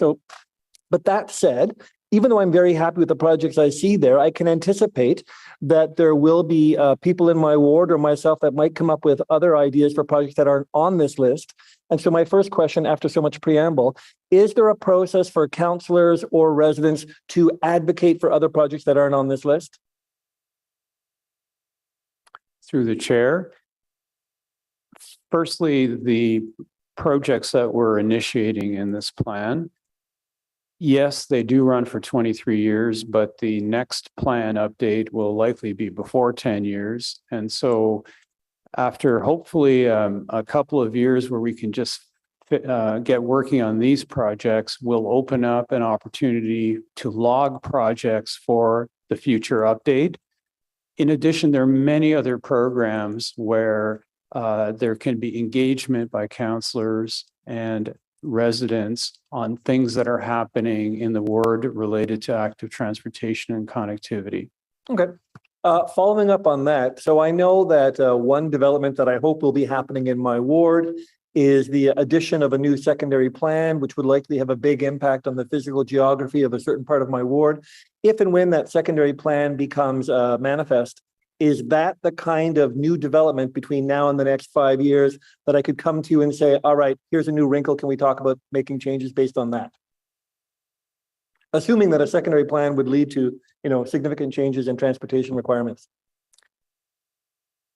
Through the chair, the secondary plans were reviewed when we update our plans. So the challenge is a question of where the funding would be for projects that are not in this plan. Mm-hmm.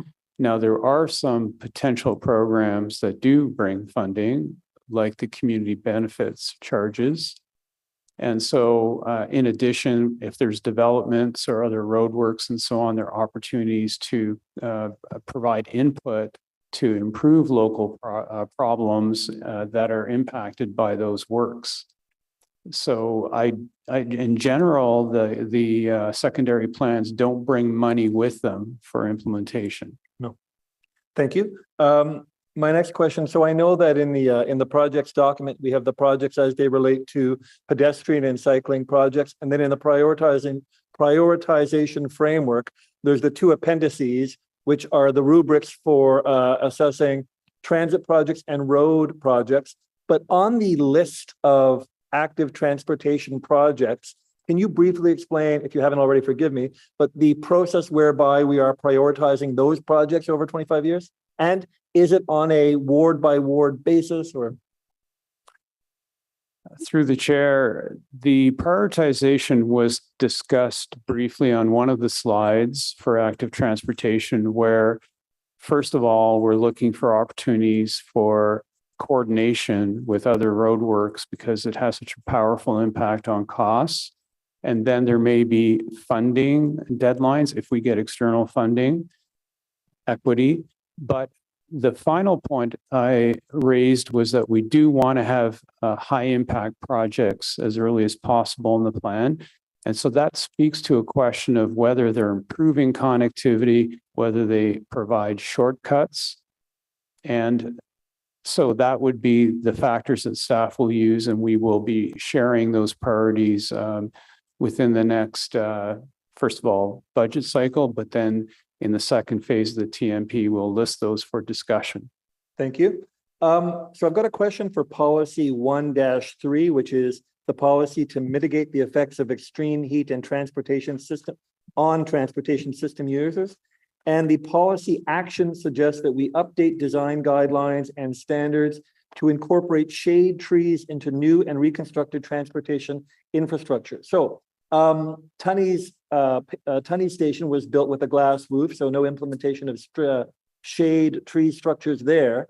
Will this policy be utilized, if it's not too late already, in the design of stations for LRT Stage 2? Oh, the Stage 2 contract has already been signed, so this will not apply. We're too late. All right.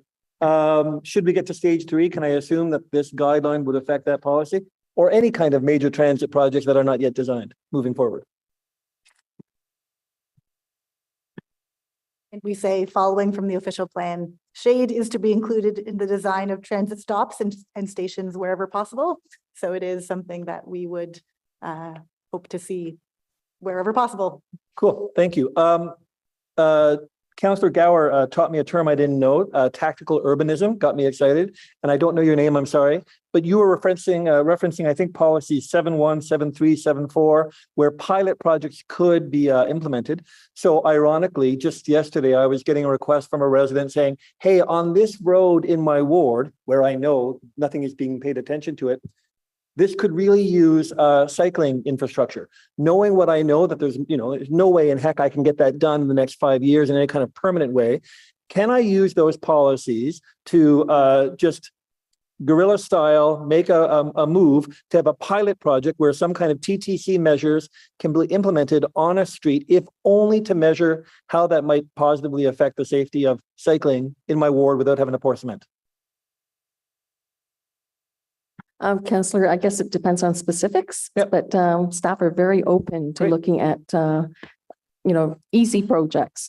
Easy projects. How much time do I have? Half a minute.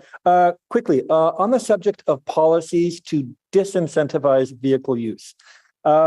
Whether, Councillor Luloff and I were talking earlier about all the parents that drop their kids off at school when they really could just walk little Billy to school, and that creates congestion. There's congestion everywhere.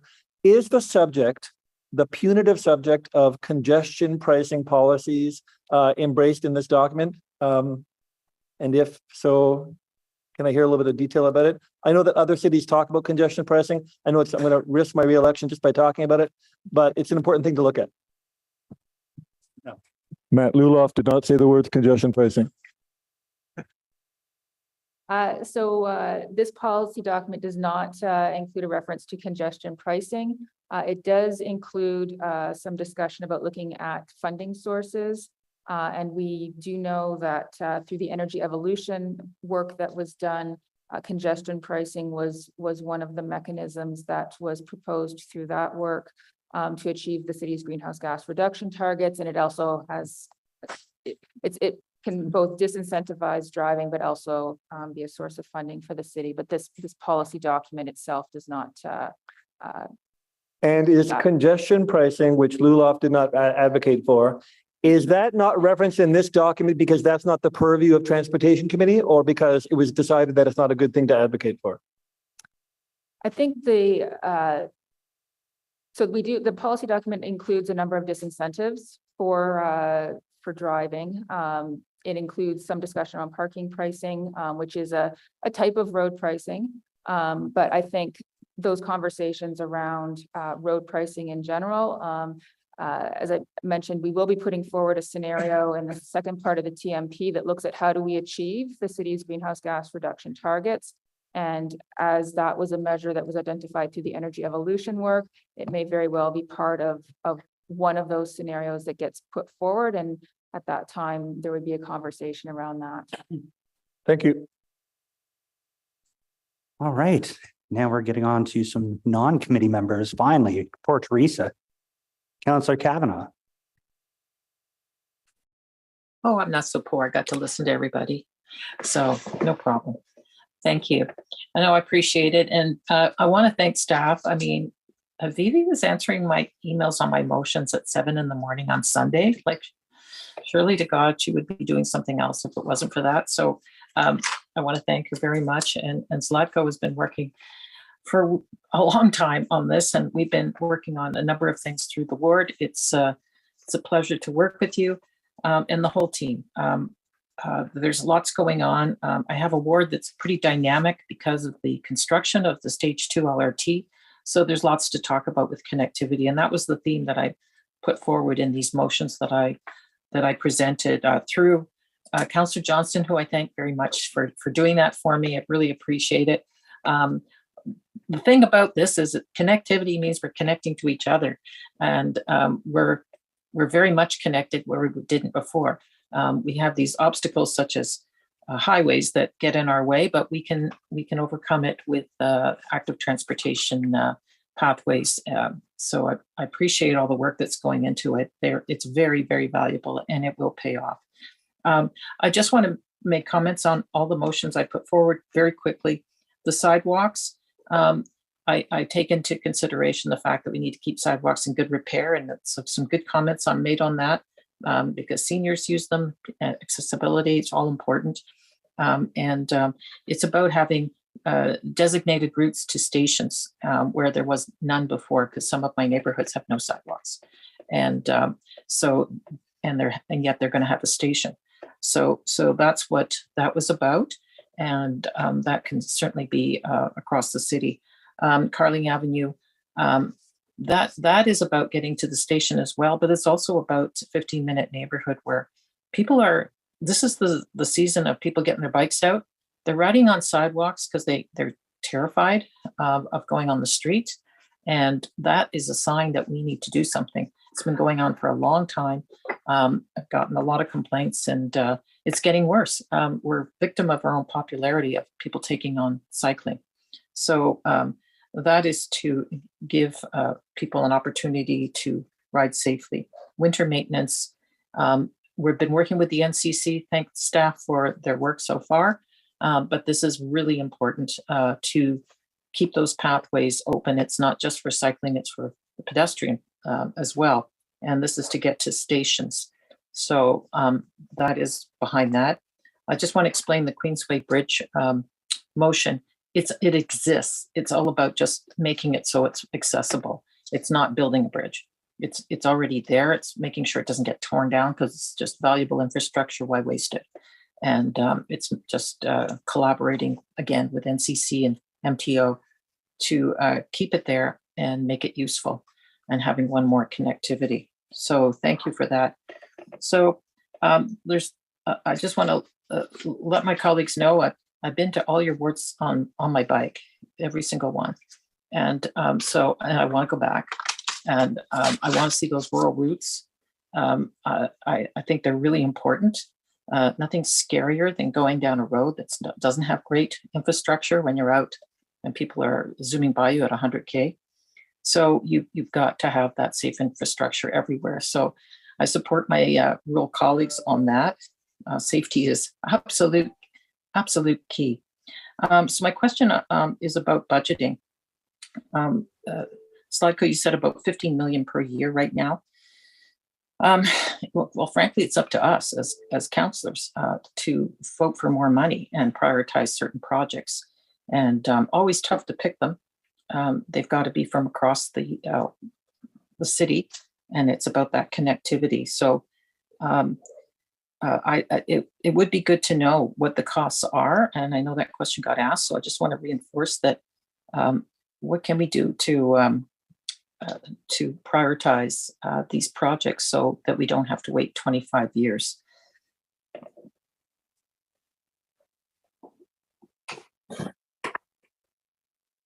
Chair, I think that's going to be part of the annual budgeting process. And we're going to have to take our guidance from finance and their mandate on how to fund programs for all programs across the city. So it's not something that I can respond to right now.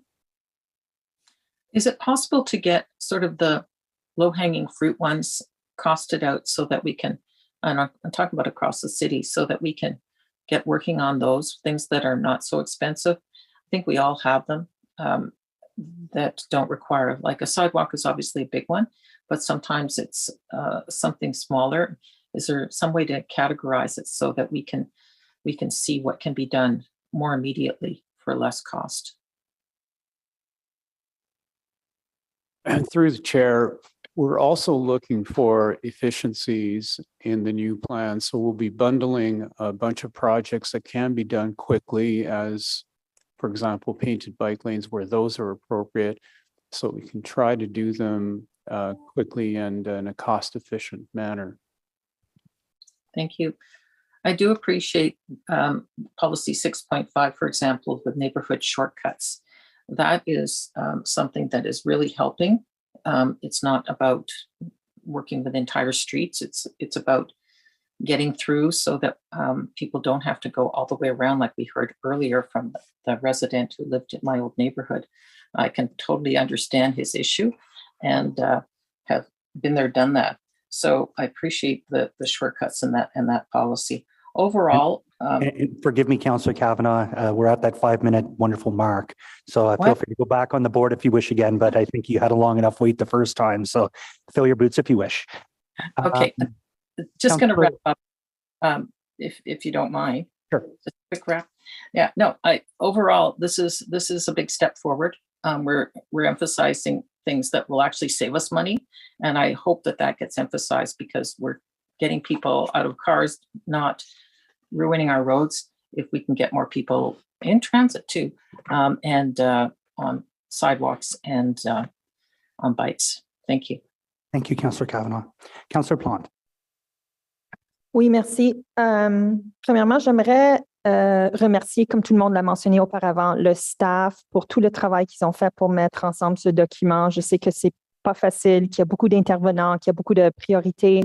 I know my ward, I like to say lucky because there's a lot of pedestrianization. I love seeing, the students walking to and from school and their residences. People are always out walking, biking. It's really a wonderful ward for people to do that. I do have a couple questions though of staff.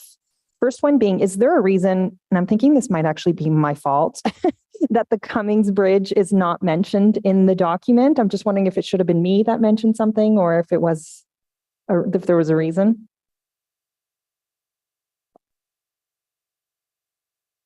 Through the chair, there was the long consultation period, and there were quite a few demands and ideas that were pushed through from Ward 12. I was involved, of course, in all of that, and the Cummings Bridge received a lot of attention as for purpose of an underpass, right? But not as much for east-west. And there are some obviously alternatives, although they do represent a bit of a detour. They exist.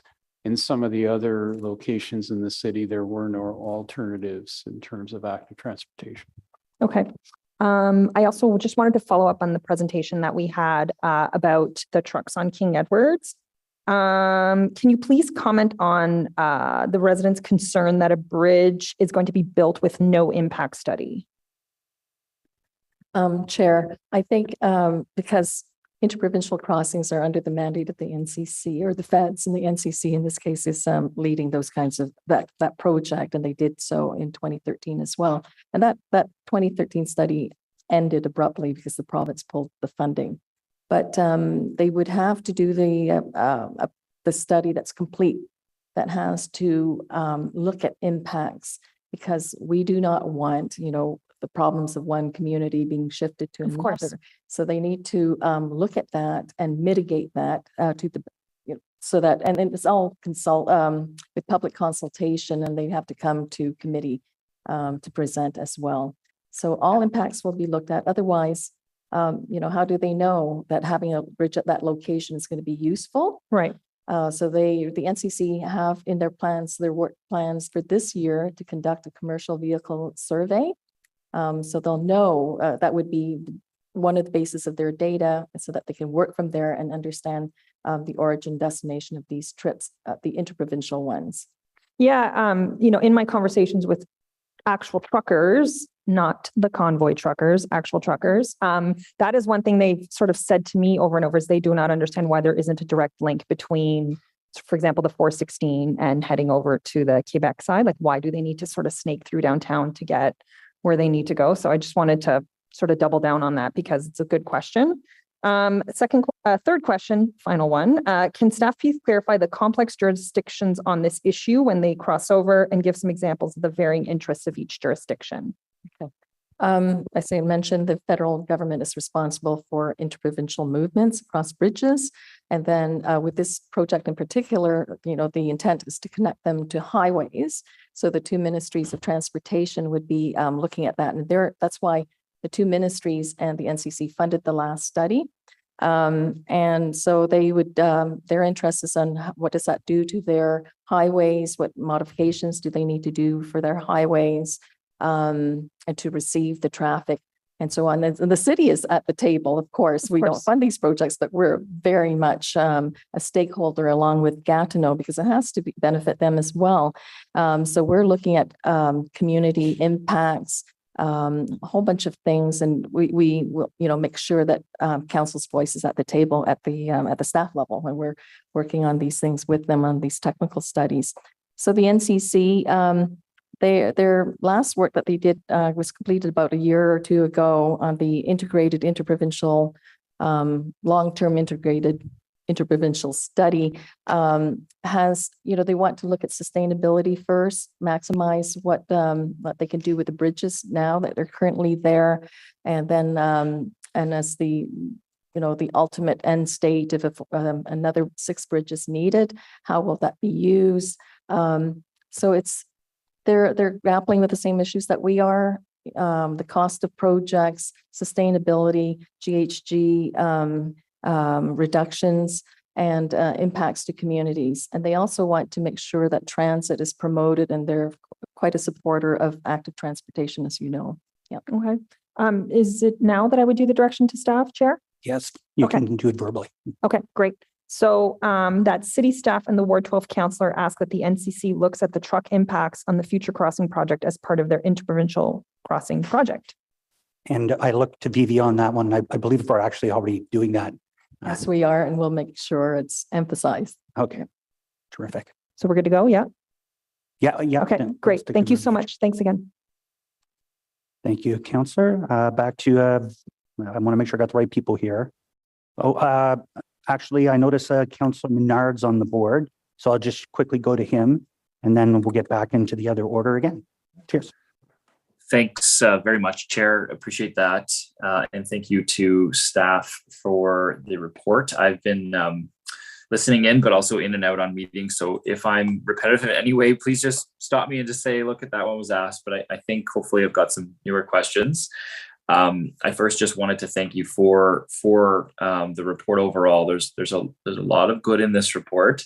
I do agree more consultation is needed, and I'm hoping we're going to get that through that phase 2 piece. And obviously those councillor-led consultations, I hope there's another opportunity for those to occur into that phase 2 piece where there's more details. But I wanted to thank you for your work. A lot of thought has gone into this document, and I know your efforts have been strong. There's a lot of complex planning here, so I think generally on the right track of where we want the system to evolve to. So just wanted to start with those comments. I wanted to ask you about sidewalk design. I know in my ward and other wards, there's a lot of discussion about that design. And so creating those sidewalks with those kind of flat surfaces has been something that's come up regularly. And I understand there's an intent to re-examine sidewalk design standards.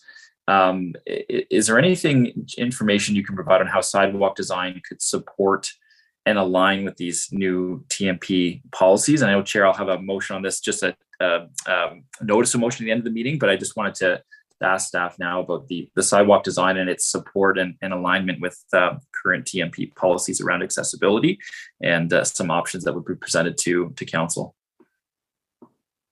Chair, our TMP policies support the inclusion of sidewalks on the various roads that's mentioned in our document. So that's there. We don't specifically address sidewalk design because that is a very detailed aspect, and it's not part of the TMP. But my colleagues in infrastructure services have advised that they will have a look at this and review the design guidelines. I believe they've mentioned that to you as well. That's fantastic. Thank you very much, Ms. Chi. That's helpful. I know that should be taking place in 2023, and nice to get a full look at those sidewalk design pieces. On the issue of a bike share, I know the draft TMP references the city's e-scooter program, as well as vehicle for hire services, which obviously have become more prominent aspects of the transportation system. Of course, the city certainly should be looking at a bike share program, I think, in the near future. I guess, can you just speak to how a bike share program could support the TMP goals, particularly with connectivity up with our new LRT and suburban and urban wards, and how that might be supported by city policy and TMP policy? Chair, our TMP policies already mention micromobility and how that can support multimodal connections at transit as well. The TMP does not have actions identified for a bike share program because we have the policies there. This is going to be more of a operational matter, and because it'll impact the roadway and the right of way and where these docking stations will be. And I believe Parking Services had a report up about a city-funded bike share program. So I would suggest that they speak on that. I'm sorry, not here. No, that's. But I have mentioned this to my colleagues over in Public Works. That's great, Chair. I think there's such an opportunity here for kind of low cost connectivity, and something that micromobility, which is already supported in the TMP. Great to just hear those comments, and I think we can work together on this in the near future. So just happy to hear that. Sort of an issue more close to home for me around the Rideau River crossing. We've got some crossings on the Rideau River for non-motorists, and some, like McKellar Bridge, they don't really connect the biking infrastructure along the river as well as we'd like, obviously. There is a big push in my community anyway to see another crossing considered near where Clegg meets the river. There's already a connection there, obviously, at Clegg and Fifth Avenue over the canal. And so I guess on that one, can you speak to how we might align those TMP policies, that we might get that considered in upcoming infrastructure plans sooner rather than later, to really connect up that mode of transportation of the walking, biking across our river and waterway system? Through the chair, when we looked at the needs across the city in terms of crossings, we did pick the ones where the demands or the issues and barriers are most acute. And so my assessment would be, in this particular window of funding that we have in front of us, I think that it is unlikely that that particular crossing would rank above all the others based on the severity of issues like like the degree to which the barriers are caused in the other cases. So that would be not precluding it being considered in future updates, but that's the reason it isn't in the identified projects this time. Yeah, and I saw, thanks very much for that, Chair and Zlatko. I saw it's a more development related structure rather than an infrastructure project. But I guess just a couple key points I'll just make quickly is that the proposed bridge should be much cheaper than that Flora footbridge, as an example of the new Carleton footbridge shows. The new Carleton footbridge, very inexpensive for a nice new connection that we hope opens up as soon as possible. And also worth noting that Flora cost the city about $2 million, with the other $17 million being covered by the federal provincial government. So, you know, the EAA preliminary design for Flora was done in advance of those other funding levels being secured and was shovel ready. And I think nice to have shovel ready projects for when inevitably funding will be available for those things again. So appreciate staff's comments. I think the ultimate network with that proposed footbridge is really shown. I think people really don't want to go on that baseline Heron to go crosstown east-west. Been on baseline before. Biking, it's not fun. So I think there's ample opportunity for us to really increase connectivity there. Just a couple more questions, Chair. On Bank Street, I see that there's 2 reviews being done. So the Old Ottawa South review, the Glebe review, and of course the new Bank Street Bridge is done, and the new Riverside to Ledbury Walkley connections being done as well. But in the ultimate cycling network, Bank Street is missing in those sections. So I guess, are we sort of preempting that those reviews are not going to find some ways to make a different type of lane model work there? Or how does that work in terms of the ultimate cycling network and the reviews we're doing this year and the coming years? Through the chair, in the new plan that's being put forward, we don't have the concept of an ultimate cycling network unless you're referring, the reference was to the Crosstown Bikeway network, which will go on as being updated.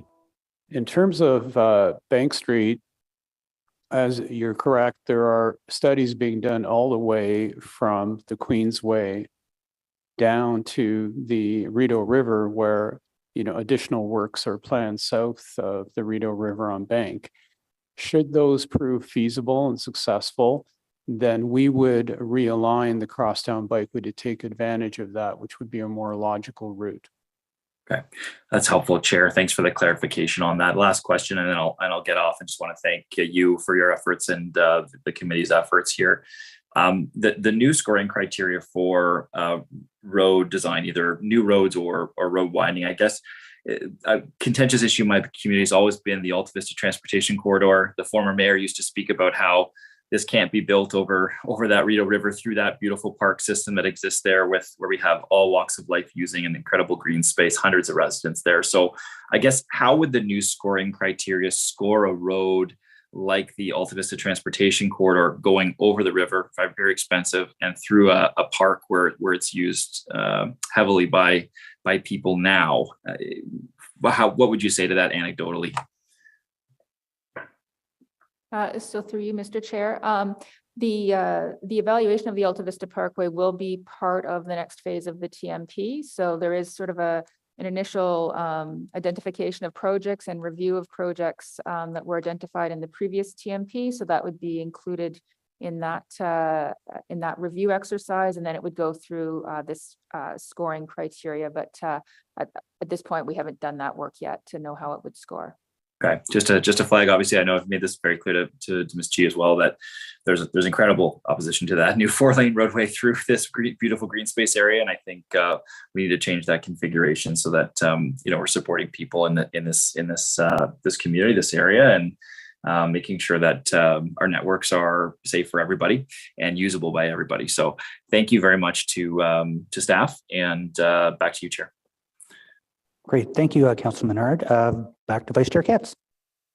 Thank you, Chair. So building off of Councillor Gower's comments about lights out engagement in Stithville, I was hoping we could get to be circulated afterwards, but a breakdown of all postal codes, if you have it, and engagement. I think I mentioned that during the counselor briefing, but I think it will be good to know as we move into part 2 to sort of identify where there might have been gaps in engagement, because the report highlights where there was strong engagement. So is that possible?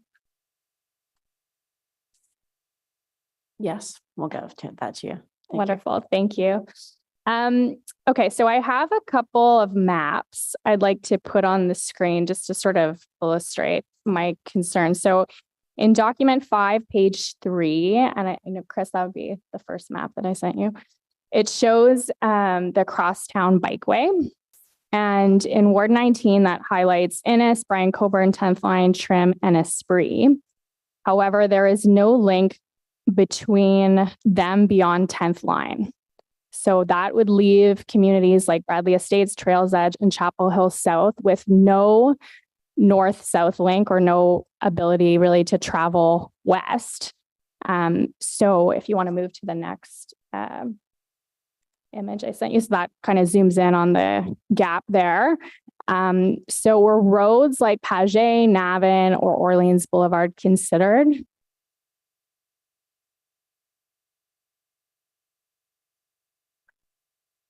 The exact details on that particular linkage, I'd have to get back and, discuss internally. In general terms, I do think that Navin in the north west direction does make for a logical connection in that area. And so perhaps we could take that away and reconsider the reasons why it isn't on the map. Okay, thank you. Be happy to work with that, work with you on that between now and council. And to echo some of the comments from my East End colleagues, out of 244 projects, my ward has 5, which represents 2.4% of the project allotment. And unlike Councillor Luloff and Councillor Dudas's ward, Orleans South Navin doesn't have additional projects that are in progress via stage 2 construction and those linkages. That, in those cases, there are projects that are in progress that aren't reflected on the map. But in my ward, this is really it. Yet 1/5 of the development citywide is happening in Orleans South Navin, is what planning staff tells me. And if you look at the population projections over the next 25 years, I'm in a race with Councillor Gower for the highest population in my ward. And to the previous delegate's point, I did actually look at the in-process layer on Geo Ottawa, and I wanted to put another map on the screen, my next one. It is very evident. So it's very evident that you are making great strides in the downtown and in the west. But I am concerned that there isn't as much progress happening in the east end of the city. So I didn't know if there was sort of a reason why it seems that the east is lagging.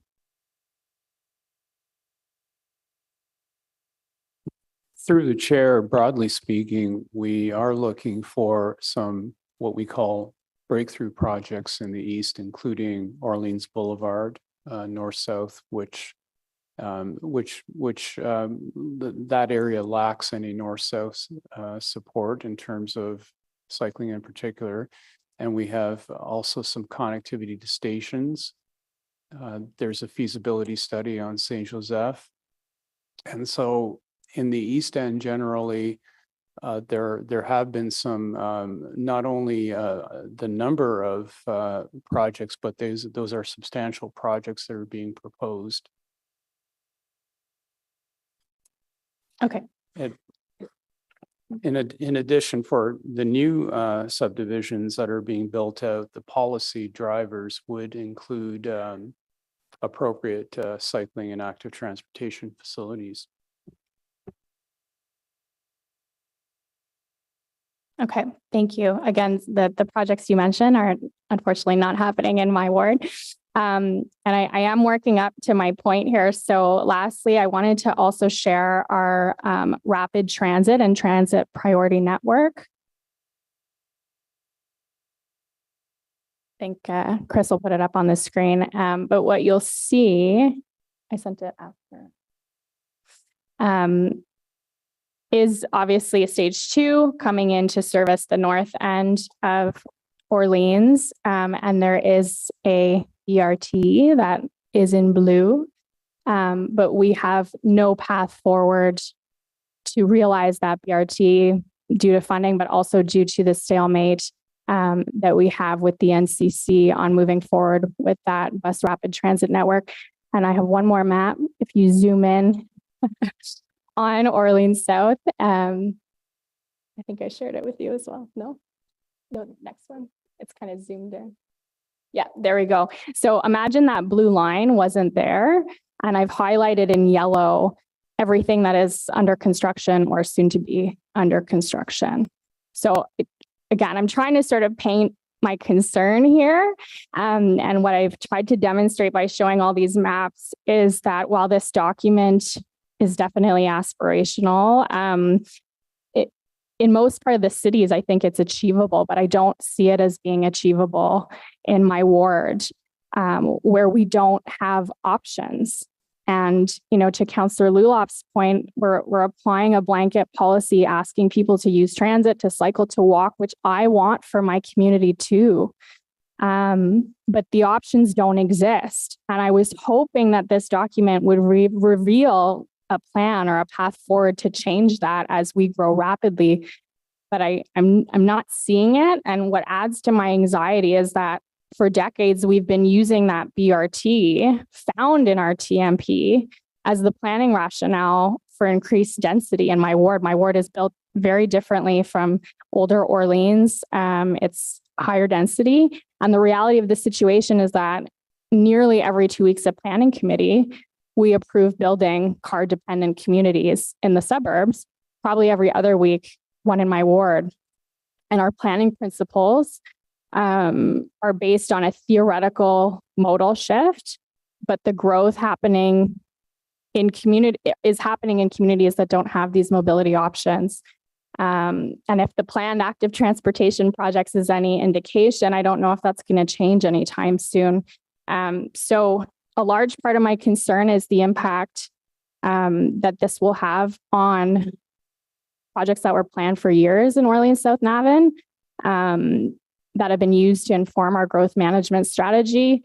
In particular, it would be no surprise that I'm concerned about the future of Brian Coburn, a project that has long been identified as a priority, because I don't think that idling in congestion or spending 90 minutes to commute from the suburbs to downtown one way or having no other options are examples of healthy communities. So we have to also prioritize projects that are essential to the growth and development of our city. So to put a fine point on it, what is the potential impact of any of our strategic direction on the Brian Coburn widening and extension project?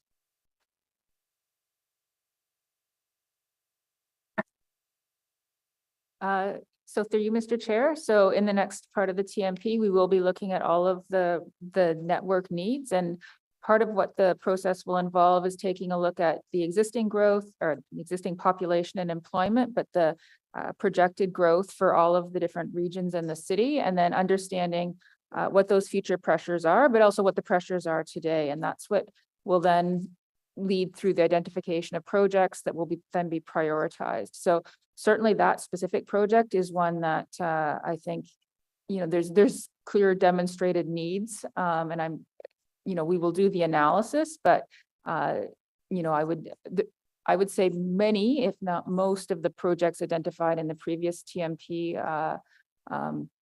just because of the magnitude of growth that we're anticipating, there will continue to be a need for them. We will carry out the evaluation and the technical analysis, but there's nothing in the current policies that would impact the ability of that project to move ahead. Thank you. I know my community will be very reassured to hear that. And I know I'm at time, so if you don't mind, Chair, I'll just wrap up really quickly. I know that there is little incentive for most of my colleagues around the table to share in concerns about projects or investment in my corner of the city, except this is where we are building housing, which we need. And as I said, I want us to build healthy communities that have options. I see the TMP as an opportunity to change that. And I want to support staff. I want to buy into this vision, but I also want to feel reassured that we are heading in the right direction for my community. And I'm not there. So I'll go with my gut when the vote is called and either support and hope that my trepidation will turn into confidence by the time this round rises to council, or dissent with the same wish. And I'll commit to sort of meeting with staff before then. But I do want to say too, I know that this is a tremendous amount of work and my concerns are very localized. So I don't want to be disparaging on the entirety of the document because we've heard a lot of buy-in today from colleagues. And I think on any sort of master plan, that's difficult to achieve. So thank you. Chair, if I can add to that, Councillor. The projects that you've mentioned are important to your ward have been noted as being important in the old plan. And that was only to 2031 with only a population of 1 million. We're going to 1.4 million all the way to 2046. And decisions have been made for all these developments because of these planned roads. So that's what Jennifer was saying, is that it's very likely these are going to stay and be rolled into the next plan. Wonderful. Great to hear. Thanks, Aaron. Thanks, Vice Chair. Councillor Giroux, and thank you for working with staff. I believe we can pop up the motion that you have. Thank you, Mr. Chair, and give me the opportunity for be able to draft this very quick. Whereas residents in the village, such as but not limited to Metcalfe, Greeley, and Osgood, want to have the opportunity to have connections between their villages, but there are not a lot of cycling and active transportation opportunity available. And whereas the ability for rural residents to travel between villages will reduce the impact that isolation can have on mental health, and whereas interconnectivity between villages allows for employment opportunity for those who are unable to commute by vehicle, including youth. Therefore, be it resolved that Transportation Committee recommend Council direct staff to ensure that the Metcalfe Loop and the Greeley Loop are included in the future planning regarding the Transportation Master Plan as being part of the city cycling network, and be it further resolved that through the inclusion of these loops in the cycling network, that staff evaluate other opportunities for loops and cycling networks in rural villages, and be it further resolved that staff identify opportunities to ensure connectivity between rural villages in addition to the connectivity present within rural villages. Mr. Chair, thank you very much. I think it's self-explanatory, but it will help a lot in making sure we have an active transportation, trying to eliminate cars between villages, and also bring the safety for our youth and our residents in our communities. Great. And just obviously, I always like to get a quick comment from staff. We've worked on this together, so I assume you're good with this. Yes, we can work on it. All right, George, buy a bicycle. We're going for a ride.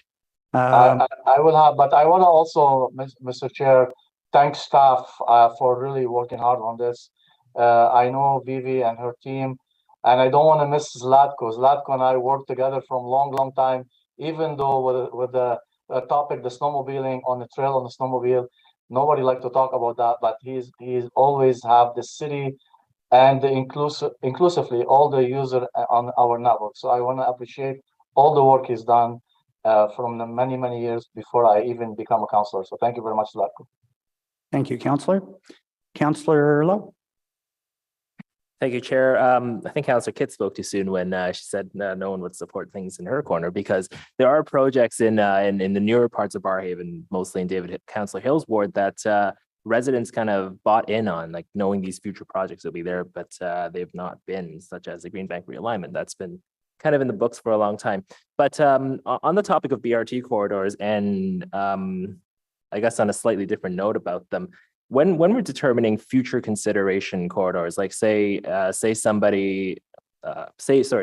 developer applies for a subdivision or something, and there's a reserved corridor that we want to include that kind of cuts right through the middle of the subdivision. I think you know which one I might be talking about.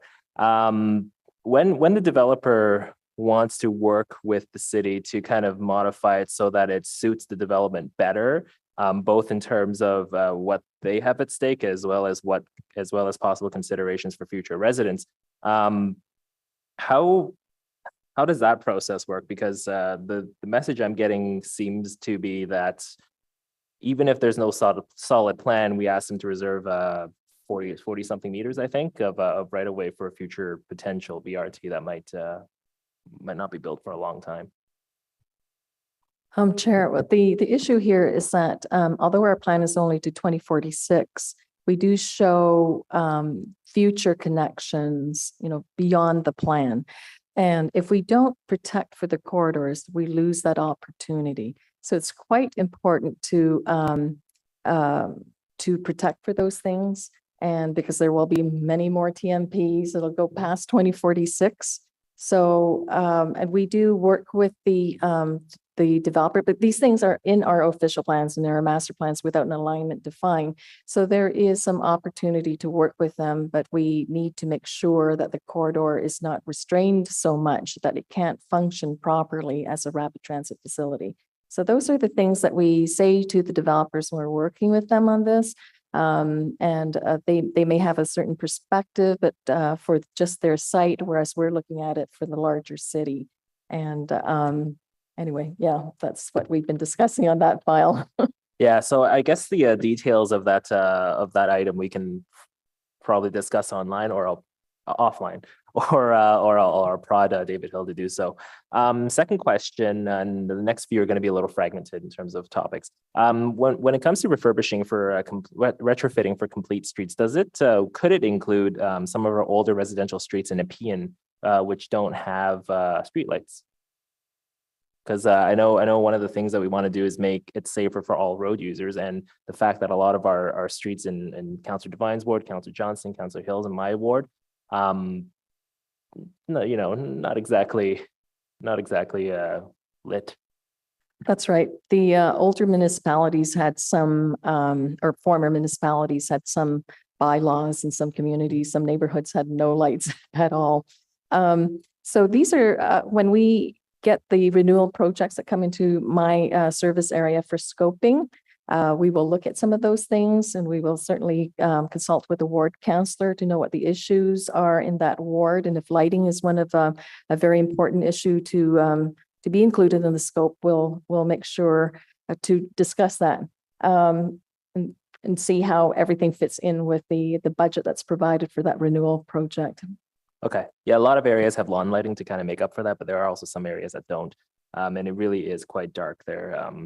Moving on to electric vehicles, as there are increases in uptake, people are also going to purchase charging infrastructure for their home. Is that a consideration when determining how much we really need in terms of public infrastructure? Through the chair, yes, absolutely. The city has a personal vehicle electrification strategy that they are working on now that considers that kind of expected addition of charging to private homes, and then looking at where from the initial discussions, we've heard that places with a lot of multi-unit residential where it's harder to add private EVs is where the on-street charging for residential purposes would be most likely to be required. So it is a separate project, but they are taking a comprehensive look at this question. Okay, last question, and I told you this would be fragmented. Moving on to the active transportation projects and the budgeting for that. Does this include refurbishment of existing facilities? Through the chair, no, that would be a separate budget altogether. So there's both the life cycle for asset management when facilities are replaced, as well as, of course, repair processes that happen at an operational level. Okay, thanks very much. That's it. Thank you, Councillor. Councillor Johnson.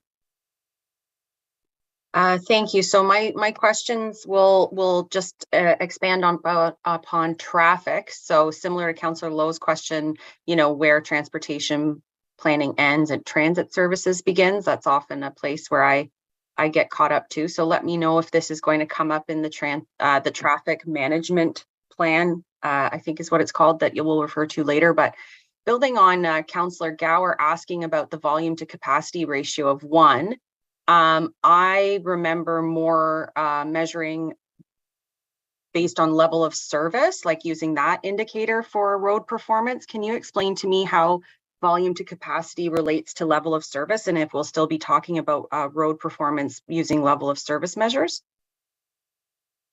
Through the chair. So for planning purposes, we talk about a volume to capacity ratio, and there are different levels of service that are associated with each of those volume to capacity ratio levels. But I do want to distinguish, there's the work that we do at a planning level to identify where road widening or new capacity projects would be required. And then there's also analysis that's done at individual intersections when you're looking at the signal timing and optimizing the operations of those intersections. And they also use volume to capacity ratios as part of that work. And those also correspond to levels of service. So we look at the volume to capacity as a way to measure the level of service, if you will, in addition to other metrics. Okay, heaven help us all. So I'm looking, I've done a bit of research about level of service and how it can sometimes negatively impact our GHG targets. You know, it's believed that a high level of service, a road that performs at a high level of service, actually decreases GHGs because cars aren't idling. But then of course, the better a road performs, then you have that mode choice improvement. People choose to drive more cars. And so it's not a perfect system. So I wonder, where will level of service and volume to capacity ratios factor into how we measure for our GHG goals?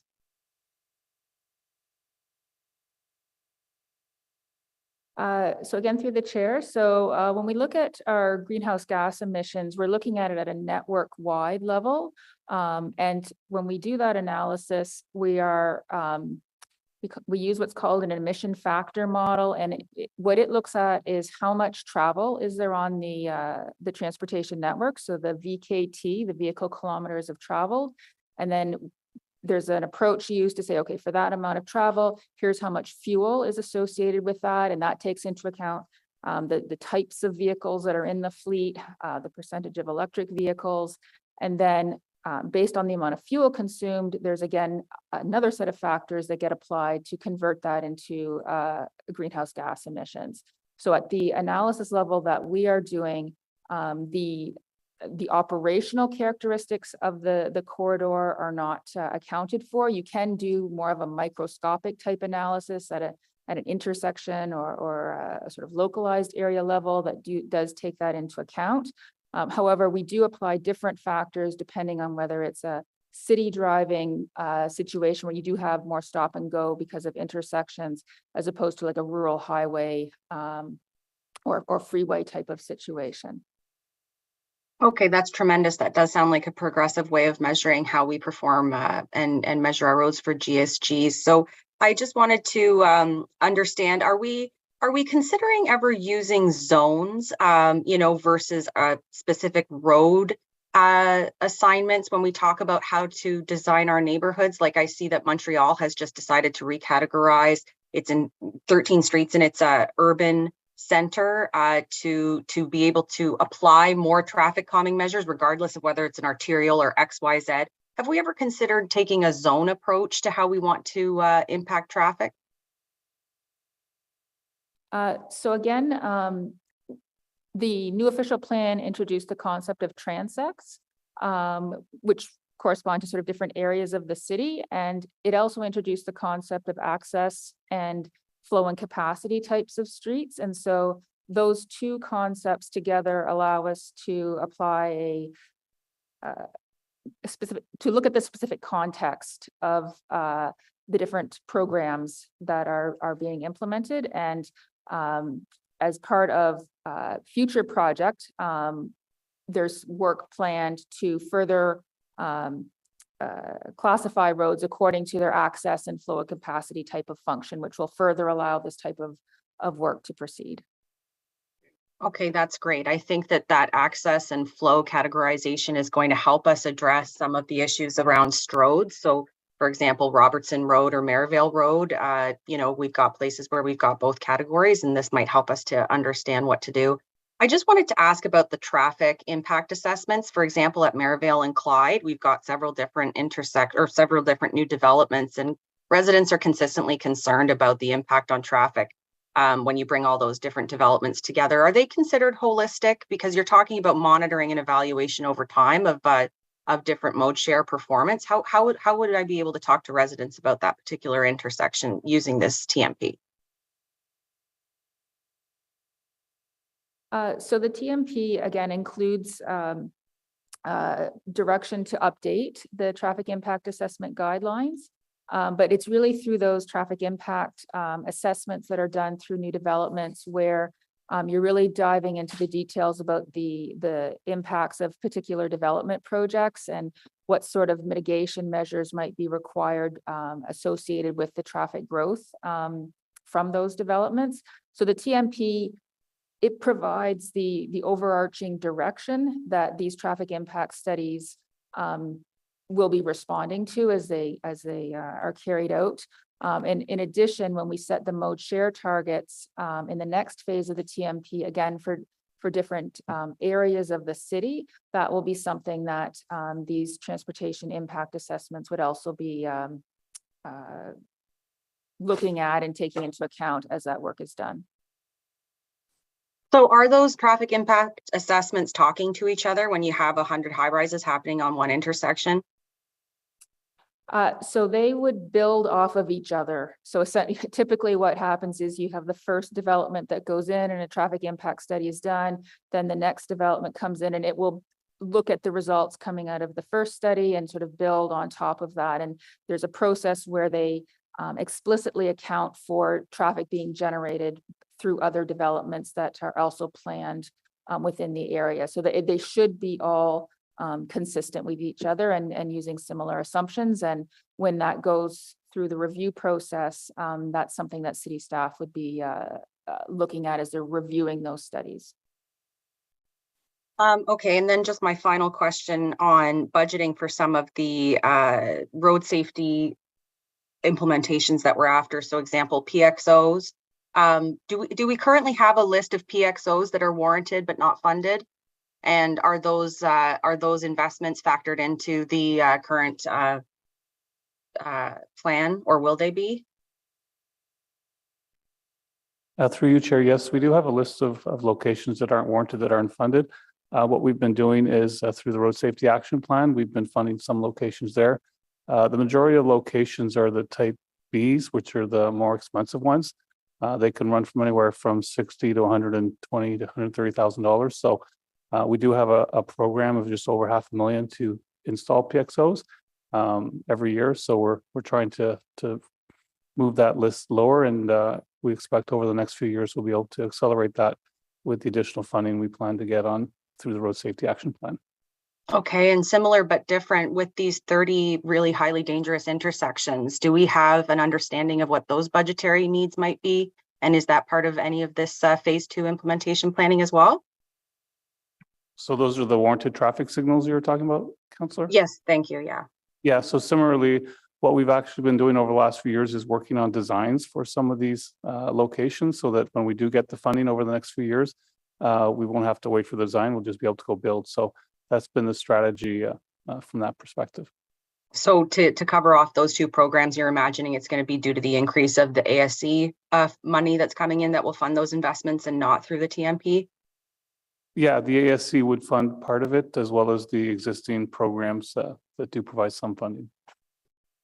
I am curious to know when we're casting out our scenarios that they might include under already existing warranted safety programs that are not being currently paid for anywhere. I think that would be an interesting conversation for the scenarios moving forward, what it might look like financially for us to just catch up. Because my concern is that we have traffic services going out and collecting data and giving us new information, and that we're getting farther and farther behind. So I don't really know where to put that, but I am very curious to know whether that might be something that we can include in the discussion somewhere. So as part of the next phase of the TMP, we will be working with finance to update the long-range financial plan and all of the different elements that feed into those financial plans. Right. Okay, perfect. Thank you. Thank you very much, Councillor. Councillor Dudas. Thank you, Chair. I mean, as I mentioned before, I think my concerns about this document are just about the lack of clarity around funding and where that's going to come from, but also just about the communications of the projects, not only to councillors, but to the community as well. As I was leading up to this meeting, I had many members of my community reach out and say, well, where is this project? Where's this one? So having heard many of the answers from staff about there's different levels of these projects, they're located in different venues, I am bringing forward a direction that would provide some clarity around this. And I'd asked Chris if you have it, if you don't mind putting it up.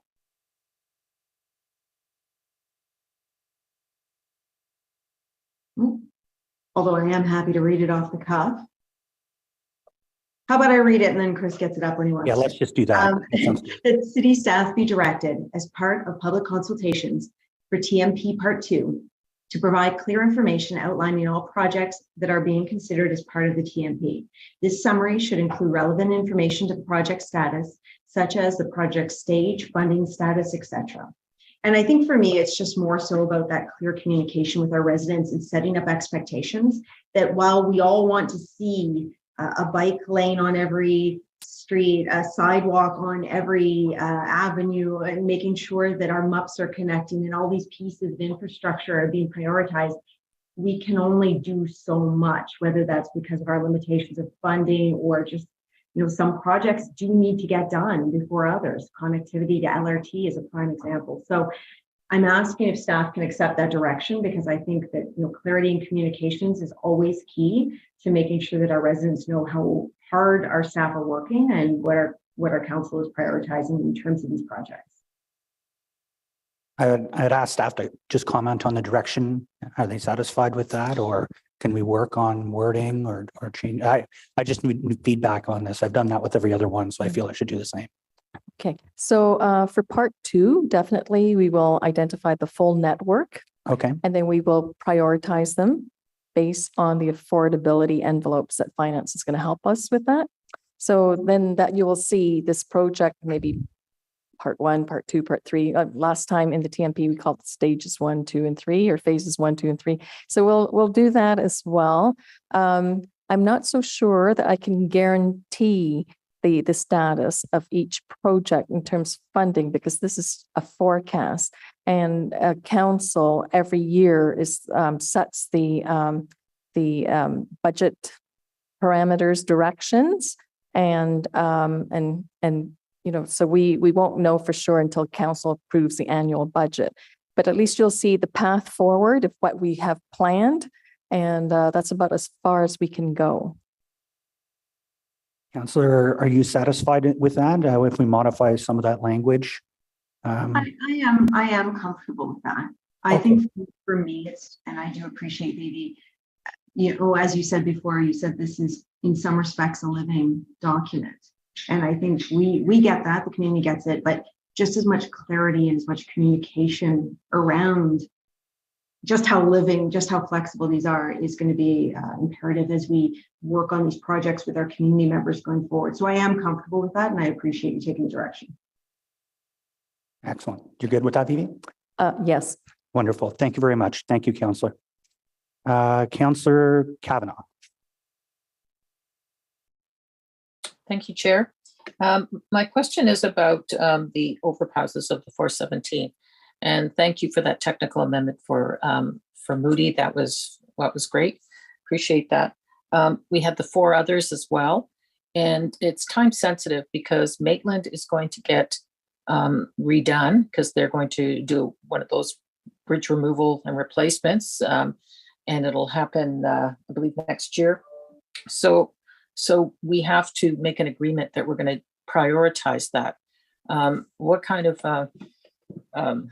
commitment can I get on that we've taken this into consideration and we're going to prioritize it, because the next opportunity, as Latko said, is 75 years from now.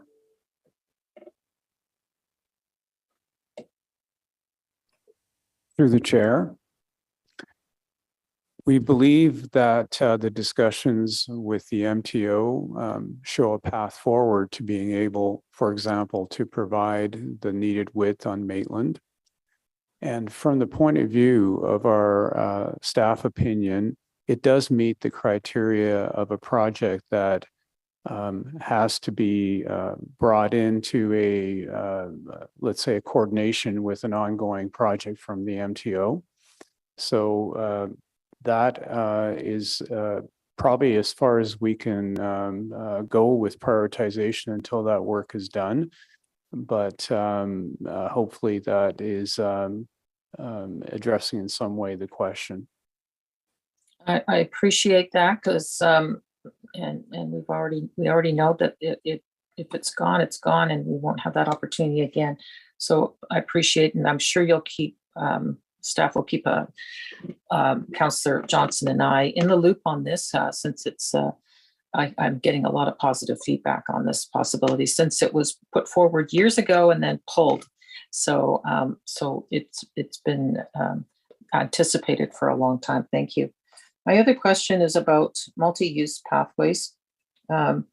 They're sometimes I call them sidewalks that you can ride your bike on because they mix people together, and in tight areas it's problematic, and it talks about it in the plan, you know, to just use them in certain cases. But I hope that we'll look at converting places where it's high volume. And that's awkward, of course, when the NCC is part of the problem. But for example, right now between Britannia and Belltown, got construction, and boy, oh boy, we have no alternative once that's closed. And for cyclists, it just shows you how dependent we are on the NCC's pathways. But they need to look at having it so that cycling and pedestrians can be safer, and sometimes they're not a good mix. Are we putting that into consideration for the future as well? Also, like in terms of working with the NCC and also our own multi-use pathways. Through the chair, first of all, in our discussions with the NCC does look at congestion on their pathways and has various mitigation strategies that they may choose to implement. Widening and separation, in fact, are things they consider. Speaking for the city, we had similar challenges with other pathways where we were able to implement a city high quality facility in parallel, and that did move some of the traffic over. And so as our crosstown bikeway network evolves and is completed, we hope we can reduce some of that pressure on these mixed use facilities. Okay, thank you. That's it. Great. Thank you very much, Councillor. Councillor Lowe. Thank you. I missed this question last round, so I'm very sorry for coming on for a third time. Regarding the first motion from Councillor Kavanaugh about walking paths and stuff to LRT stations, as part of the stage 2 communications plan, this might be a question for transit staff, I'm not sure. As part of the communications plan for stage 2, and as was exercised in stage 1, I think there was a lot of signage that kind of helped guide pedestrians towards LRT stations. So if this is also the plan for stage 2, would that motion end up being a duplication of that work by transit?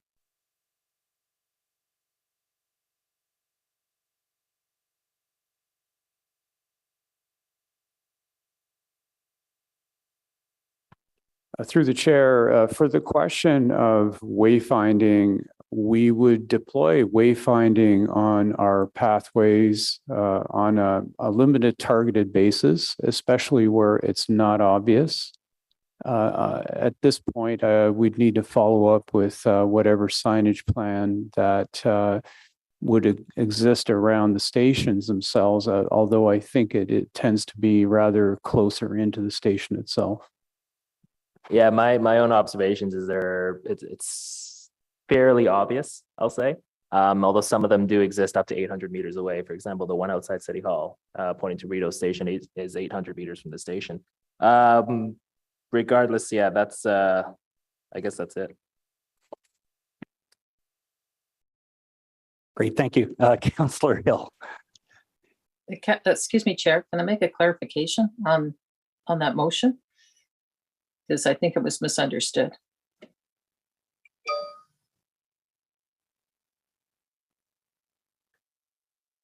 Regarding the what Councillor was asking. Okay, thank you.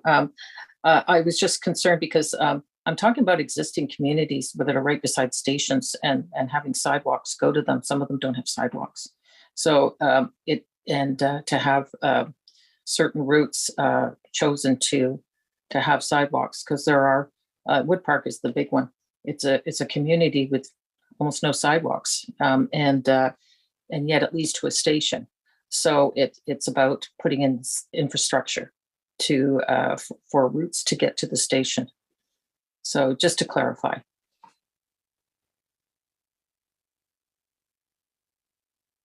Okay, thanks.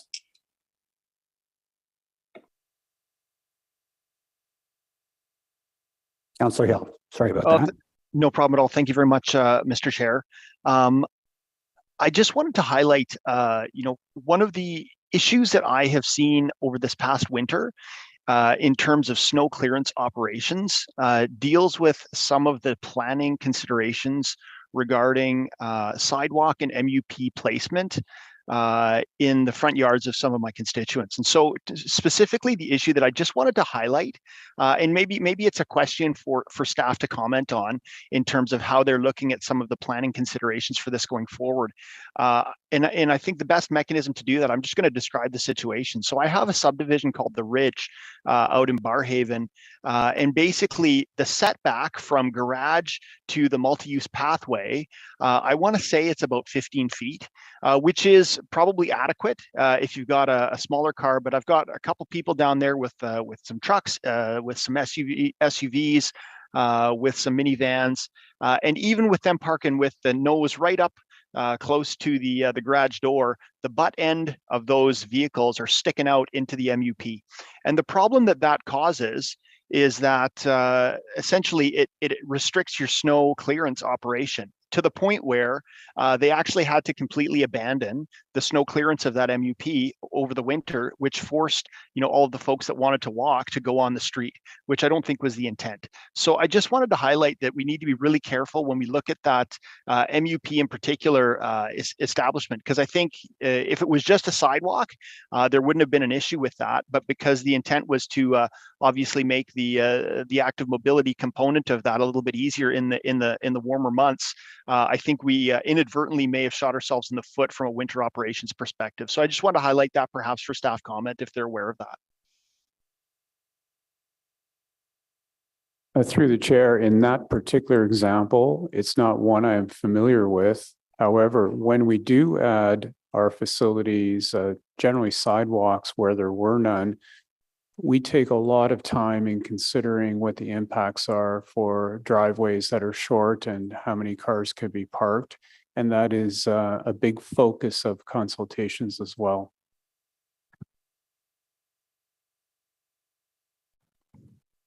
That's it, Councillor? Great. I'm looking at, I know Councillor Luloff is, well, we're at the fun point of the meeting, so I'll talk for a little bit. Maybe I'll get back in time. There he is. First of all, I want to thank all our amazing staff. We've had really good discussions today, and I think we realize how important it is, this document. I also want to thank our clerk's office and our committee chair, which Chris Z is no longer going to be the committee chair. So I want to thank him for coordinating. Yeah, we'll give him a round of applause for that. And another extremely valuable asset in our city that has been fully committed to the TMP and to cycling in the city, Zlatko. Zlatko's decided to move along from the city, and a major loss for the city and a major loss for us, but good on yourself. And I want to thank you, and a round of applause for Zlatko. We're going to miss you. So I have cleared this with the clerk's office. I'm allowed to do that. The 4 motions from Teresa Kavanaugh, if no one wants any of those items held, Are those 4 motions carried? Carried. Say again? Dissent on the LRT walking path one. Okay.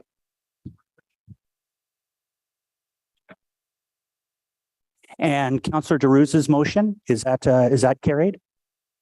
Great. And on the main item, is that main item carried? Great. Thank you very much, everybody. And so we'll just move along to, yeah, well, that's been noted.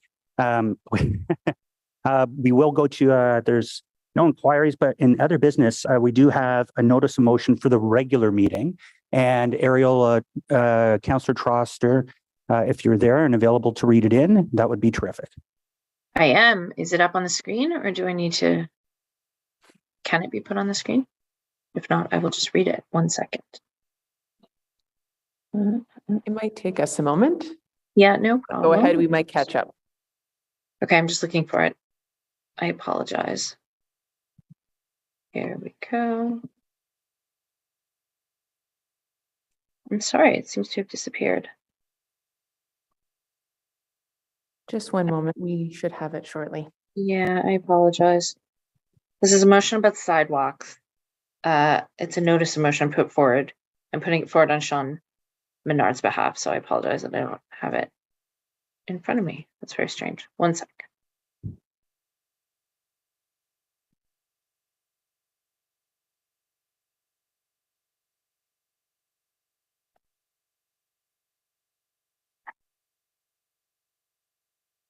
We have it on the screen now, I believe. Okay, thank you.